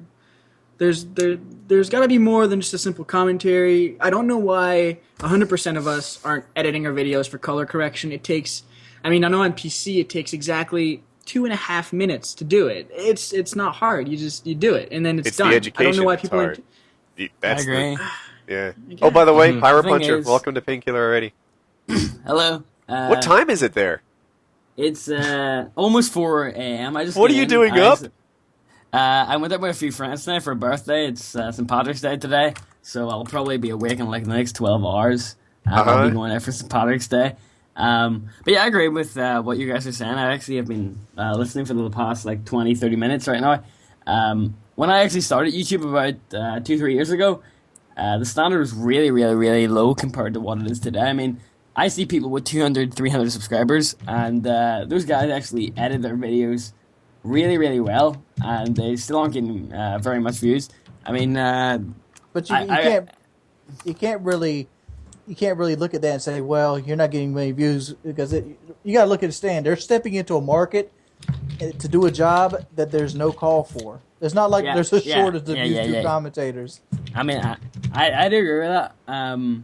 Because if you take it back to 2 or 3 years ago, you had literally nobody doing really, really high quality. You really had nobody doing T Martin standard videos. I mean, if you look at T Martin's videos, his is really, really well edited. Mm-hmm. If you go back to Call of Duty 4 era, you had nobody doing that. I mean, you had Blame Truth, Excaliburs. I don't know if you guys remember this, but you had Beyond, Storm Shadow K. You had Hutch. I don't even think Scene Alice was about that, but you had Impulse. Those guys. Impulse. And you had those guys, and they were not editing their videos on. They were just giving tips out. They didn't even commentate, right? Yeah, like, exactly. you want to talk about the standard for a YouTube video. XCal's Road to Commander series back in... And to me, XCal at the time was the best Road to Commander around. Yeah, the king. And there was no speaking. There was nothing. There was no team speak. Yeah. There was no personal speak. And I actually remember when you just came on the scene, Woody. I remember you actually did a video, and you had the best headset review with your wife. Oh, and, yeah. Do you remember that? Uh-huh. I was so excited about starting my YouTube channel that I couldn't wait for my Hapaj to arrive. So I started doing things that didn't require gameplay. Like, I did a gun stats video. I did a headset, versus surround sound video. Yeah. I remember that. And the thing is, as the community has expanded over the years, there's been a lot of interest. I mean, you've actually, quadrupled in subs from what you had when I actually started talking to you. And the thing is, the majority of people who are interested in Call of Duty and gaming in general now is shooting up so much. I actually talked to one of my friends about this a while ago, and the thing is, it's a really, really, really hard to get into the gaming community now, because I mean, when I started doing Call of Duty videos, there was about 100 people at max posting them. And the thing is, there's probably 100,000, 200,000 people now doing it, and it's so much harder to get out there now. I mean, you either have to have a 6-7 kill death ratio on Call of Duty, or you really be doing something really, really, really unique. That's the thing about nowadays. I mean, if you had a 2-3 kill death ratio about 3-4 years ago, you would be up there in the big league now. But now there's so many people interested in it, you really need to be up there in the, really top tier. I wonder what that, like, I think people are saying it's harder to make it now than it used to be. And there are counter, like Syndicate is a good example, right? Yeah. Syndicate broke out at a time when everyone else was already big. You know, I feel like, you know, there was a time when I was much bigger than Syndicate. There was a time when Wings was much bigger. Like, he was... there was a time when PyroPuncher was bigger than me. Yeah, I remember that. PyroPuncher had 10,000 subscribers before I had 1,000. And like, huge numbers. I looked at 10,000 like it was like 1 million. It was like... Yeah. Back in the day, 1,000 subscribers was considered like 100,000, you know? Yeah. But the thing is, Syndicate to me is an example of a guy who came on the scene late and like sort of blows the doors closed argument out of the water. FaZe Clan is now bigger than well, I mean, at least on YouTube subs, FaZe Clan's bigger than Optic. And it's like, you know, you would have thought that door was closed, that Optic owned it, and that was the end of the story. But now there's two. Yeah. But the thing is, right, if you look at society in general, right, you see people like Justin Bieber, you know, who else is up there in the pop charts? Like, I don't know if you guys know this, but in the UK, there's people like, have you heard of Cher Lloyd in the US? No? No. But, you know, you're talking to me, like, what the hell do I know about the newest pop stars? Basically, we have our version of, do you guys have X Factor in the US? Like, we have the TV show. Pop Idol? Yeah, we have something like that. Yeah. Basically, every year we have that, and we have, like, breakthrough artists coming through, and every year we have new artists coming through. And to be honest, like, the majority of you guys have the majority of your demographics from 13 to 18-year-olds. Is that true? Yep. I like to call it high school and college. Like, that I think is my, you know, general demo. That's probably true, because I started watching YouTube videos when I was 15, and then, you know, I'm almost 19. I'm coming 19 in May, so I would say, you know, I've stuck with all of my commentators who I've subscribed to straight through to I'm 19 years old, because I started my YouTube channel in 2007, I think. So I'm still there. I mean, all the people I subscribed to back in the day, I'm still subscribed to now. But the thing is, I'll take my sister and my cousins as an example. They're 13, 14 years old, and I look at them and they're subscribed to the most generic, stereotypical people ever. And let's see, my sister's a big fan of Justin Bieber, right? And Justin Bieber's like the most stereotypical pop culture icon you can get right now. So if people are looking for targets to hit in the gaming community, they would hit the most stereotypical common games, which are Call of Duty, Minecraft. What else we got there now? Halo. I guess Halo isn't as popular as it was a few years ago, but you would Call of Duty and Minecraft are the big ones right now. So people who start in their channel, Call of Duty and Minecraft, I guess that's why we're seeing such an oversaturation of Minecraft and Call of Duty right now. And if you compare it to how we were a few years ago, there's I don't know. Would you say how many people would you say are on the commentating scene right now in terms of gaming compared to a few years ago? I would say there is at least 100,000 people right now doing commentary videos. You think there's 100,000 people doing gameplay commentary? I would say there's even more. I mean, if you look at people like Signalers, if you look I at would say 10,000. 10,000? I would say there's even half a million people. But you gotta understand, PyroPuncher, even when I started doing it, there was maybe 25 people doing it, and then then when Cinema popped up, it quickly jumped to like 60. Yeah, and then it just. Do you remember those dual commentaries we used to do on Modern Warfare 2? Yeah, I still remember what I used to say. When your mom was sort of picking on you, saying she had to get out the door. Yeah. I remember one time we did a quad commentary. It was Wings, PyroPuncher, me, and PJ, right? Yeah. I think PJ was the other one. And I was like, oh my god, I can't believe I am surrounded by these titans. like, you know, they're letting me in on this call. All the subs were like, who the F is Woody? You know? Like, those comments were on the video. And then we look like, honestly... Then your wife used to have the hots for Paul? Yeah, oh, I forgot about that! And then she saw my face and she was like, "Ugh." No. She used to talk about your accent all the time. And it's not that she had the hots for you, right? You were like 16, but she thought you had the coolest accent in the world. She used to always say that. Some Paddy's Day tomorrow. Honestly, my university, they are swarming with people who love the accent. Nice. The thing is, it honestly seems like yesterday that we were doing that dual commentary on the next Modern Warfare 2 map pack. I think the thing is, see, when I turned like 16 or 17, I deleted all of my videos. I regret it because the thing is, I honestly had let me just check right now. I have about let's see. Let me see. I have Last time 7. I looked at your channel, you were in the Minecraft. Yeah. The thing is, I really enjoy Minecraft now.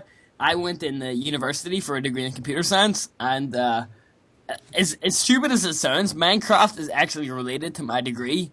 Minecraft has a system called Redstone, and it's basically a system of circuitry, electronic circuitry, which is on and off. And computer science, I do a degree in computer science, so basically we're learning about how systems utilize on and off. At the lowest level of your computer right now, there is I heard Woody talking about this a while ago, actually. Woody, do you remember that interview you did with DJ Arcus, the creator of Photocraft? Yeah. Honestly, I really think you should pick that series up. Career Day, was it? Yeah, I never got another one. I actually recorded one with Joe Lozon. Man, you should do that, honestly. I was super interested in that because I'm in one of the top 10 universities in the UK right now for computer science, and I think it's like top 50 in the world.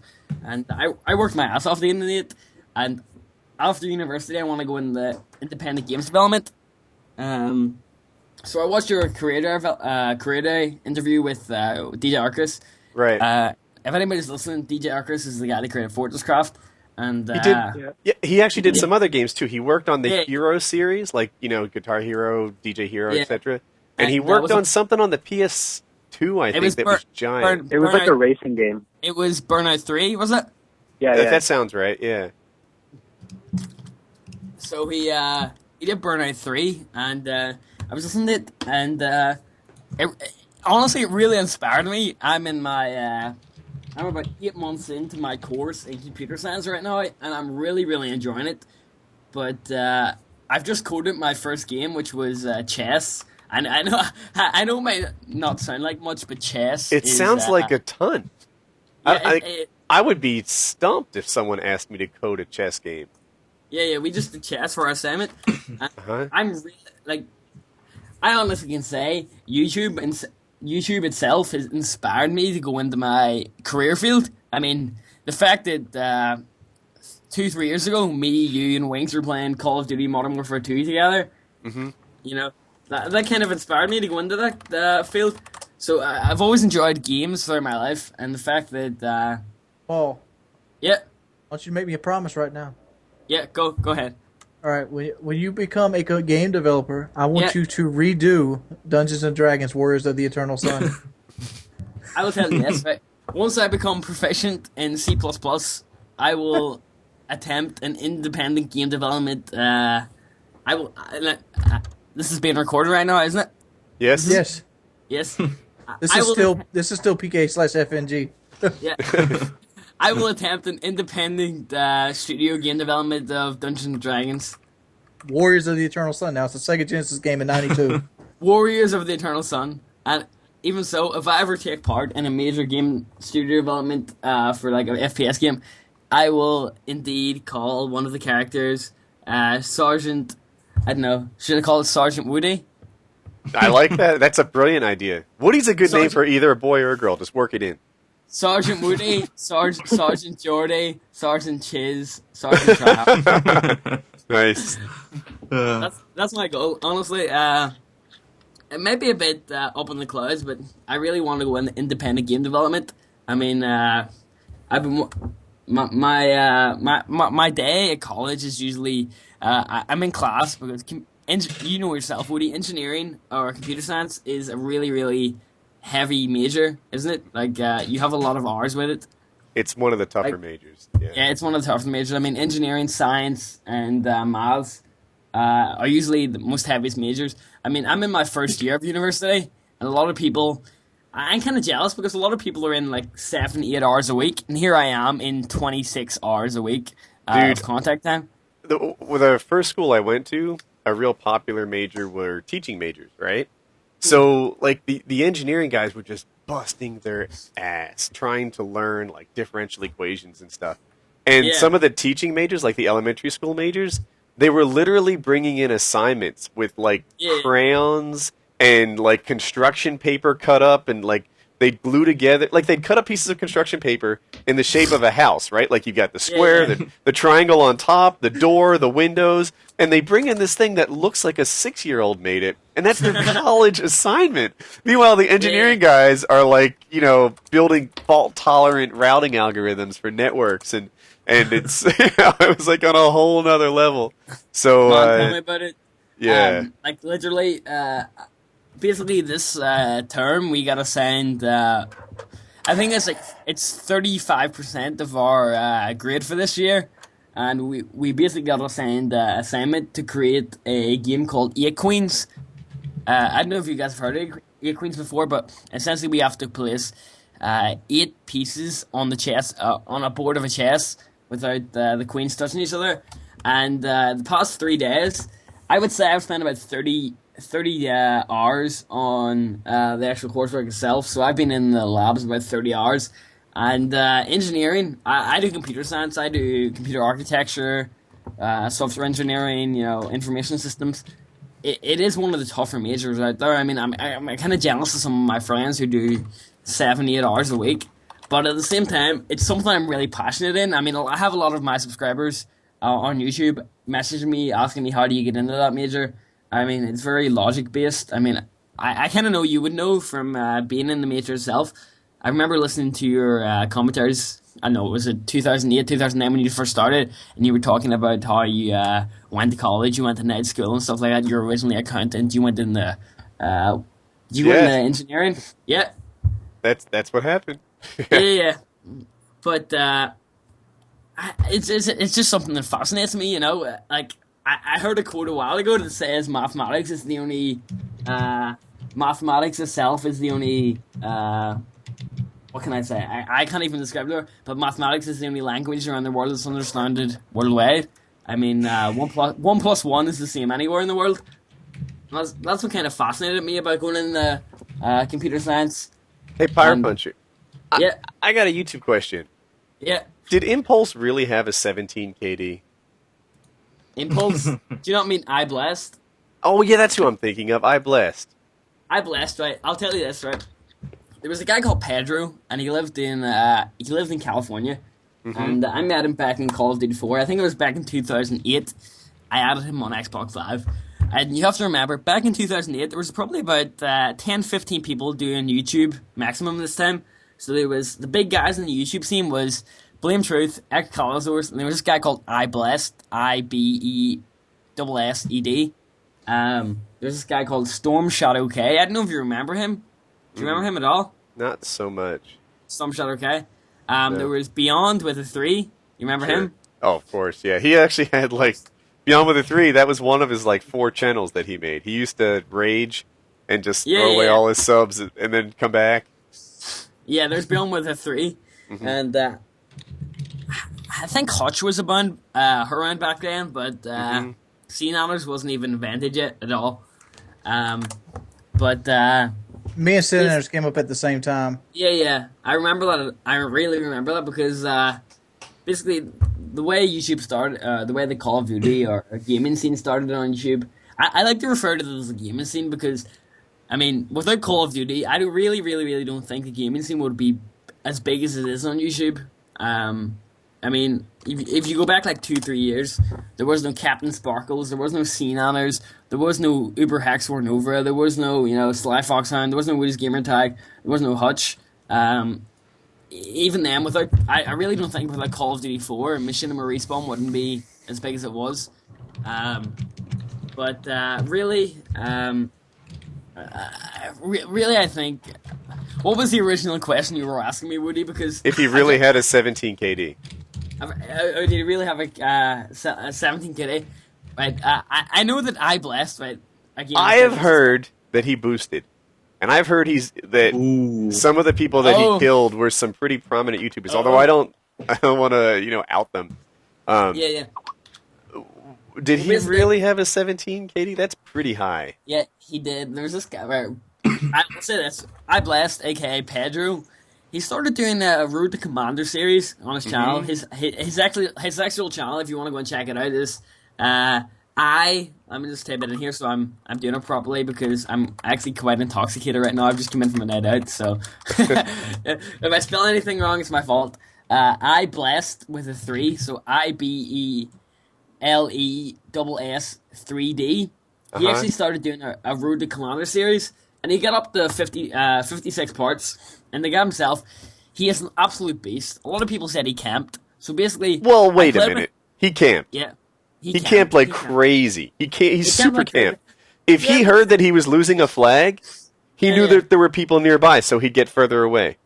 Yeah, but the thing is, I will admit, he did not care about the objective at all. He did not give a fuck. I mean, honestly, if his team was losing from like 1 to 1999, he would not care. But he held, on his main account, he held an 8.3 KD on Call of Duty 4. It came to Modern Warfare 2, he had a 14 KD. I checked his KD on Modern Warfare 3, I think it was about 2-3 months ago, and it was 9.7. The guy is an absolute beast, but the thing is, if it comes to anything bar Team Deathmatch, he does not play the objective at all. He camps, he sits there, abuses the kill streaks. I love Pedro as much as the next person, but I can honestly say he does not play the objective at all. Yeah, so like there's two sides of it. One, his gameplay wasn't my cup of tea, right? Because like I remember on COD 4, what's the map? Vacant. He would sit there. I think it's ADOM that had like this square thing. He would sit there on the edge of the map, head glitching off the like concrete square towards the warehouse all game. Yeah. All game, he'd never move. He just head glitched off that thing. He made sure no one ever came close to him, and he'd sit there with an LMG doing his thing. Like, he was crazy not playing the objective, not even near where the action is. Vacant is a map that can have some really entertaining gameplay. Or you can stay in the grass head glitching all day long, and that's what he did. On the other hand, I'm pretty sure that if I started a new account, ignored the objective, and just played for KD, it wouldn't be 12. It wouldn't be 12. Heck, I'm not sure I could pull a 5. You know, it's I'm tough. about to say, dude, 5 is fucking tough. Yeah. 12 is unheard of. Exactly. You know, like a lot of guys think like, oh yeah, I'd be great. No. Try it. I can try my ass off. I best I can do is like a 4.5, 4.3. Wings, let's make a 6-man team go play Black Ops, Demolition. We can all pull I can in there. bust a 15, 16. Yeah, exactly, dude. That game mode's easy. It's gonna work. I'm talking about like Modern Warfare 3. I feel like right now I'm the best Modern Warfare player I've ever been, and I'm holding like a 3.2 or something like that. You change your playstyle though. I've seen you change. I have changed it mainly because people bitch about it. Like, if yeah. it was me, I'd have a little bit higher. I'd probably be in a 5 range. Dude, you don't know how many deaths I've taken because I'm a YouTuber. 1, I use crappy weapons. 2, I can't stay still. When I didn't play for videos, you know, when I didn't post my stuff online, I would stay in a room if I felt like staying in a room. If the action was coming to Bravo and I had a good spot on it, that was my spot. F you. Like, here's where I'm going. I would advance map control so slowly. Now, because people want, you know, action-oriented stuff, I take more risks than I would if it wasn't because if there the slow wasn't for push YouTube. is the correct way to do it. Like what he used to do. Yeah. You know that's you're using the worst gun in the game, trying to get a gameplay with it, and you're like, God, why can't I use this ACR? And that's something I'm torn on now. Like, I don't know. I just got a KSG gameplay today, which I was really happy about. But that gun is terrible. Yeah, it is terrible. Can I ask you guys, like, a serious question? Like, personally, I know Wings plays Call of... Wings, will you admit this much? You play... I think you've admitted it on your channel before, but you play Call of Duty for the views? Yeah? Yes.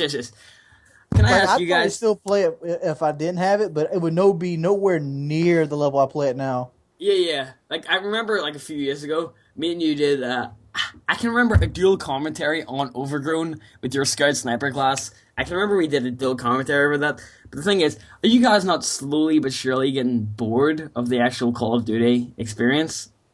Yeah, I actually Black Ops revitalized it for a while. But like Modern Warfare 3 just killed it. It's like I don't even want to play this fucking game. I think we're not doing it right. I think, back in the day, I was playing with a full man party of, just real friends that we played with all the time. Yeah. And I kind of stopped playing with them because I would go 20 and 10 the whole night, right?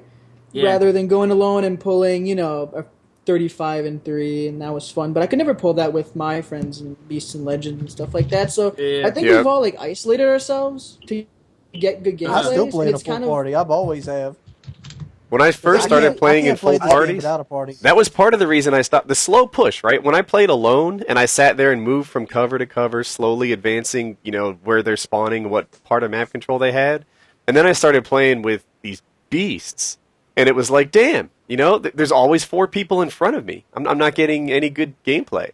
So I had to learn to rush a lot harder than I did before. As for Paul's question, PyroPuncher's question, am I getting tired of COD? Like, I don't have the same, new love of it that I did back in COD 4. I used to sit there and daydream about, the game and wish that I was back on it. And it's not there, but I still don't have any other games I'd rather play. It's my favorite Xbox game, Modern Warfare 3. It really is. You see, the thing is, I remember a few years ago when I just got introduced to COD. I mean, I was in my last year of high school, I would say. My last year of middle school, I would say. And every night used to be me and everybody, every boy, essentially, in my year on it. And we used to always party up, in 8, and we used to play Ground War. And I used to be really, really bad at Call of Duty. I mean, if you go back and look at my kill-death ratio in Call of Duty 4, I think it's 1.2. I mean, everybody was... If you look at everybody's first Call of Duty game, you'll look at their kill-death ratio and you'll see that it's absolutely rubbish. Yeah. I mean, Woody, I think your kill-death ratio is the same as mine on Call of Duty 4. It probably is. You inspired me, right?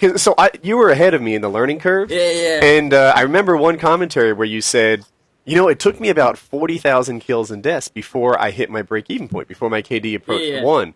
And you were pulling these games where you went 50 kills and 3 deaths or something. And I was like, if I can hit a 1 KD somewhere around 40,000, then I'll be on the same growth curve as the mighty PyroPuncher. It was a goal of mine. So carry on. This may sound like the most depressing thing ever and the most pessimistic thing, but I used to really look up to Blame Truth, Anthony, and Excalibur's Bruce, and I used to stay up until 4 in the morning to play with Anthony and Blame Truth, Anthony Blame Truth, and Bruce Excalibur's. So I mean, they invited me to their party. This is kind of how I got started on YouTube. Back then they had I think Blame Truth had 3,000 subscribers. Excalibur's, aka Bruce, had about 2,000 subscribers. I stayed up until 4 a.m. school nights, played with them, and I saw these guys going I know they had these really beast games. They went 30-2. By today's standards, 30-2 is a pretty average score. That's the baseline game now. Yeah. That's the baseline. Anything below if you go 30-5, you'll get these bunch of kids screaming, horrible score. I go with that every day. But I was so demotivated when I saw them, my idols. I idolized these guys. I mean, I watched every single one of their gameplays. I analyzed every single minute of them. I saw these guys who were getting 2-1, 1-1, and even negative kill death ratios, and I was like, what is this? I don't understand this at all. Oh, same thing with me. I remember I wanted my whole reason, and you guys, this a couple times tonight. I wanted to play with guys like Hutch and Blame Truth and whatever. That's why I started a YouTube channel, so I could be in their circle of, I don't know, peers. That was my the ultimate goal. And I played with Hutch a couple times before I had started my YouTube channel, and I thought, man, if Hutch was on my team, I'd never lose. Right? This guy can freaking quickscope in COD 4 and get 40 kills and 2 deaths all the time. And then I played with him, and he was strong, right? but his scores were oftentimes like 28 and 9.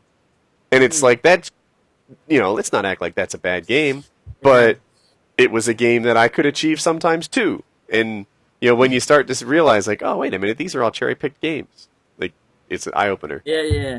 You think, nowadays, like, I really don't mean to sound big-headed here, but I'm kind of like annoyed at the fact that people don't know who, people don't know who the Blame Truth is, people don't know who the Excaliburs is, and I guess it's kind of, it's probably just me being, really, really selfish and big-headed, but, those were the guys who I looked up to, Hutch, Blame Truth, and Excaliburs. They were like the three godfathers of Call of Duty. I mean, without those guys, I guarantee, like, the majority of us really wouldn't be where we are today. I mean, Woody Wings, myself, Kyle, all those guys got their foundations, they got their boost off Call of Duty 4, and really, Blame Truth, Excaliburs, they're the godfathers. I didn't even play Call of Duty 4.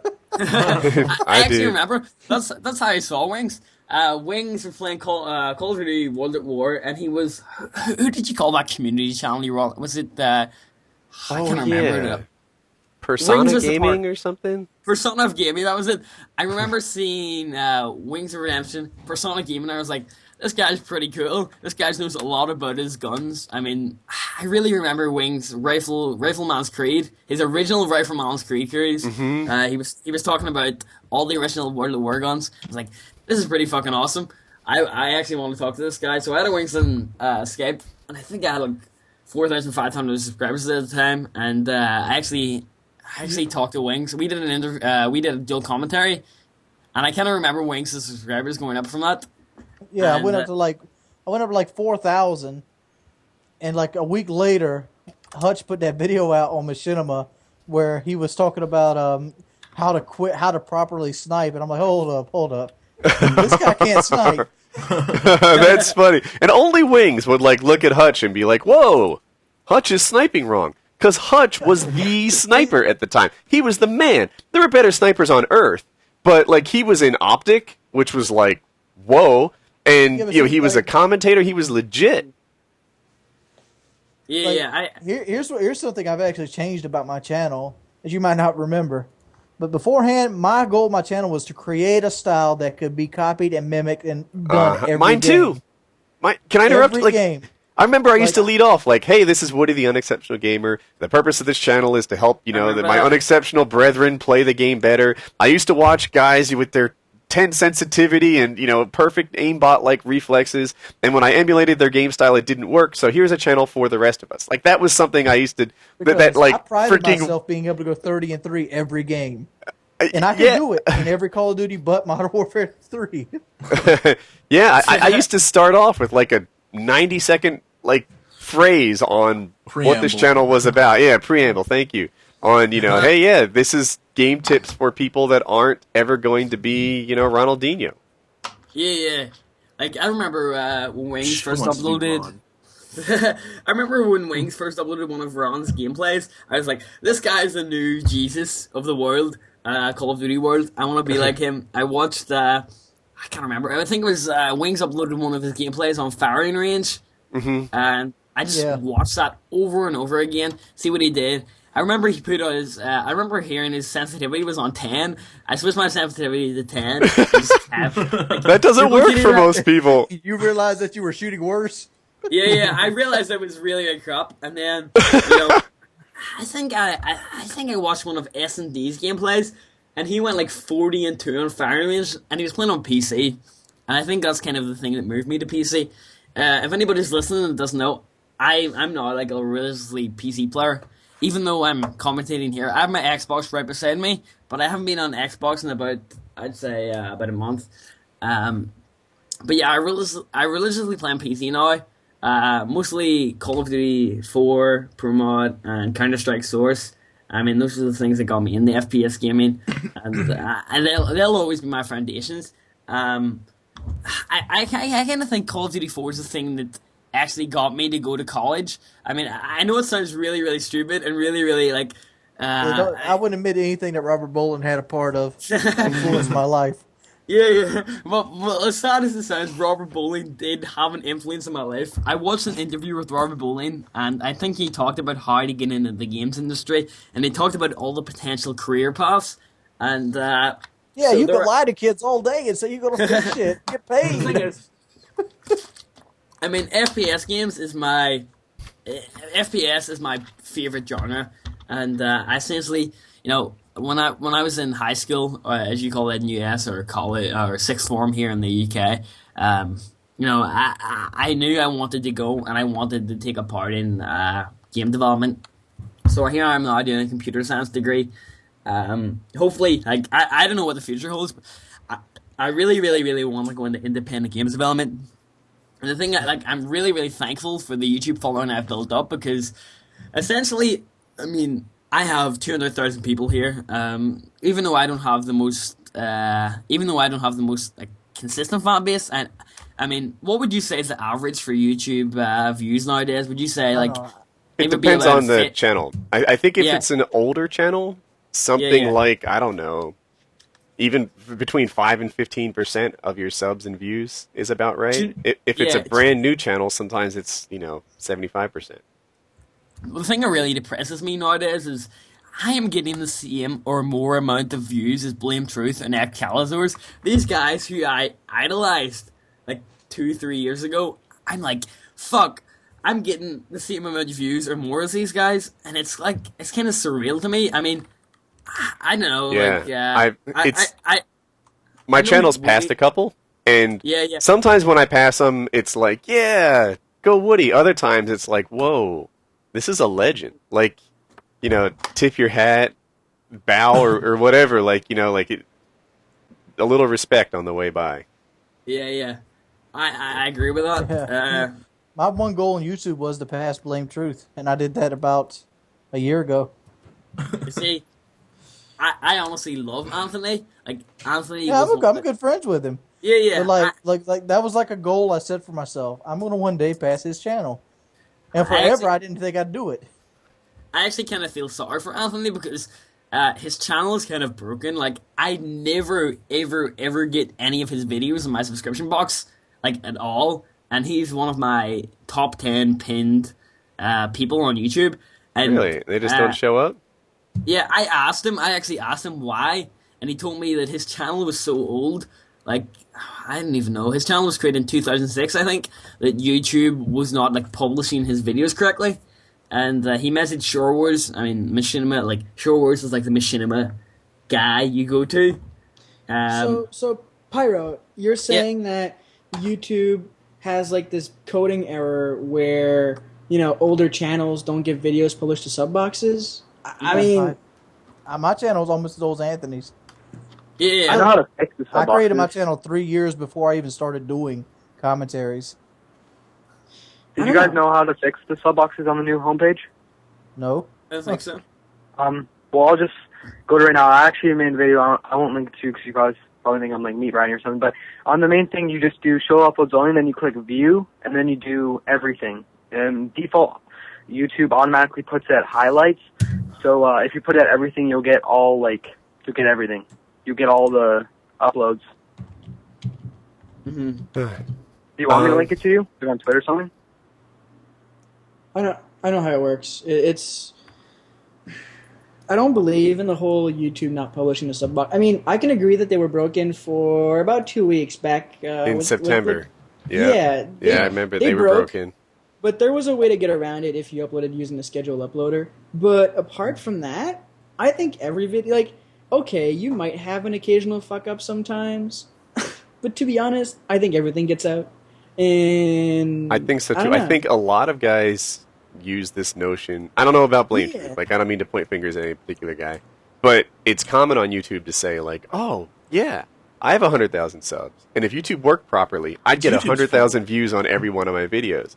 Whereas I look at it and I accept that there are a lot of people who are subbed to me where I am their 9th favorite commentator. They're not unsubbing to me out of hate or whatever, but look, I'm subbed to 30 guys. I'm not everybody's favorite commentator. So maybe they watch, every 5th video or every 10th video of mine.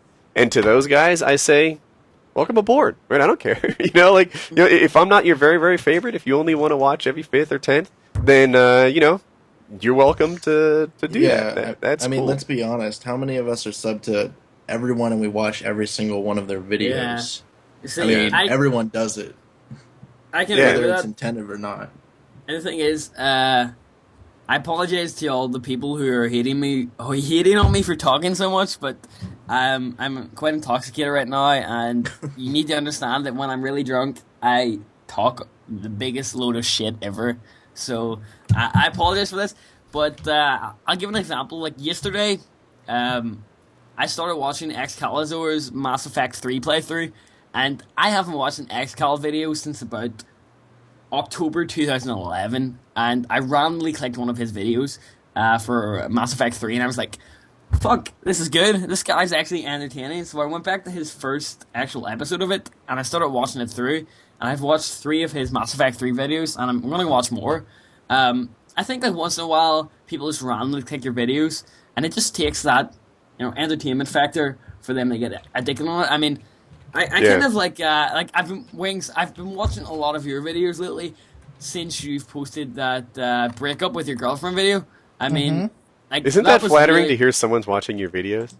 It's like, really, you are? So I'm glad somebody's watching them motherfuckers. Honestly, not honestly. I mean, for a while there, nobody watched my shit, and it was like, what can I do?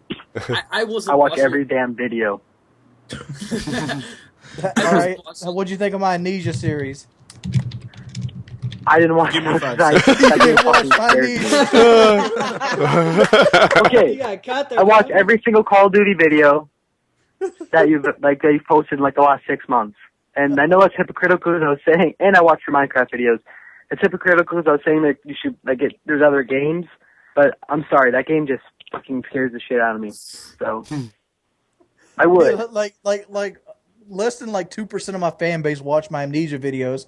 After they get done preaching to me, you can play whatever, I'll watch it. Oh, that's the thing. Taking advice from subs is really tricky, right? Like, there's a part of me that wants to read every comment and do what they say. Like, you see that, you're like, oh, good idea, I'll do it. Heck, if my subs want it, we'll do it. My subs wanted to see Wife Wednesday over my wife's gameplay.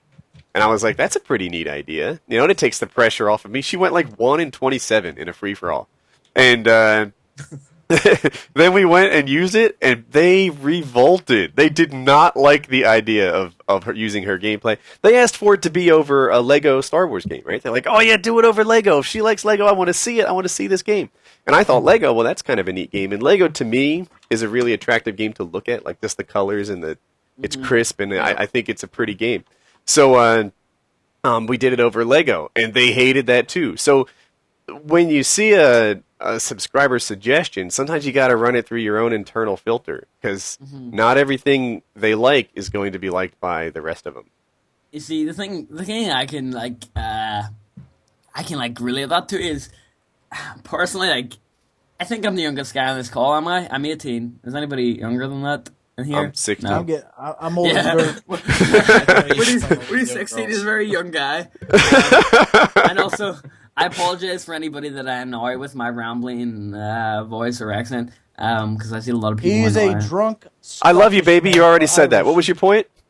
But basically, I think personally, as time goes on, as if you the majority of people in your subscriber base 13 to 18, right? Yeah. Yeah, we covered that. High school and college, I think of as mine. We covered that. But I personally can admit, as time goes on, I can admit that I'm more interested in life story advice than I am in gameplay advice. 3 years ago, I was addicted to Call of Duty. I would listen to every commentary 2-3 times, how to get better in Call of Duty. And I know if any 15, 16-year-old is listening to this right now, they probably can admit, if they see some godlike player, if they see Wings or Woody post a 40-1 gameplay, they will re-watch it over and over again to see what they done. Now that I'm almost turning 19, I find myself watching a lot of life videos. I've watched Wings' breakup video. I've watched Woody's interview with a game developer video 4 or 5 times. kind of to get that life advice video, I kind of think of if I'm moving on in life, I'm kind of shifting my interest in in more relevant topic to my life. I've had a similar shift, but to me, it's not about my age as much as it is about I want to say experience in COD, right? So back in 2007 or 8 or something like that, I was all about, please tell me how you did this magic thing. Now, I have seen so many COD videos, I don't think there's anything you can tell me, and there's very few lines of sight or whatever that I didn't know about. There's no tip you're going to give me that's going to turn me into a different COD player overnight. On the other hand, there's all sorts of other things you can do to entertain me, so I start watching those, and, that's that. So, when COD first comes out, by the way, that's kind of useful. I'll watch other people doing quick tips, I'll watch guys doing, whatever, I like that a lot. But, at this point in COD's life cycle, which is to say, whatever, we're 4 or 5 years in, and we're in March, by now, it's not about, hey, did you know that when you hold a Semtex, you don't necessarily have to throw it, but with a frag you do? I know. I've known that for years. I'm done with your, obvious advice videos. It's time to do something else. Woody. If you put a satchel charge under a tank, it'll blow up in one. The thing is, did you know if you put the satchel charges on the ground near the tank, they do more damage than putting them on the tank? Actually, I didn't know that. Yeah, I wasn't a huge World at War guy. Now but, you know. But people always ask me that when they see me blow tanks up. Yeah. It's like, hey, did you know if it's a wide open map like Village, assault rifles are really effective? And if it's a tight map like Dome, shotguns and SMGs are good? Yeah, I did know that, asshole. I knew that the day the game came out. That's not helpful at all. And but see, we're getting down to the basic tips. Here's the tips I want to hear. I see a godlike player. I want to know his pattern for shooting weapons. What's your timing sequence? What's the best way? What's the best timing on the weapon to get the best recoil out of the weapon with what proficiency?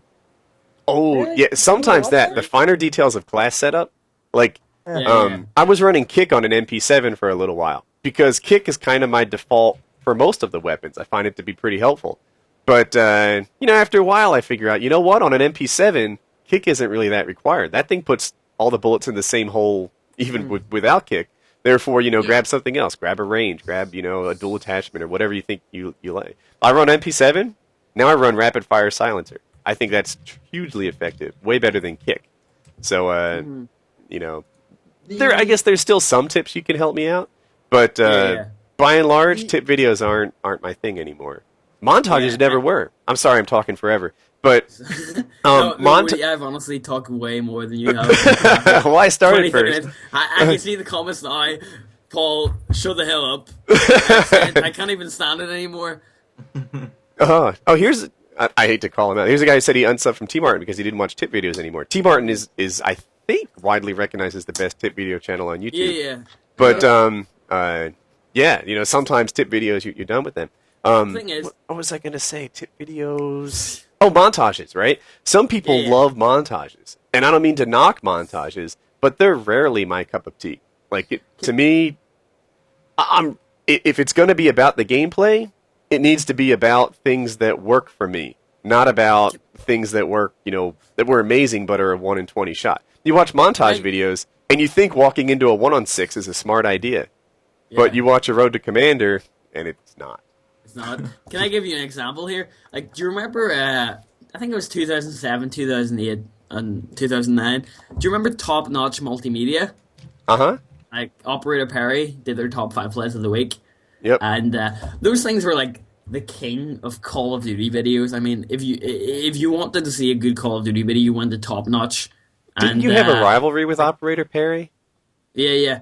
Yeah, I remember that. But now if you look at Top Notch Multimedia, I mean, they're dead. Nobody goes to that anymore. Montages have died out. I'm thinking to myself, when is the period the commentaries going to die out? I mean, montages were that for 2-3 years. Do you think there's going to be a time on YouTube when commentaries I doubt commentaries are going to die out. Yeah. I don't actually. I'm with Wings. I don't think commentary is going to die out. But you know what I think will die out?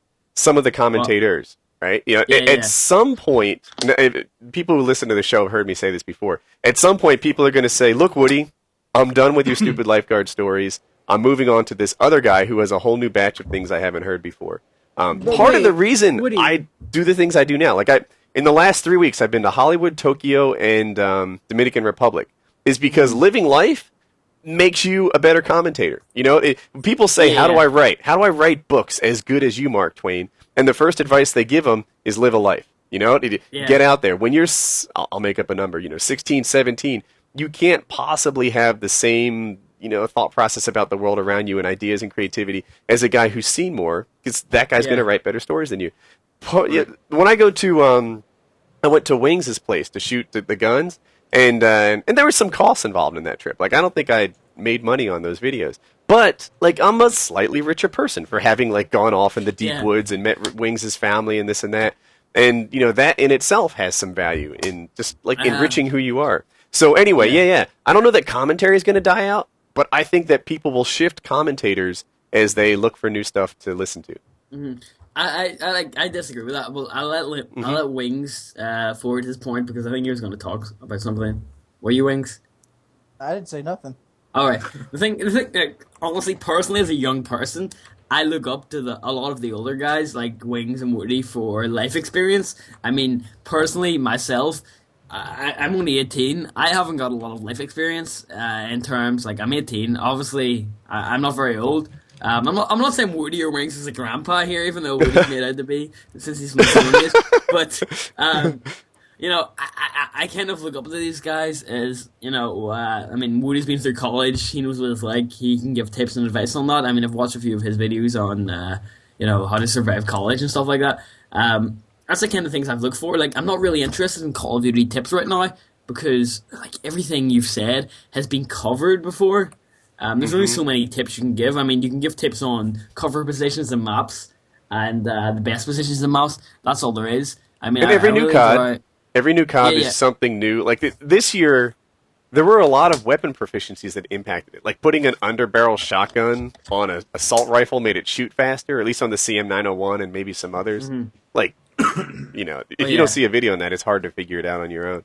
But by March, it's something new. Yeah, I mean, after like a few months of the game's release, there's nothing we can really talk about life stories. And I can tell this because, I mean, my brother has started doing commentaries. My brother's 16 years old. I can't even remember. I'm sorry. Percy. Yeah, Pierce, man. Pierce, you love Pierce. He used to spam me. Dude, what I love is the relationship between Paul and Pierce. That's always been my favorite. One of my favorite things on YouTube. So Paul, the PyroPuncher, the guy on the call with us, is the older brother, and he is always like. I remember you uploaded videos of him sniping, like on Nuketown, getting his butt handed to him. You would just like commentate like all the stupid things he did, like, oh my god, he actually got a kill, and it was funny. It was dissecting Pierce 95. That was the video title. I saw that. It was actually one of the parodies on one of your videos. So I just dissected every death he got. But honestly, to any up and coming commentators, like, I really do not mean to sound like an asshole here, but personally, from my perspective, I don't like listen to a younger commentator, and I know it sounds very, very, very, very. I know I don't like it either. I just don't like their voice. I have a theory on it.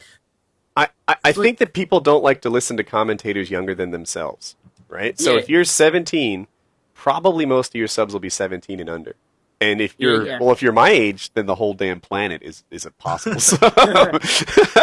But I think by and large, people don't like either life stories or to be taught by people younger than them. How to do things, Yeah, and I think that'd also be true like this. If it were real life, right? If you were just standing there working on a car with some guy, and even though that guy was really bright, if he was 13 years old, you'd have a preference for some guy who was 21 teaching you the same thing. Mm-hmm. The thing is, I would, X-Jaws is younger than me. If you guys don't know X-Jaws, type on YouTube X-Jaws. X-Jaws is about 6-7 months younger than me. And honestly, I'm fascinated by his commentaries. The thing is, It's because X-Jaws is out there. X-Jaws is going to Dancing with the Stars. X-Jaws is going halfway across the country every week. It's just life stories itself I'm fascinated by. You know, it's not just... X-Jaws also vibes older than he really is. Yeah, like, I mean, you know, he's one of the most mature people I've met. You know, he doesn't seem 17, 18. He seems way older than he is. Yeah, I agree. So does Whiteboy to me. Like, when I think of Whiteboy, I think of him as... Like, most of the bigger YouTube commentators are in their, like, late 20s. Like, that's where Hutch is. That's where C-Nanners is. The Wings is in his mid-20s. I think Kyle's in his mid or late 20s, too. That's kind of the... like Kyle's a month younger than I am. Okay, all right. So you guys are both in your mid-20s. But that, like, mid to late... Like, Onslaught's in his late 20s. People don't realize it, you know? They think everyone's 17 years old in this business. But the truth is, most of the bigger guys are mid to late 20s. That's where they kind of coalesce. And I completely lost. I think it's the of voice thought. more than the age. Like, I like a deep, appealing voice. Oh, really? I'm going to switch mics. God damn it. Like for me, I can listen to a 13-year-old, but that 13-year-old better be fucking Mozart on the fucking better be game. Xbox Ahoy behind the mic. Honestly, I think if I didn't have my accent, I would not be as popular as I am at all. You know, you need to have a point. Like half the people in the world hate my accent. They think it's the most dire thing ever. Like, I think it's the ugliest thing they've ever heard. And then my wife would the be in the other half.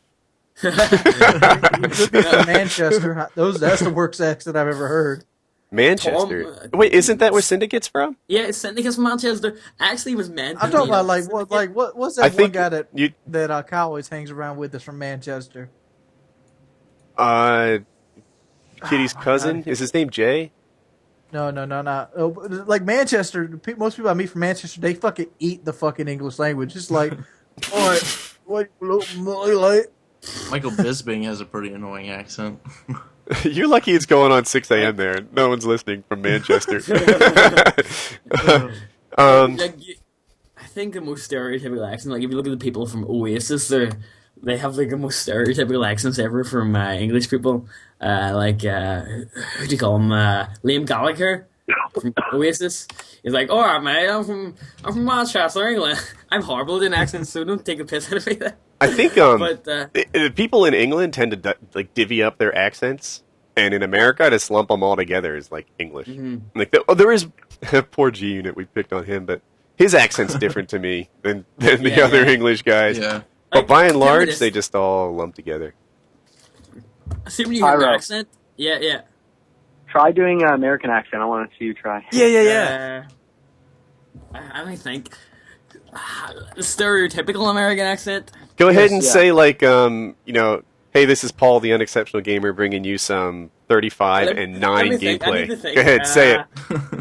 Oh man, this is so hard. No, change the score to 21 and 6. Get Let me think of. See, I'm thinking of like the stereotypical, skater American civilian. He's like, "Hey, dude, I'll probably do that." Okay, let me think. So what am I saying? Hey, this is Paul. Right. Take a piss. That wasn't bad. All right, take a piss. Go ahead. You can say anything you want. I just gave you some lines because people like what do I say? I think. Go ahead. Open a commentary. This is Paul, the Unexceptional Gamer, and I'm playing some Team Deathmatch on Overgrown here. I'm going 21-6. That was horrible, wasn't it? It could have been worse. Stoned surfer. Yeah, there was a little stoner in there, but he mostly got every American. The stereotypical the American accent is like this typical, skater dude. You know what the bad thing is? Yeah. I would never fucking surf because of a shark, but I'm the first man to want to kill an alligator. They're saying I look stoned I get that I look stoned in my streams way too often. I don't smoke pot. And I've been here with you guys for the last 5 hours. Why do you think I'm stoned? No, wait. You went away to get an energy drink. Yeah, you went to... But I have the energy drink with me. Mr. I Tryhard's place. I bet we took a few joints then. Gamma, that's what I took. Right here, baby. Personally, when I'm in college, the drug scene is very, very big here. I know I'm not even meant to be saying this, and I won't mention anybody, but the drug scene is very big here. Like the majority of colleges I've been to. I tell you something that's really big in England. Yeah. You ever see England Hoarders? You guys are like to take the cake. Hoarders? What is an England hoarder?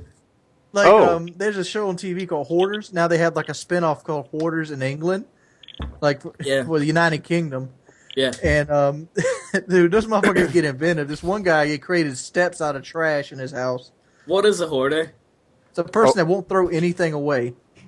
Their houses become complete dumps. They look like dumpsters. Never live like that. Yeah. There's a program here in the UK called Gypsy Wedding, and basically it focuses on gypsies, and gypsies are basically travelers, and the majority of them are Irish. Hoarders and are way worse than gypsies. I'm not a gypsy, by the way, for anybody that actually makes the assumption that I am. Man, I wish Whiteboy were still here. All this gypsy talk. Basically, they did a documentary on gypsy weddings. And I think last week they did a documentary on a gypsy fight, and basically the entire pride of the clan, of the gypsy clan, is like placed on this physical fight, and it's so weird because they seem like they're back in the Stone Age, and like a physical fight is the ultimate pride test for these clans. Like I think if you search on the YouTube gypsy fight, I actually saw this a while ago. Gypsy fight, yeah. Gypsy fight on the YouTube, you'll see two Irish gypsies having a fight. It's so like, I don't know. I really don't know how people are still living like that. I mean, I was talking this about a friend tonight. Why is it that males who are strong, like, what do you guys think? Let me tell you something about fist fights and stuff, Pyro. Yeah. Fighting generally doesn't solve anything. All fighting generally gives you the answer to is who can punch the other person out. Hey, did you see my T-shirt? Yeah. It says fighting solves everything. It's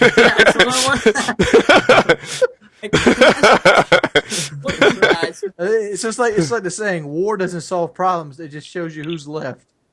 What do you guys think that is like equals power? What on earth equals power? Is it physical strength? Is it money? Is it intelligence?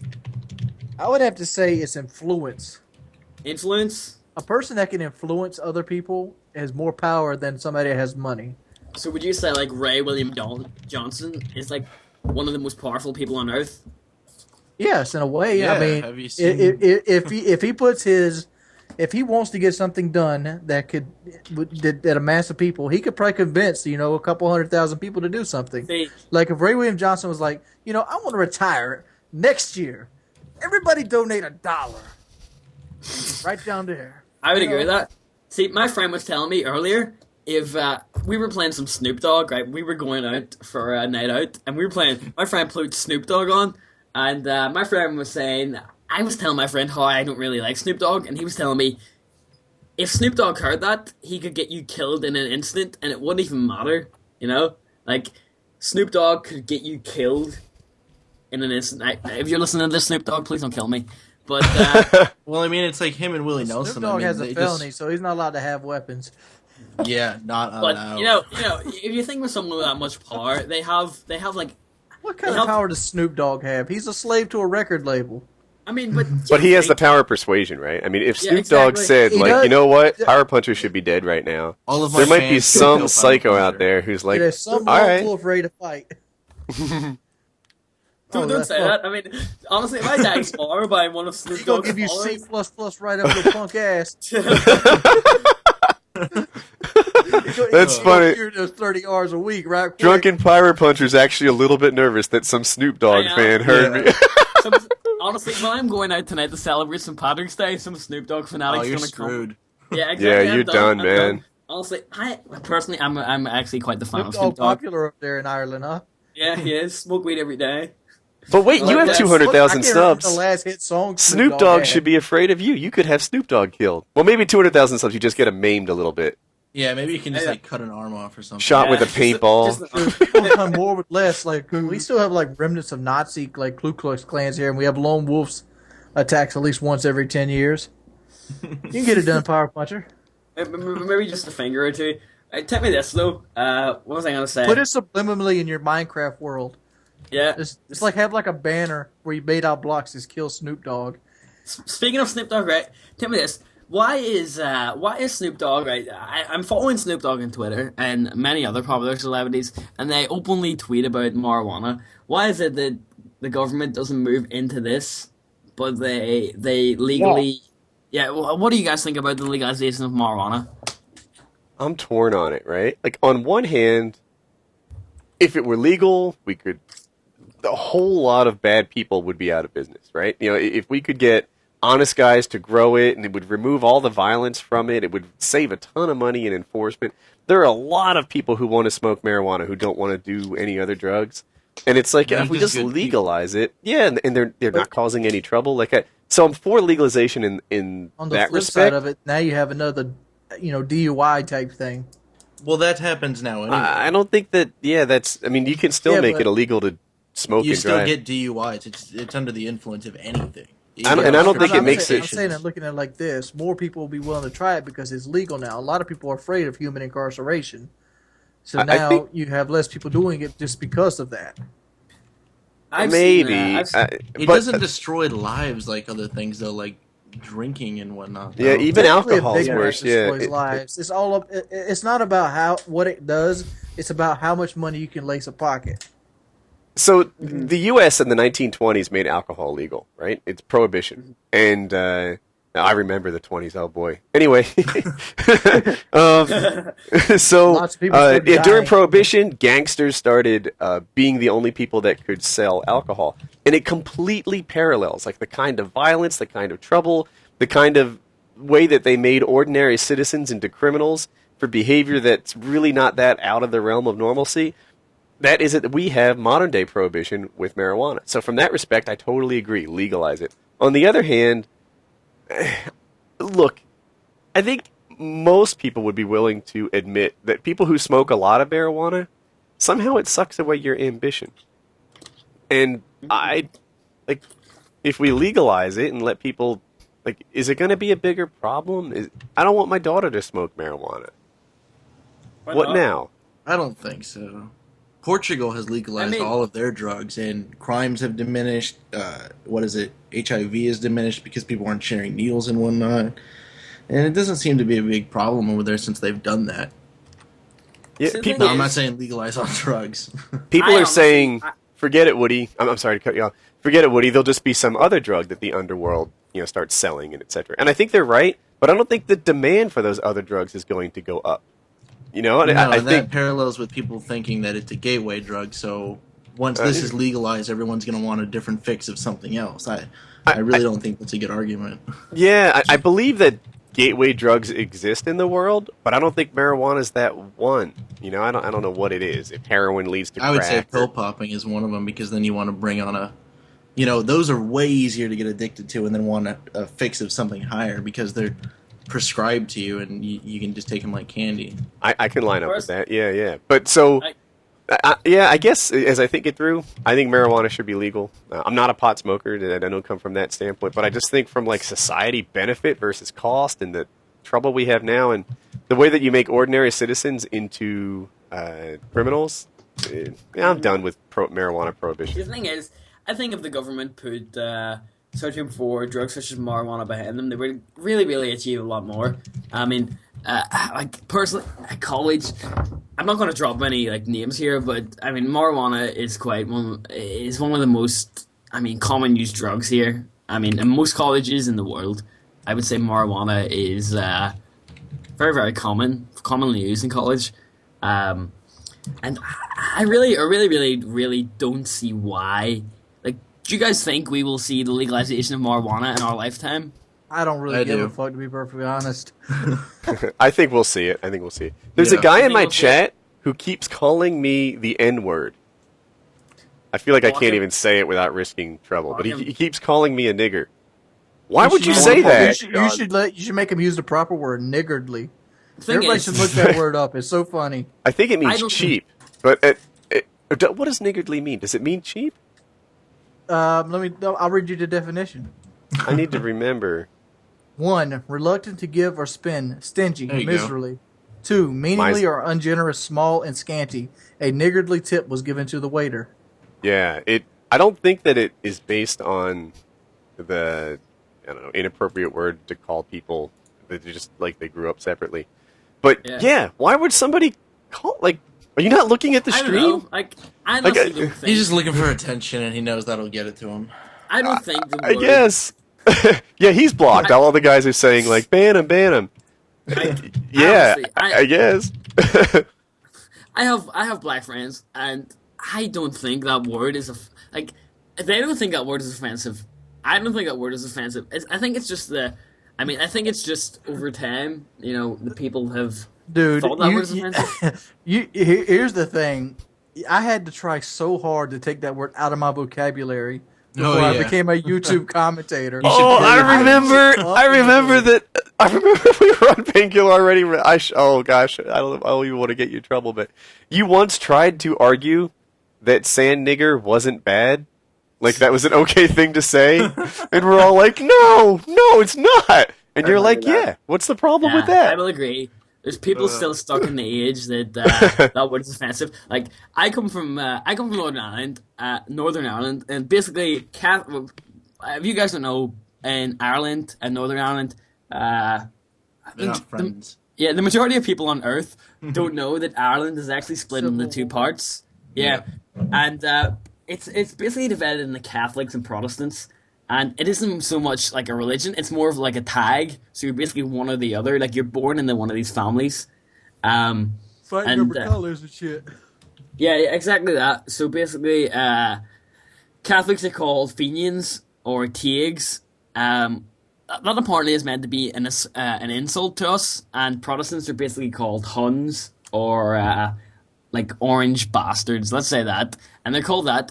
And I do not take offense to that at all. Like, if someone was being sectarian, which is basically the version of racism in Ireland, if someone called me a Fenian, I'm Catholic, by the way. I was raised in a Catholic family. I'm not religious at all, but I mean, in Ireland, it's a tag to me. I cannot get away from that tag. If I go back to Ireland, I live in a Catholic area. I'm called, a Catholic, even though I don't even practice that religion at all. I'm called a Fenian or a Taig. If I was going out... Does anyone take offense to those things? Like, if your neighbors, would they be bothered being called a Fenian?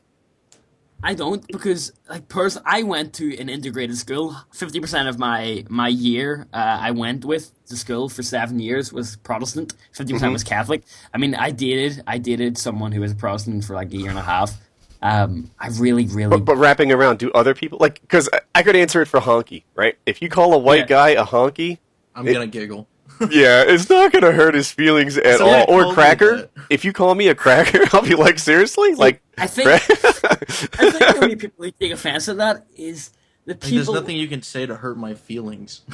Yeah, exactly. I think the people who take offense at that are the people who are stuck in the people who are looking for something to kick off against. I mean, if I was to call someone like a Hun, basically a Hun's a word for Protestant, if I was to go to the most deadliest, Protestant area in all of Ireland and call someone a Hun, they would kick off immediately, because the fact is, they were brought up in the most hardcore community there is. Basically, they take Hun as an offense. But personally, if someone called me a Fenian or a Taig, basically that's the word, like an insult for Catholic, I would not care at all. I mean, I think it's because I went to an integrated school. We've covered that, but other people do take offense to it.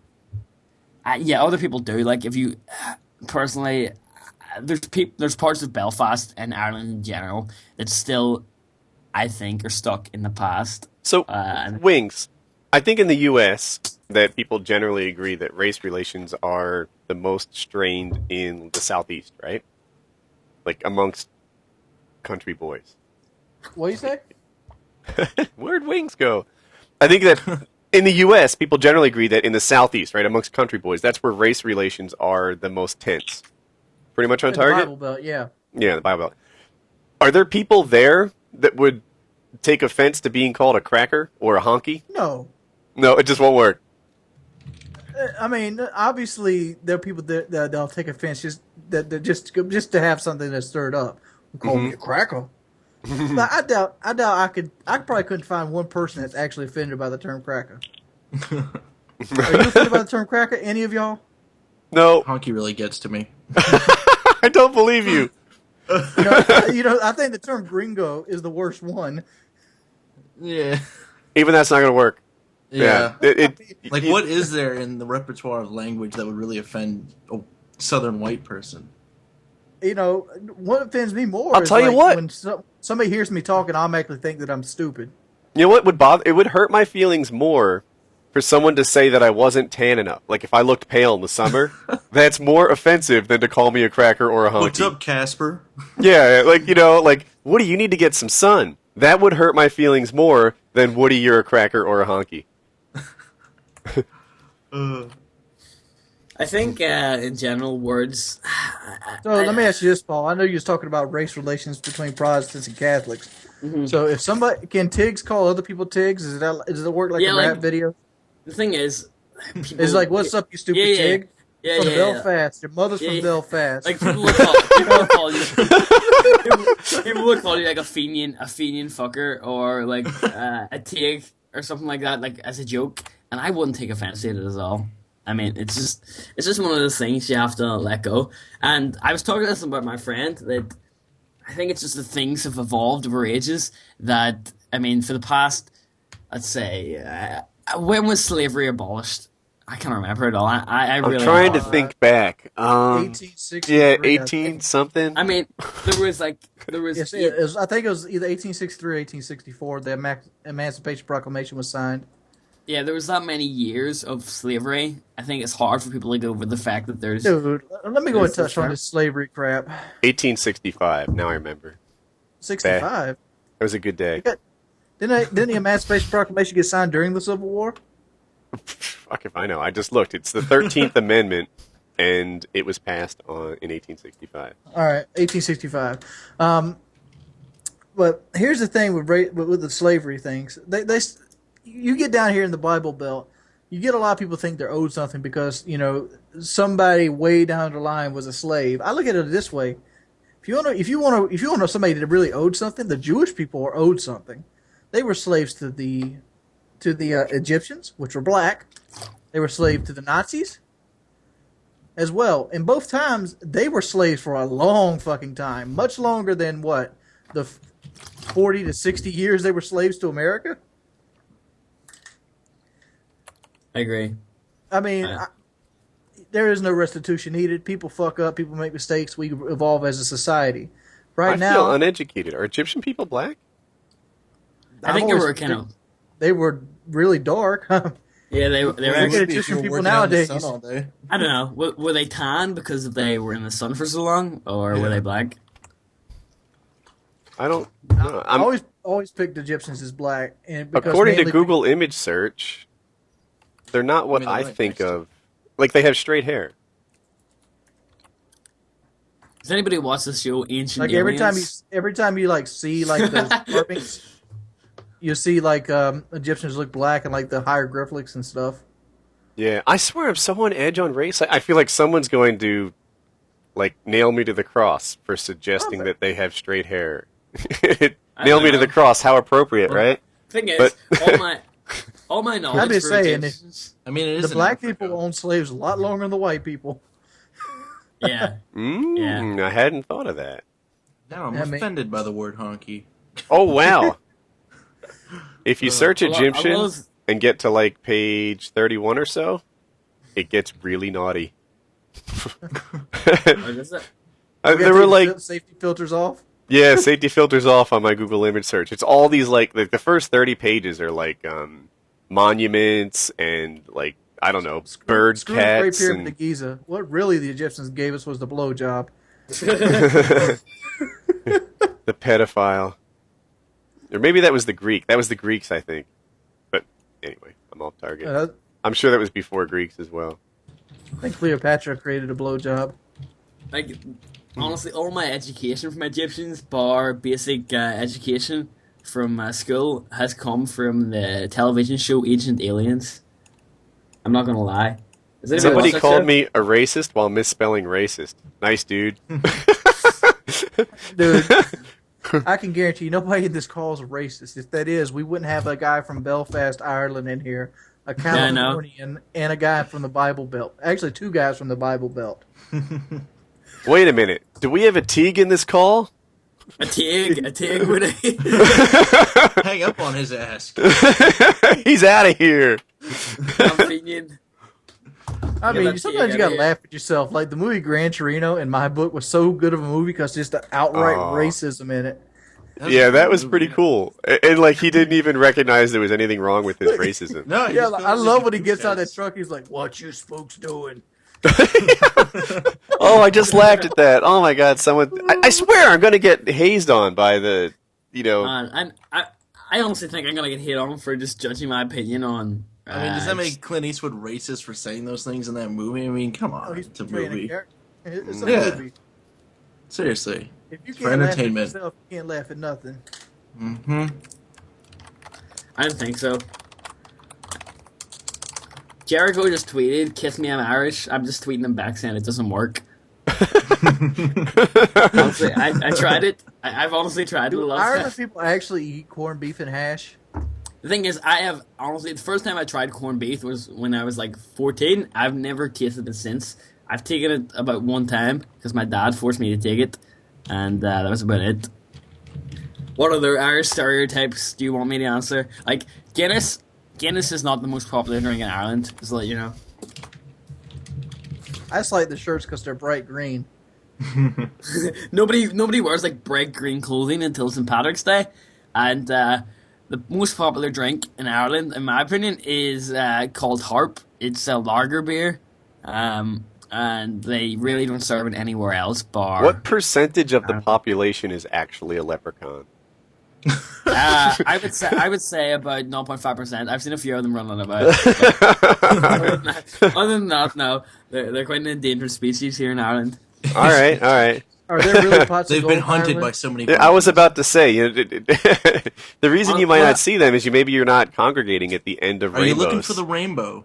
No, when I was younger, I actually used to follow a rainbow until I the thing is. There is these things called peace walls in Ireland, and they separate communities because apparently the government don't trust us enough to live together, Protestants and Catholics. Yeah, honestly, it's like separating people based on their religion. Even though I'm not religious, the majority of people I know aren't religious. But so where do atheist people go? I'm atheist. It's where you're born, essentially. I mean, if you're an atheist, you can't be a TIG, can you? Well, people call me a TIG. You call yourself a TIG and you're atheist. God I call myself a TIG and I'm atheist. That seems contradictory. You lack commitment as a TIG. It's almost, own your heritage, Paul. The thing is, my heritage is fucked up because my granddad. What would they call like a Southern Free Will Baptist? No, you're either a TIG or a Hun in Ireland. Well, I'm not a Catholic or a Protestant. Dude, I grew up a Southern Free Will Baptist until I could actually think for myself. That Kony guy is a meme now. Like they're I know.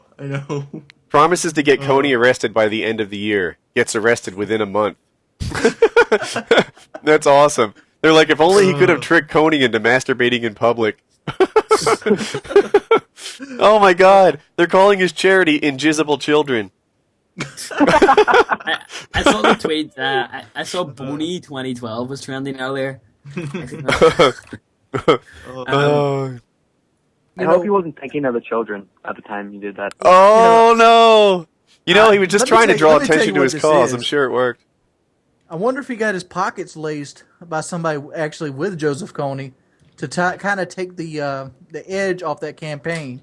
Like more people are going to talk about him jerking off on some cars than Joseph Kony in the next month.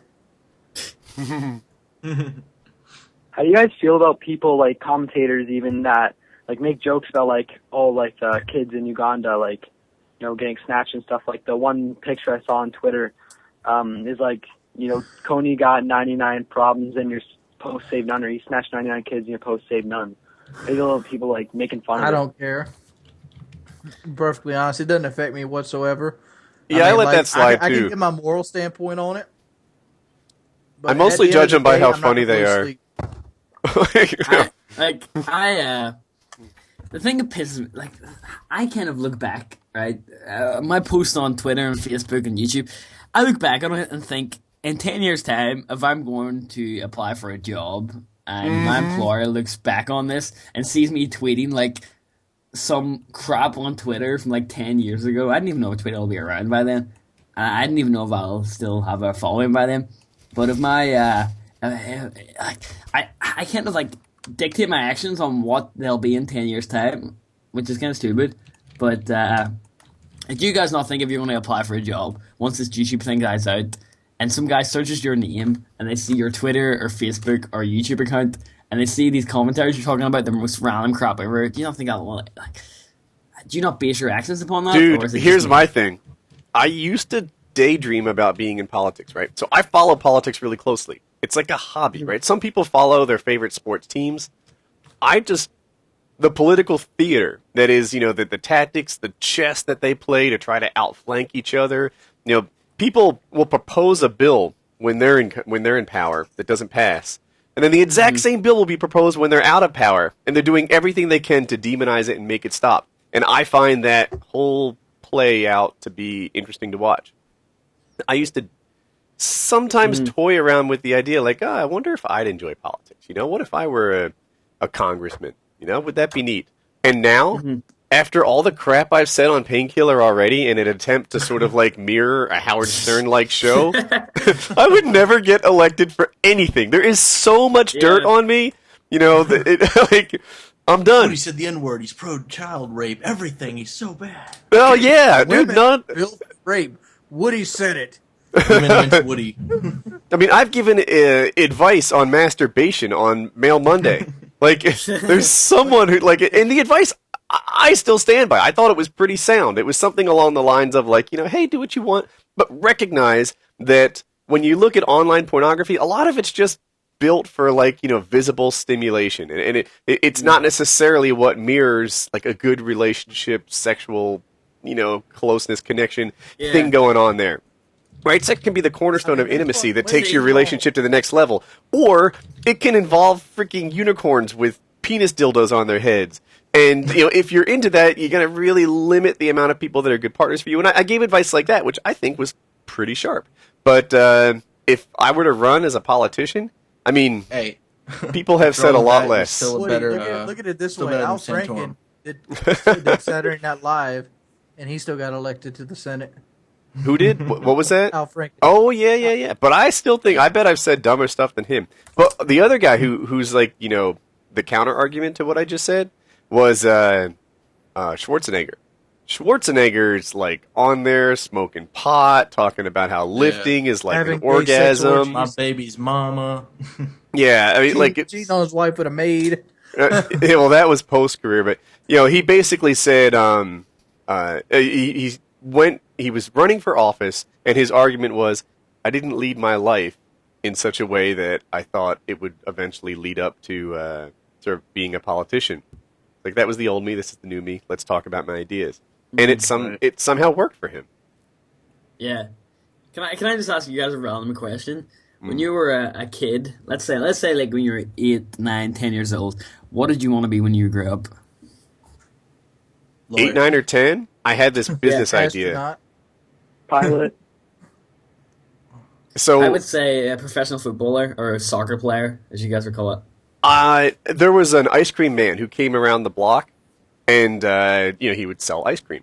And I had this idea that if you took the ice cream and infused it with like bubbles, almost carbonated ice cream, but you know, like little air, kind of like a lighter, it would be fun to eat. It would pop in your mouth. It would be like ice cream plus like plus. Pop Rocks and ice cream?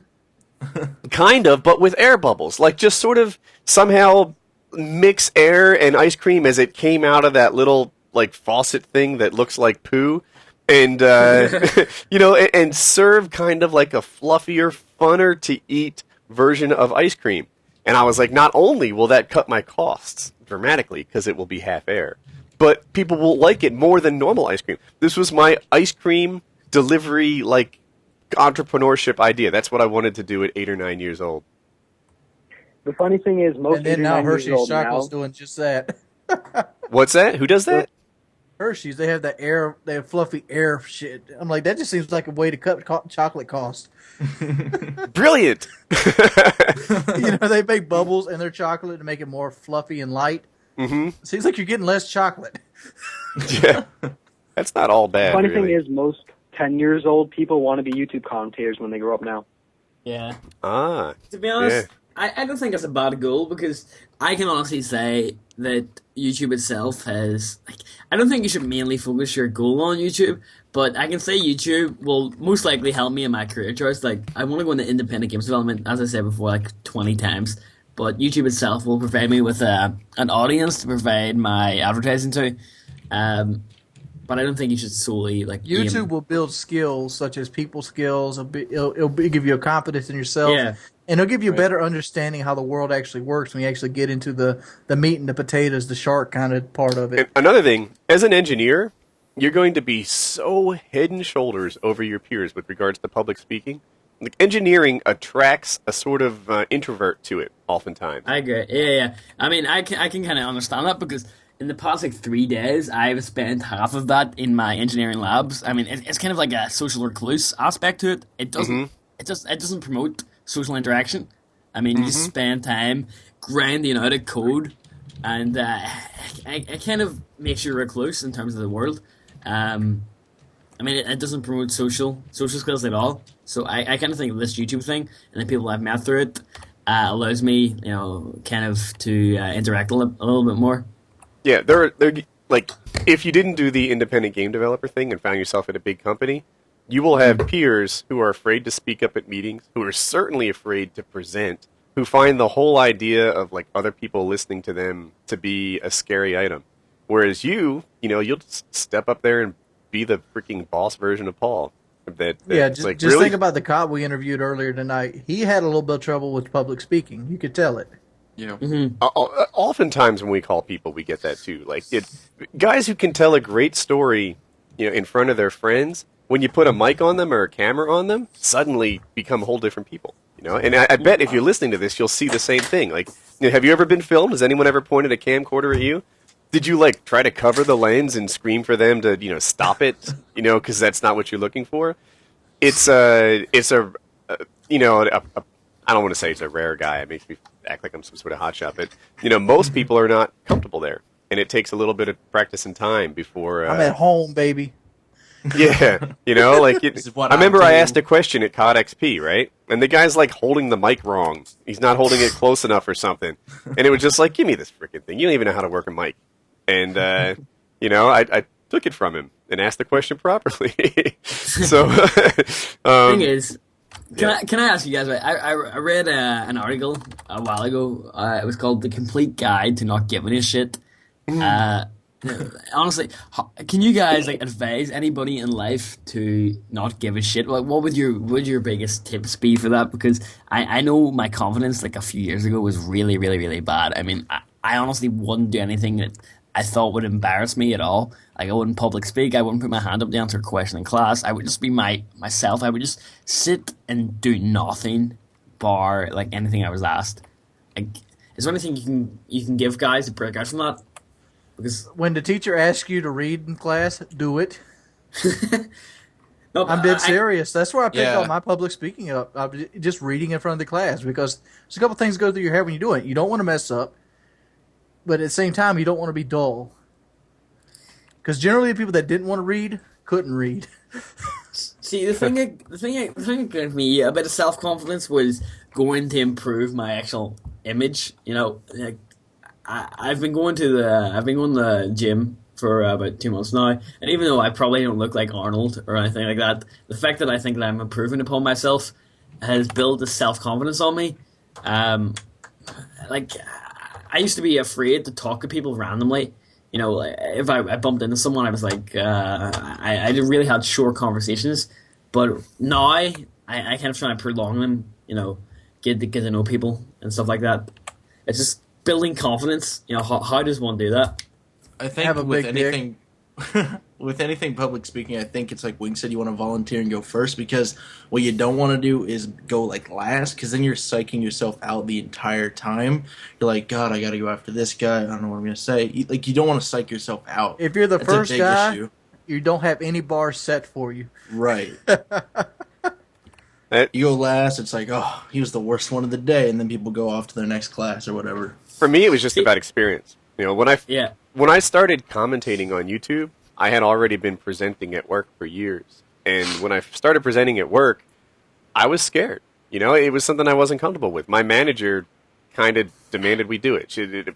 I was working on this technology that she wanted to take off throughout the rest of IT, and I was the expert on it. And she's like, you need to tell other people about this if we're going to be successful. So I did it. And they were like dual comms. Like I had another engineer with me, and we worked out our routine. We spent a lot of time on it. And it was so well received that it made me want to do more and more of it. And before long, you know, I just wasn't scared at all. And like at work, I was recognized as one of the, you know, best presenters in IT. Now I'm in IT, right? If I was in sales, it might be a whole higher bar. But, you know, that was one of my strengths. And that'll be one of your strengths too. See, personally, myself, I kind of like hesitate on aspects in life because I'm afraid of being judged, you know? Even though these people who I would never interact with again in my life, I'm kind of afraid of being judged by them, and it's kind of hard because I don't know how not to give a shit, you know? I don't know how to understand that these people will never matter to me in my life. I mean, I will never see these people again. I just know how to get that past my head, you know? It's kind of stupid, but it's just something that's meant. It was something my mother told me. She's like, you know that with maturity comes that lack of embarrassment. That, you know, feeling that other people are judging you and caring about what they say. And at the time, I was like 17, and it almost offended me. Like, what? No, I'm mature.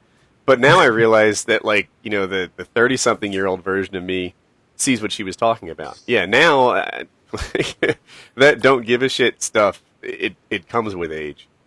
Wing, someone in my chat, or the comments on my video, said that they have a lisp and they want to become a YouTube commentator. Will people still watch them? What would you tell them? It all depends on the tone of their voice. Like, a lisp isn't really that bad of a thing. Like, you can actually use it to your advantage. Like, Paul uses his accent to his advantage. A lisp could be like a defining trait. As long as you have a deeper tone to your voice, at least for me, that's what I look for. Actually, I think you're right, and that wasn't my answer before you said it. Like, I think you're right. I was going to say no. You know, I was going to say I think that people have a hard time overlooking that, and it's not like it's a bad thing. It's just like having an SD gameplay channel. You know, like, if you're not HD, you're not invited to the party. But now that I think about it some more, like, if a lisp was the only thing wrong, and you had interesting things to say, and you had, you know, good gameplay, and you had, you know, like a deeper voice, like you said, yeah, I think he'd power right through it. If he's 14 or 13 with a lisp, I think he's going to struggle. How do you guys feel about, like, how do you think YouTube's going to go down with, like, the new consoles? Like all the bigger guys are going to switch over, but, like, how is it going to, like, work? Like, are people not going to want to watch people on the, like, 360, or, like... Interesting. I'm going to have one of the first consoles, so this ain't going to be for me. I'll do a road to Xbox 720 trying to, you know. We're going to be trying to get it out of GameStop employees' hands before they're on the market. Exactly. I'll be offering them fresh hookers and old salsa, or vice versa. that's where your guys' channel excel, because I think there's more console gamers in the market right now than PC gamers. I mean, I switched to PC about a year and a half ago, and I have my Xbox sitting right beside me, but I haven't logged on in a while. I mean, I only log on for Netflix, and it's basically just the glorified Netflix and DVD player. Mm-hmm. But in terms of console, I think you guys will benefit the most from it. I mean, with everything, you get a surge of viewers. I mean, with Call of Duty Modern Warfare 3, you got a huge increase in views in terms of videos and content and stuff like that. And with with the Xbox 720, do you guys know when it's released? Is it next year or? Yeah, it'll probably be Christmas of 2013. The other chance of it though is that it split to your viewer base, right? Like if I start posting, I'll make it up, like Modern Warfare 4 stuff, and it's all for the new console, then is that it? Like Modern Warfare 4 might be a release title, a launch title for the Xbox 720. Yeah. And are there going to be a lot of people who are on the 360 for the next 2 years? But do you think the Call of Duty series will be the big hit in the next console generation? Do you not think there'll be I think it overtakes it? No, I agree with you. I think that there's going to be something that takes advantage of the new platform. Like, there's so much legacy code in Call of Duty. I think that something else is going to come along and bump it. What can the new console really do? Like, I understand faster stuff, but HD is HD, right? Yeah, I don't know. Let me jump in this. I was playing Modern Warfare 3 today, and I was so frustrated with the lack of what I call player pop. Right, guys are freaking invisible against the background. And I don't know why Modern Warfare 3 got the idea that all this smoke and dust coming off everywhere was smart. It's stupid. It's really bad. It's really bad. I agree. But the thing is, if the next console comes along, and all of a sudden it feels like you got eyeglasses for the first time, like, oh my gosh, this whole world is sharper. I had no idea what I was missing. I think, what is the default render rate on? Is it 540? Upscaled to 1080? It's like 580p or something upscaled to 720. Yeah. So if this thing comes along and all the games go from 580p to 1080p, which is almost double, people are going to automatically be like, oh my god, I had no idea what I was missing. And the Xbox 360 and the PS3, I'm going to call them about equivalent in terms of processing power. The iPad 3 is more powerful than your Xbox is now. It has more memory, it has a better CPU in it. This thing is done. I'm ready for a new console today. I think that someone's going to come along who takes advantage of it in a way that, whatever COD legacy code has a hard time converting to, and that'll be the hot game. It's what happened to Halo, I think. Yeah, I agree with that. Have you guys seen the trailer for the new FPS mech combat game called Hawken? It was on Machinima. Yeah. Hawken looks awesome. I think something like that is going to be the king of the next generation. I know Hawken's getting released this year. If you guys haven't seen this, search Hawken on YouTube. It's basically, imagine Transformers and Call of Duty combined. It's essentially that. And I personally think consoles itself has seen a lot and too much of first-person shooters. If you look at the games market for Xbox and PS3, it's saturated. Probably polysaturated right now with the amount of FPS games on it right now. I think there's room there for a switch up. There needs to be something that causes a change, and I personally think the mech FPS genre is what it's going to become. I personally don't want a change from FPS. I wouldn't mind a change from what I'll call realistic FPS, even though I don't think any of them are realistic, right? You automatically heal in all of them. But if the next one came along and all of a sudden you're a space marine again, or I don't like the Old West guns, but let's pretend that there was an Old West gun where they played like Modern Warfare 3 weapons did. I'd be totally fine with a whole new genre of shooter, but I'm still stuck in shooter land personally. Yeah. I mean, by default, humans are adrenaline junkies. I mean, they want fast-paced gameplay. They want things that go, boom. This is the thing that makes us excited by default. And I think we need something like that. I mean, personally, when I played Call of Duty 4 for the first time, I was absolutely amazed by the fact that we were playing against people, against real people, not computers. Now that networking and connecting to other people has kind of become a standard in terms of Xbox Live Arcade games. Xbox Live and Xbox Live Arcade games has become a standard. I kind of think of the fact that, I don't know, it needs something to switch it up. I mean, what else is there to do? I mean, there's so many FPS games out there right now. What can you kind of give us? Is that adrenaline rush?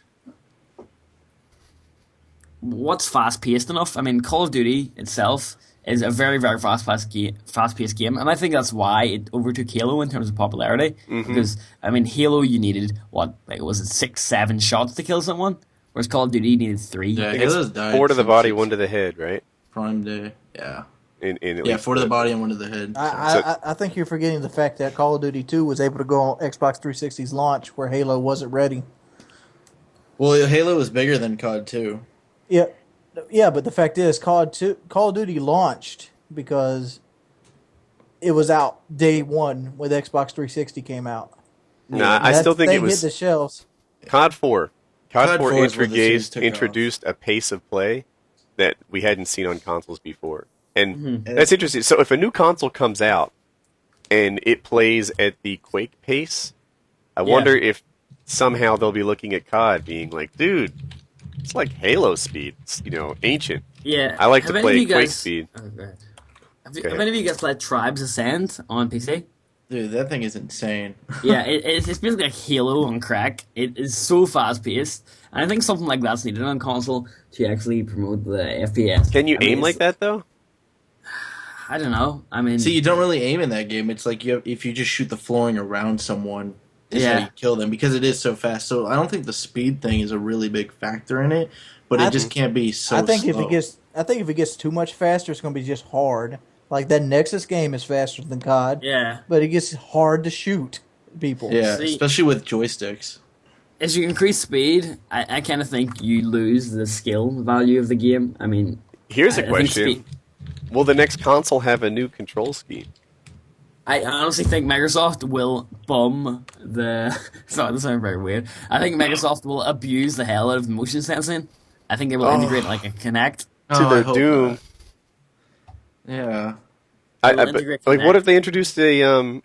I don't want a keyboard and mouse actually, but I want a controller and mouse. I'd be totally down with a controller in one hand and some sort of Wii-like, a Wii-like controller, right? That has like a Yeah. trigger and a button, and then a mouse in my right hand. For the accuracy of a mouse and Honestly, Yeah. like Yeah.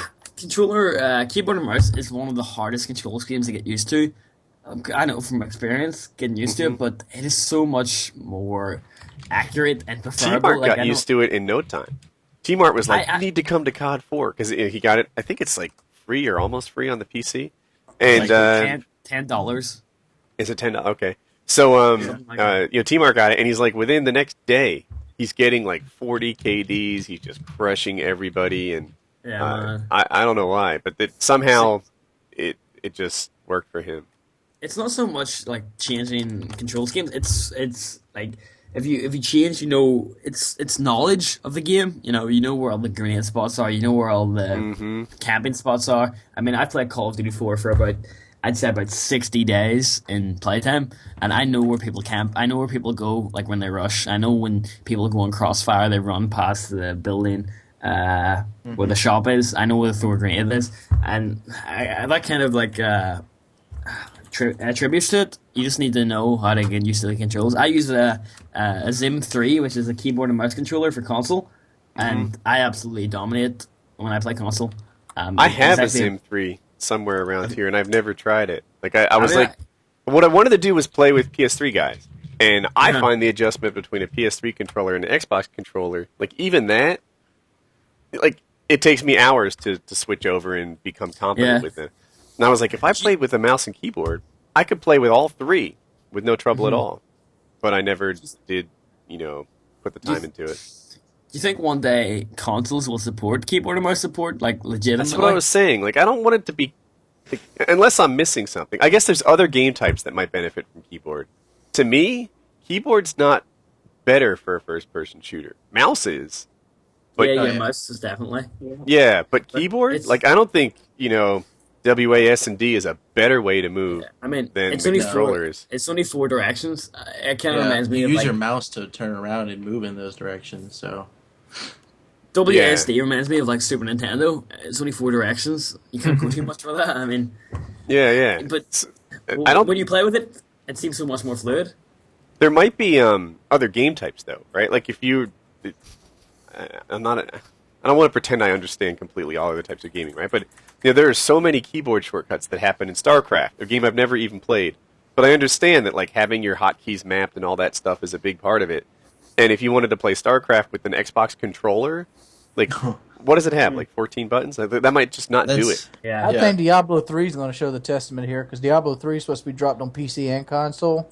And Diablo, I couldn't even imagine playing Diablo 2 on anything but that's PC. why I've never understood RTSs on consoles. Like Halo Wars and Brutal Legend had an RTS element to it. Like it just plays Like wonky. You're so limited.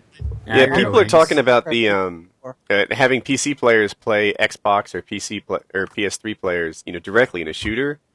Yeah. I think that's unfair. I don't think that knows that. A lot of guys argue that PC players are just like so much smarter and there's so much, their game tactics are at a whole nother level. And I don't buy into that.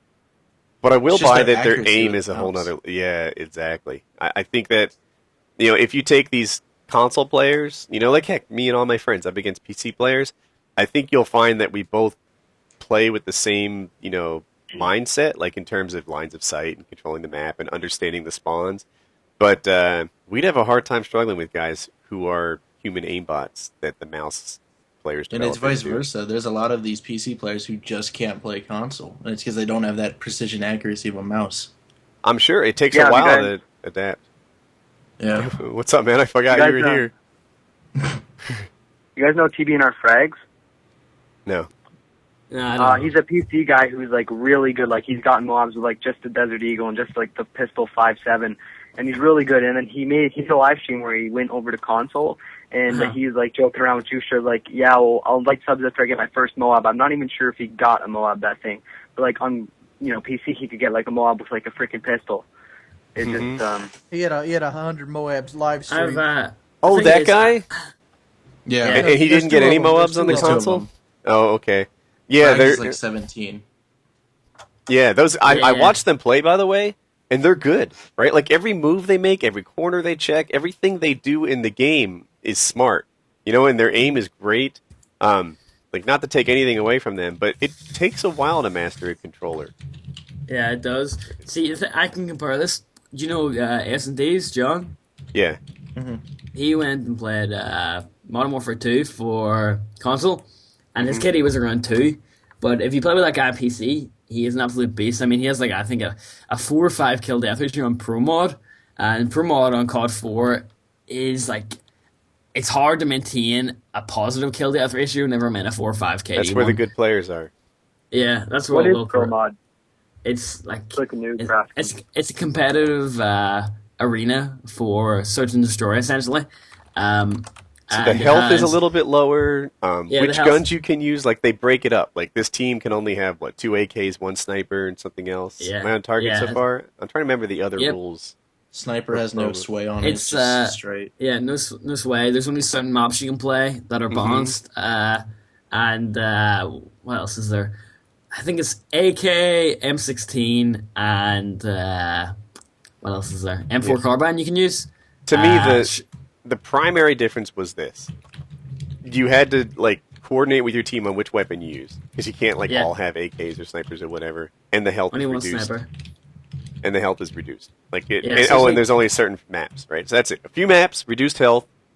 Each team has the same guns, divided between their people, and that's Pro Mod.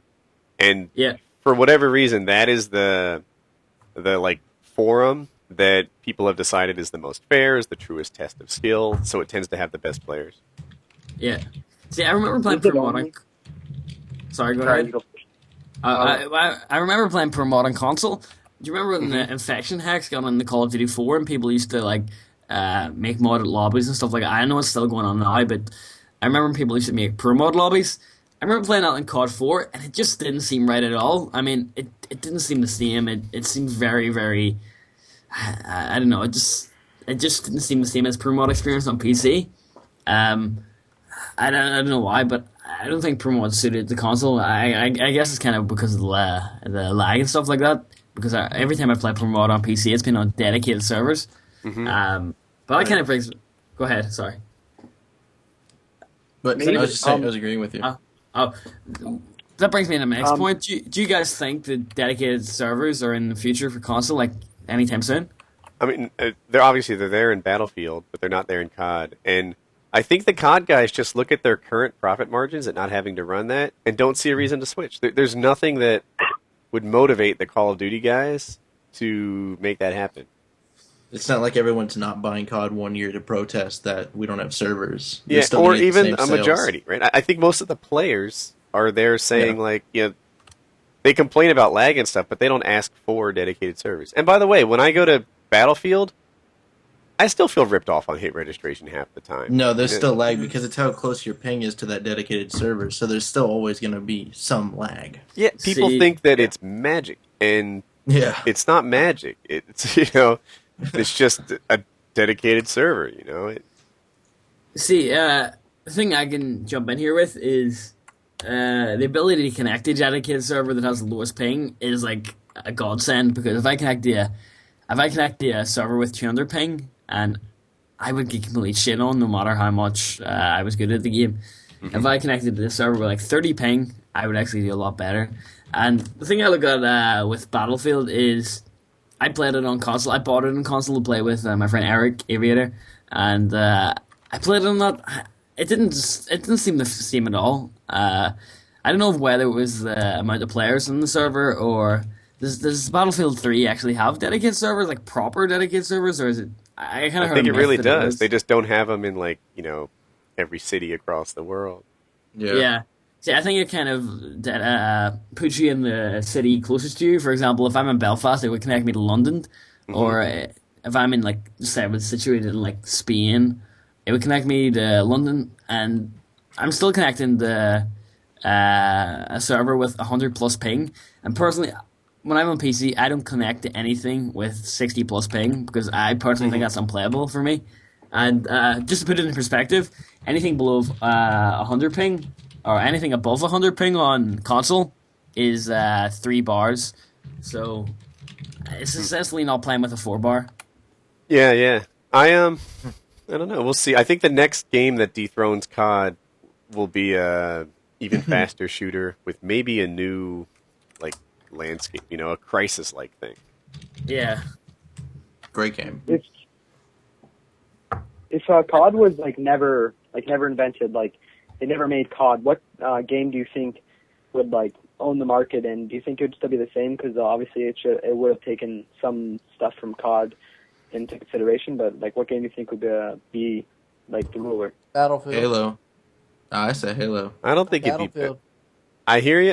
Battlefield's too slow for Halo me. Halo is one maybe. platform.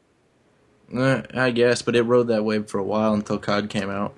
I'd say Halo as well. Yeah, but see, the only reason Halo was big is because it was one of the first pioneer shooters on Xbox. Battlefield ruled the PC world until Call of Duty came out. Personally, I was watching a documentary on how Halo was developed, and I don't think Halo would have been popular at all if they didn't incorporate the multiplayer. And the thing is, the multiplayer in Halo was added as a last-minute adjustment. So, personally, if they didn't add that, I don't think they would be as popular as it was today. Yeah. Multiplayer rules games right now. I mean, you can create look at Mass Effect 3. I mean, they're not a multiplayer for the fact that multiplayer rules games. I love Mass Effect, but the multiplayer was just added on there for a tack on, I mean, it's kind of like a requirement in the industry now, just to tack on one last second. Like BioShock 2 did that, and it wasn't that great. People liked it. XCal liked it a lot.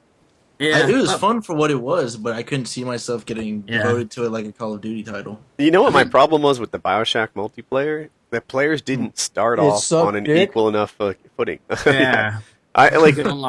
If you play Call of Duty for 30 minutes, maybe less than that, and you're not doing well, it's not your weapon.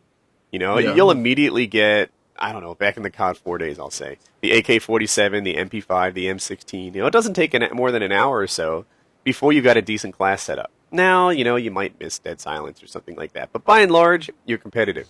With BioShock, it was like the longer you played, the stronger you got. So you're running around with a pistol, and some guy has, Dragon Ball fire launching from his hand with the fully auto machine gun in the other hand, and you're trying to pistol him? Get out of here. It's completely unfair.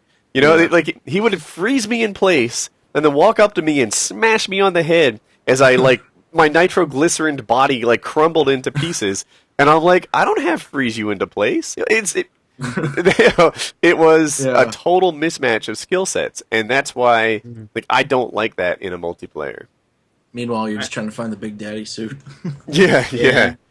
I mean, if you look back at the first multiplayer experience for FPS games, I think it was, I don't know whether it was Wolfenstein 3D or Doom, but it was created by ID Software. I think it was Doom, and that was the thing that really kicked off FPS gaming, multiplayer-wise. Quake. That was in... multiplayer wise. Yeah, you're right. Yeah. But the first thing that the original shooter games, that like 3D shooter, it was Quake. And you guys might not have even been born yet at this time, but Quake came out. It was shareware and it fit on one floppy disk, which was a really big deal, a 1.44 meg floppy disk, and that thing was just unbelievable. Like it was so much better than all the other games in its class. It launched. No, man, that's true. I remember watching a documentary on the actual guys that developed Quake, and It's id Software, right? id Software, yeah. id Software is id Software composed of 4 or 5 guys at first. 4 or 5 guys actually developed Doom. All right, guys, I'm gonna get out of here. You done? Oh, I outlasted Wings. Wings, remember? Wings was like, I can go forever. And I'm like, oh, seriously? I collapsed in my chair. Hours ago. And then I brought out the energy drink, and I win, baby! I win! It happened. Is Wings gone? I think that was it. I'm going to have to go too, but thanks for having me. Wow. I think this is how the show ends. I think we're going to wrap up. But Wings is gone. Wings is gone. I'm looking at him in Skype. He's gone. Wings is gone. Wings is gone. Yeah. Victor. Woohoo! Rudy wins. Yeah, man. Can I say something, please? What's that? I have 2 things to say. Go ahead. And I know I'm going to get to me first, but would you mind if I said my channel name and like what I post? I could really use the help. Go ahead. Okay, thanks. I post Minecraft and Call of Duty custom zombie videos in HD. My YouTube channel is the Noah Zone, no spaces. The Noah Zone, no spaces. And thanks for having me. And my last words will be, fuck Kyle. And he hung up with that. He hung up immediately. That's funny. Poor Kyle. No, I don't. Yeah, right. Poor Kyle. He's probably sleeping on a pile of money right now. Exactly. You know the map? Is it Underground with the buses and it looks like a bomb hit the middle of it? Downturn. Yeah. That's it. It's Downturn. And there's one room that has like pallets of cash. Yes. Yeah. The call out for that is Kyle's room.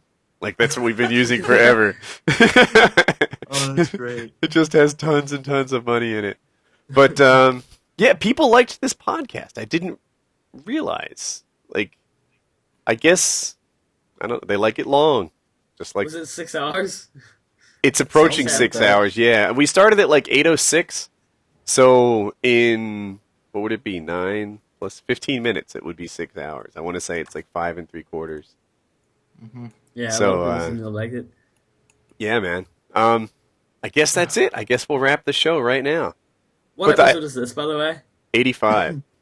85. The last time I was on PKA was like episode 8, I think, or episode 7. Well, so how times have changed. Yeah, man. That is good. I'm glad to have you.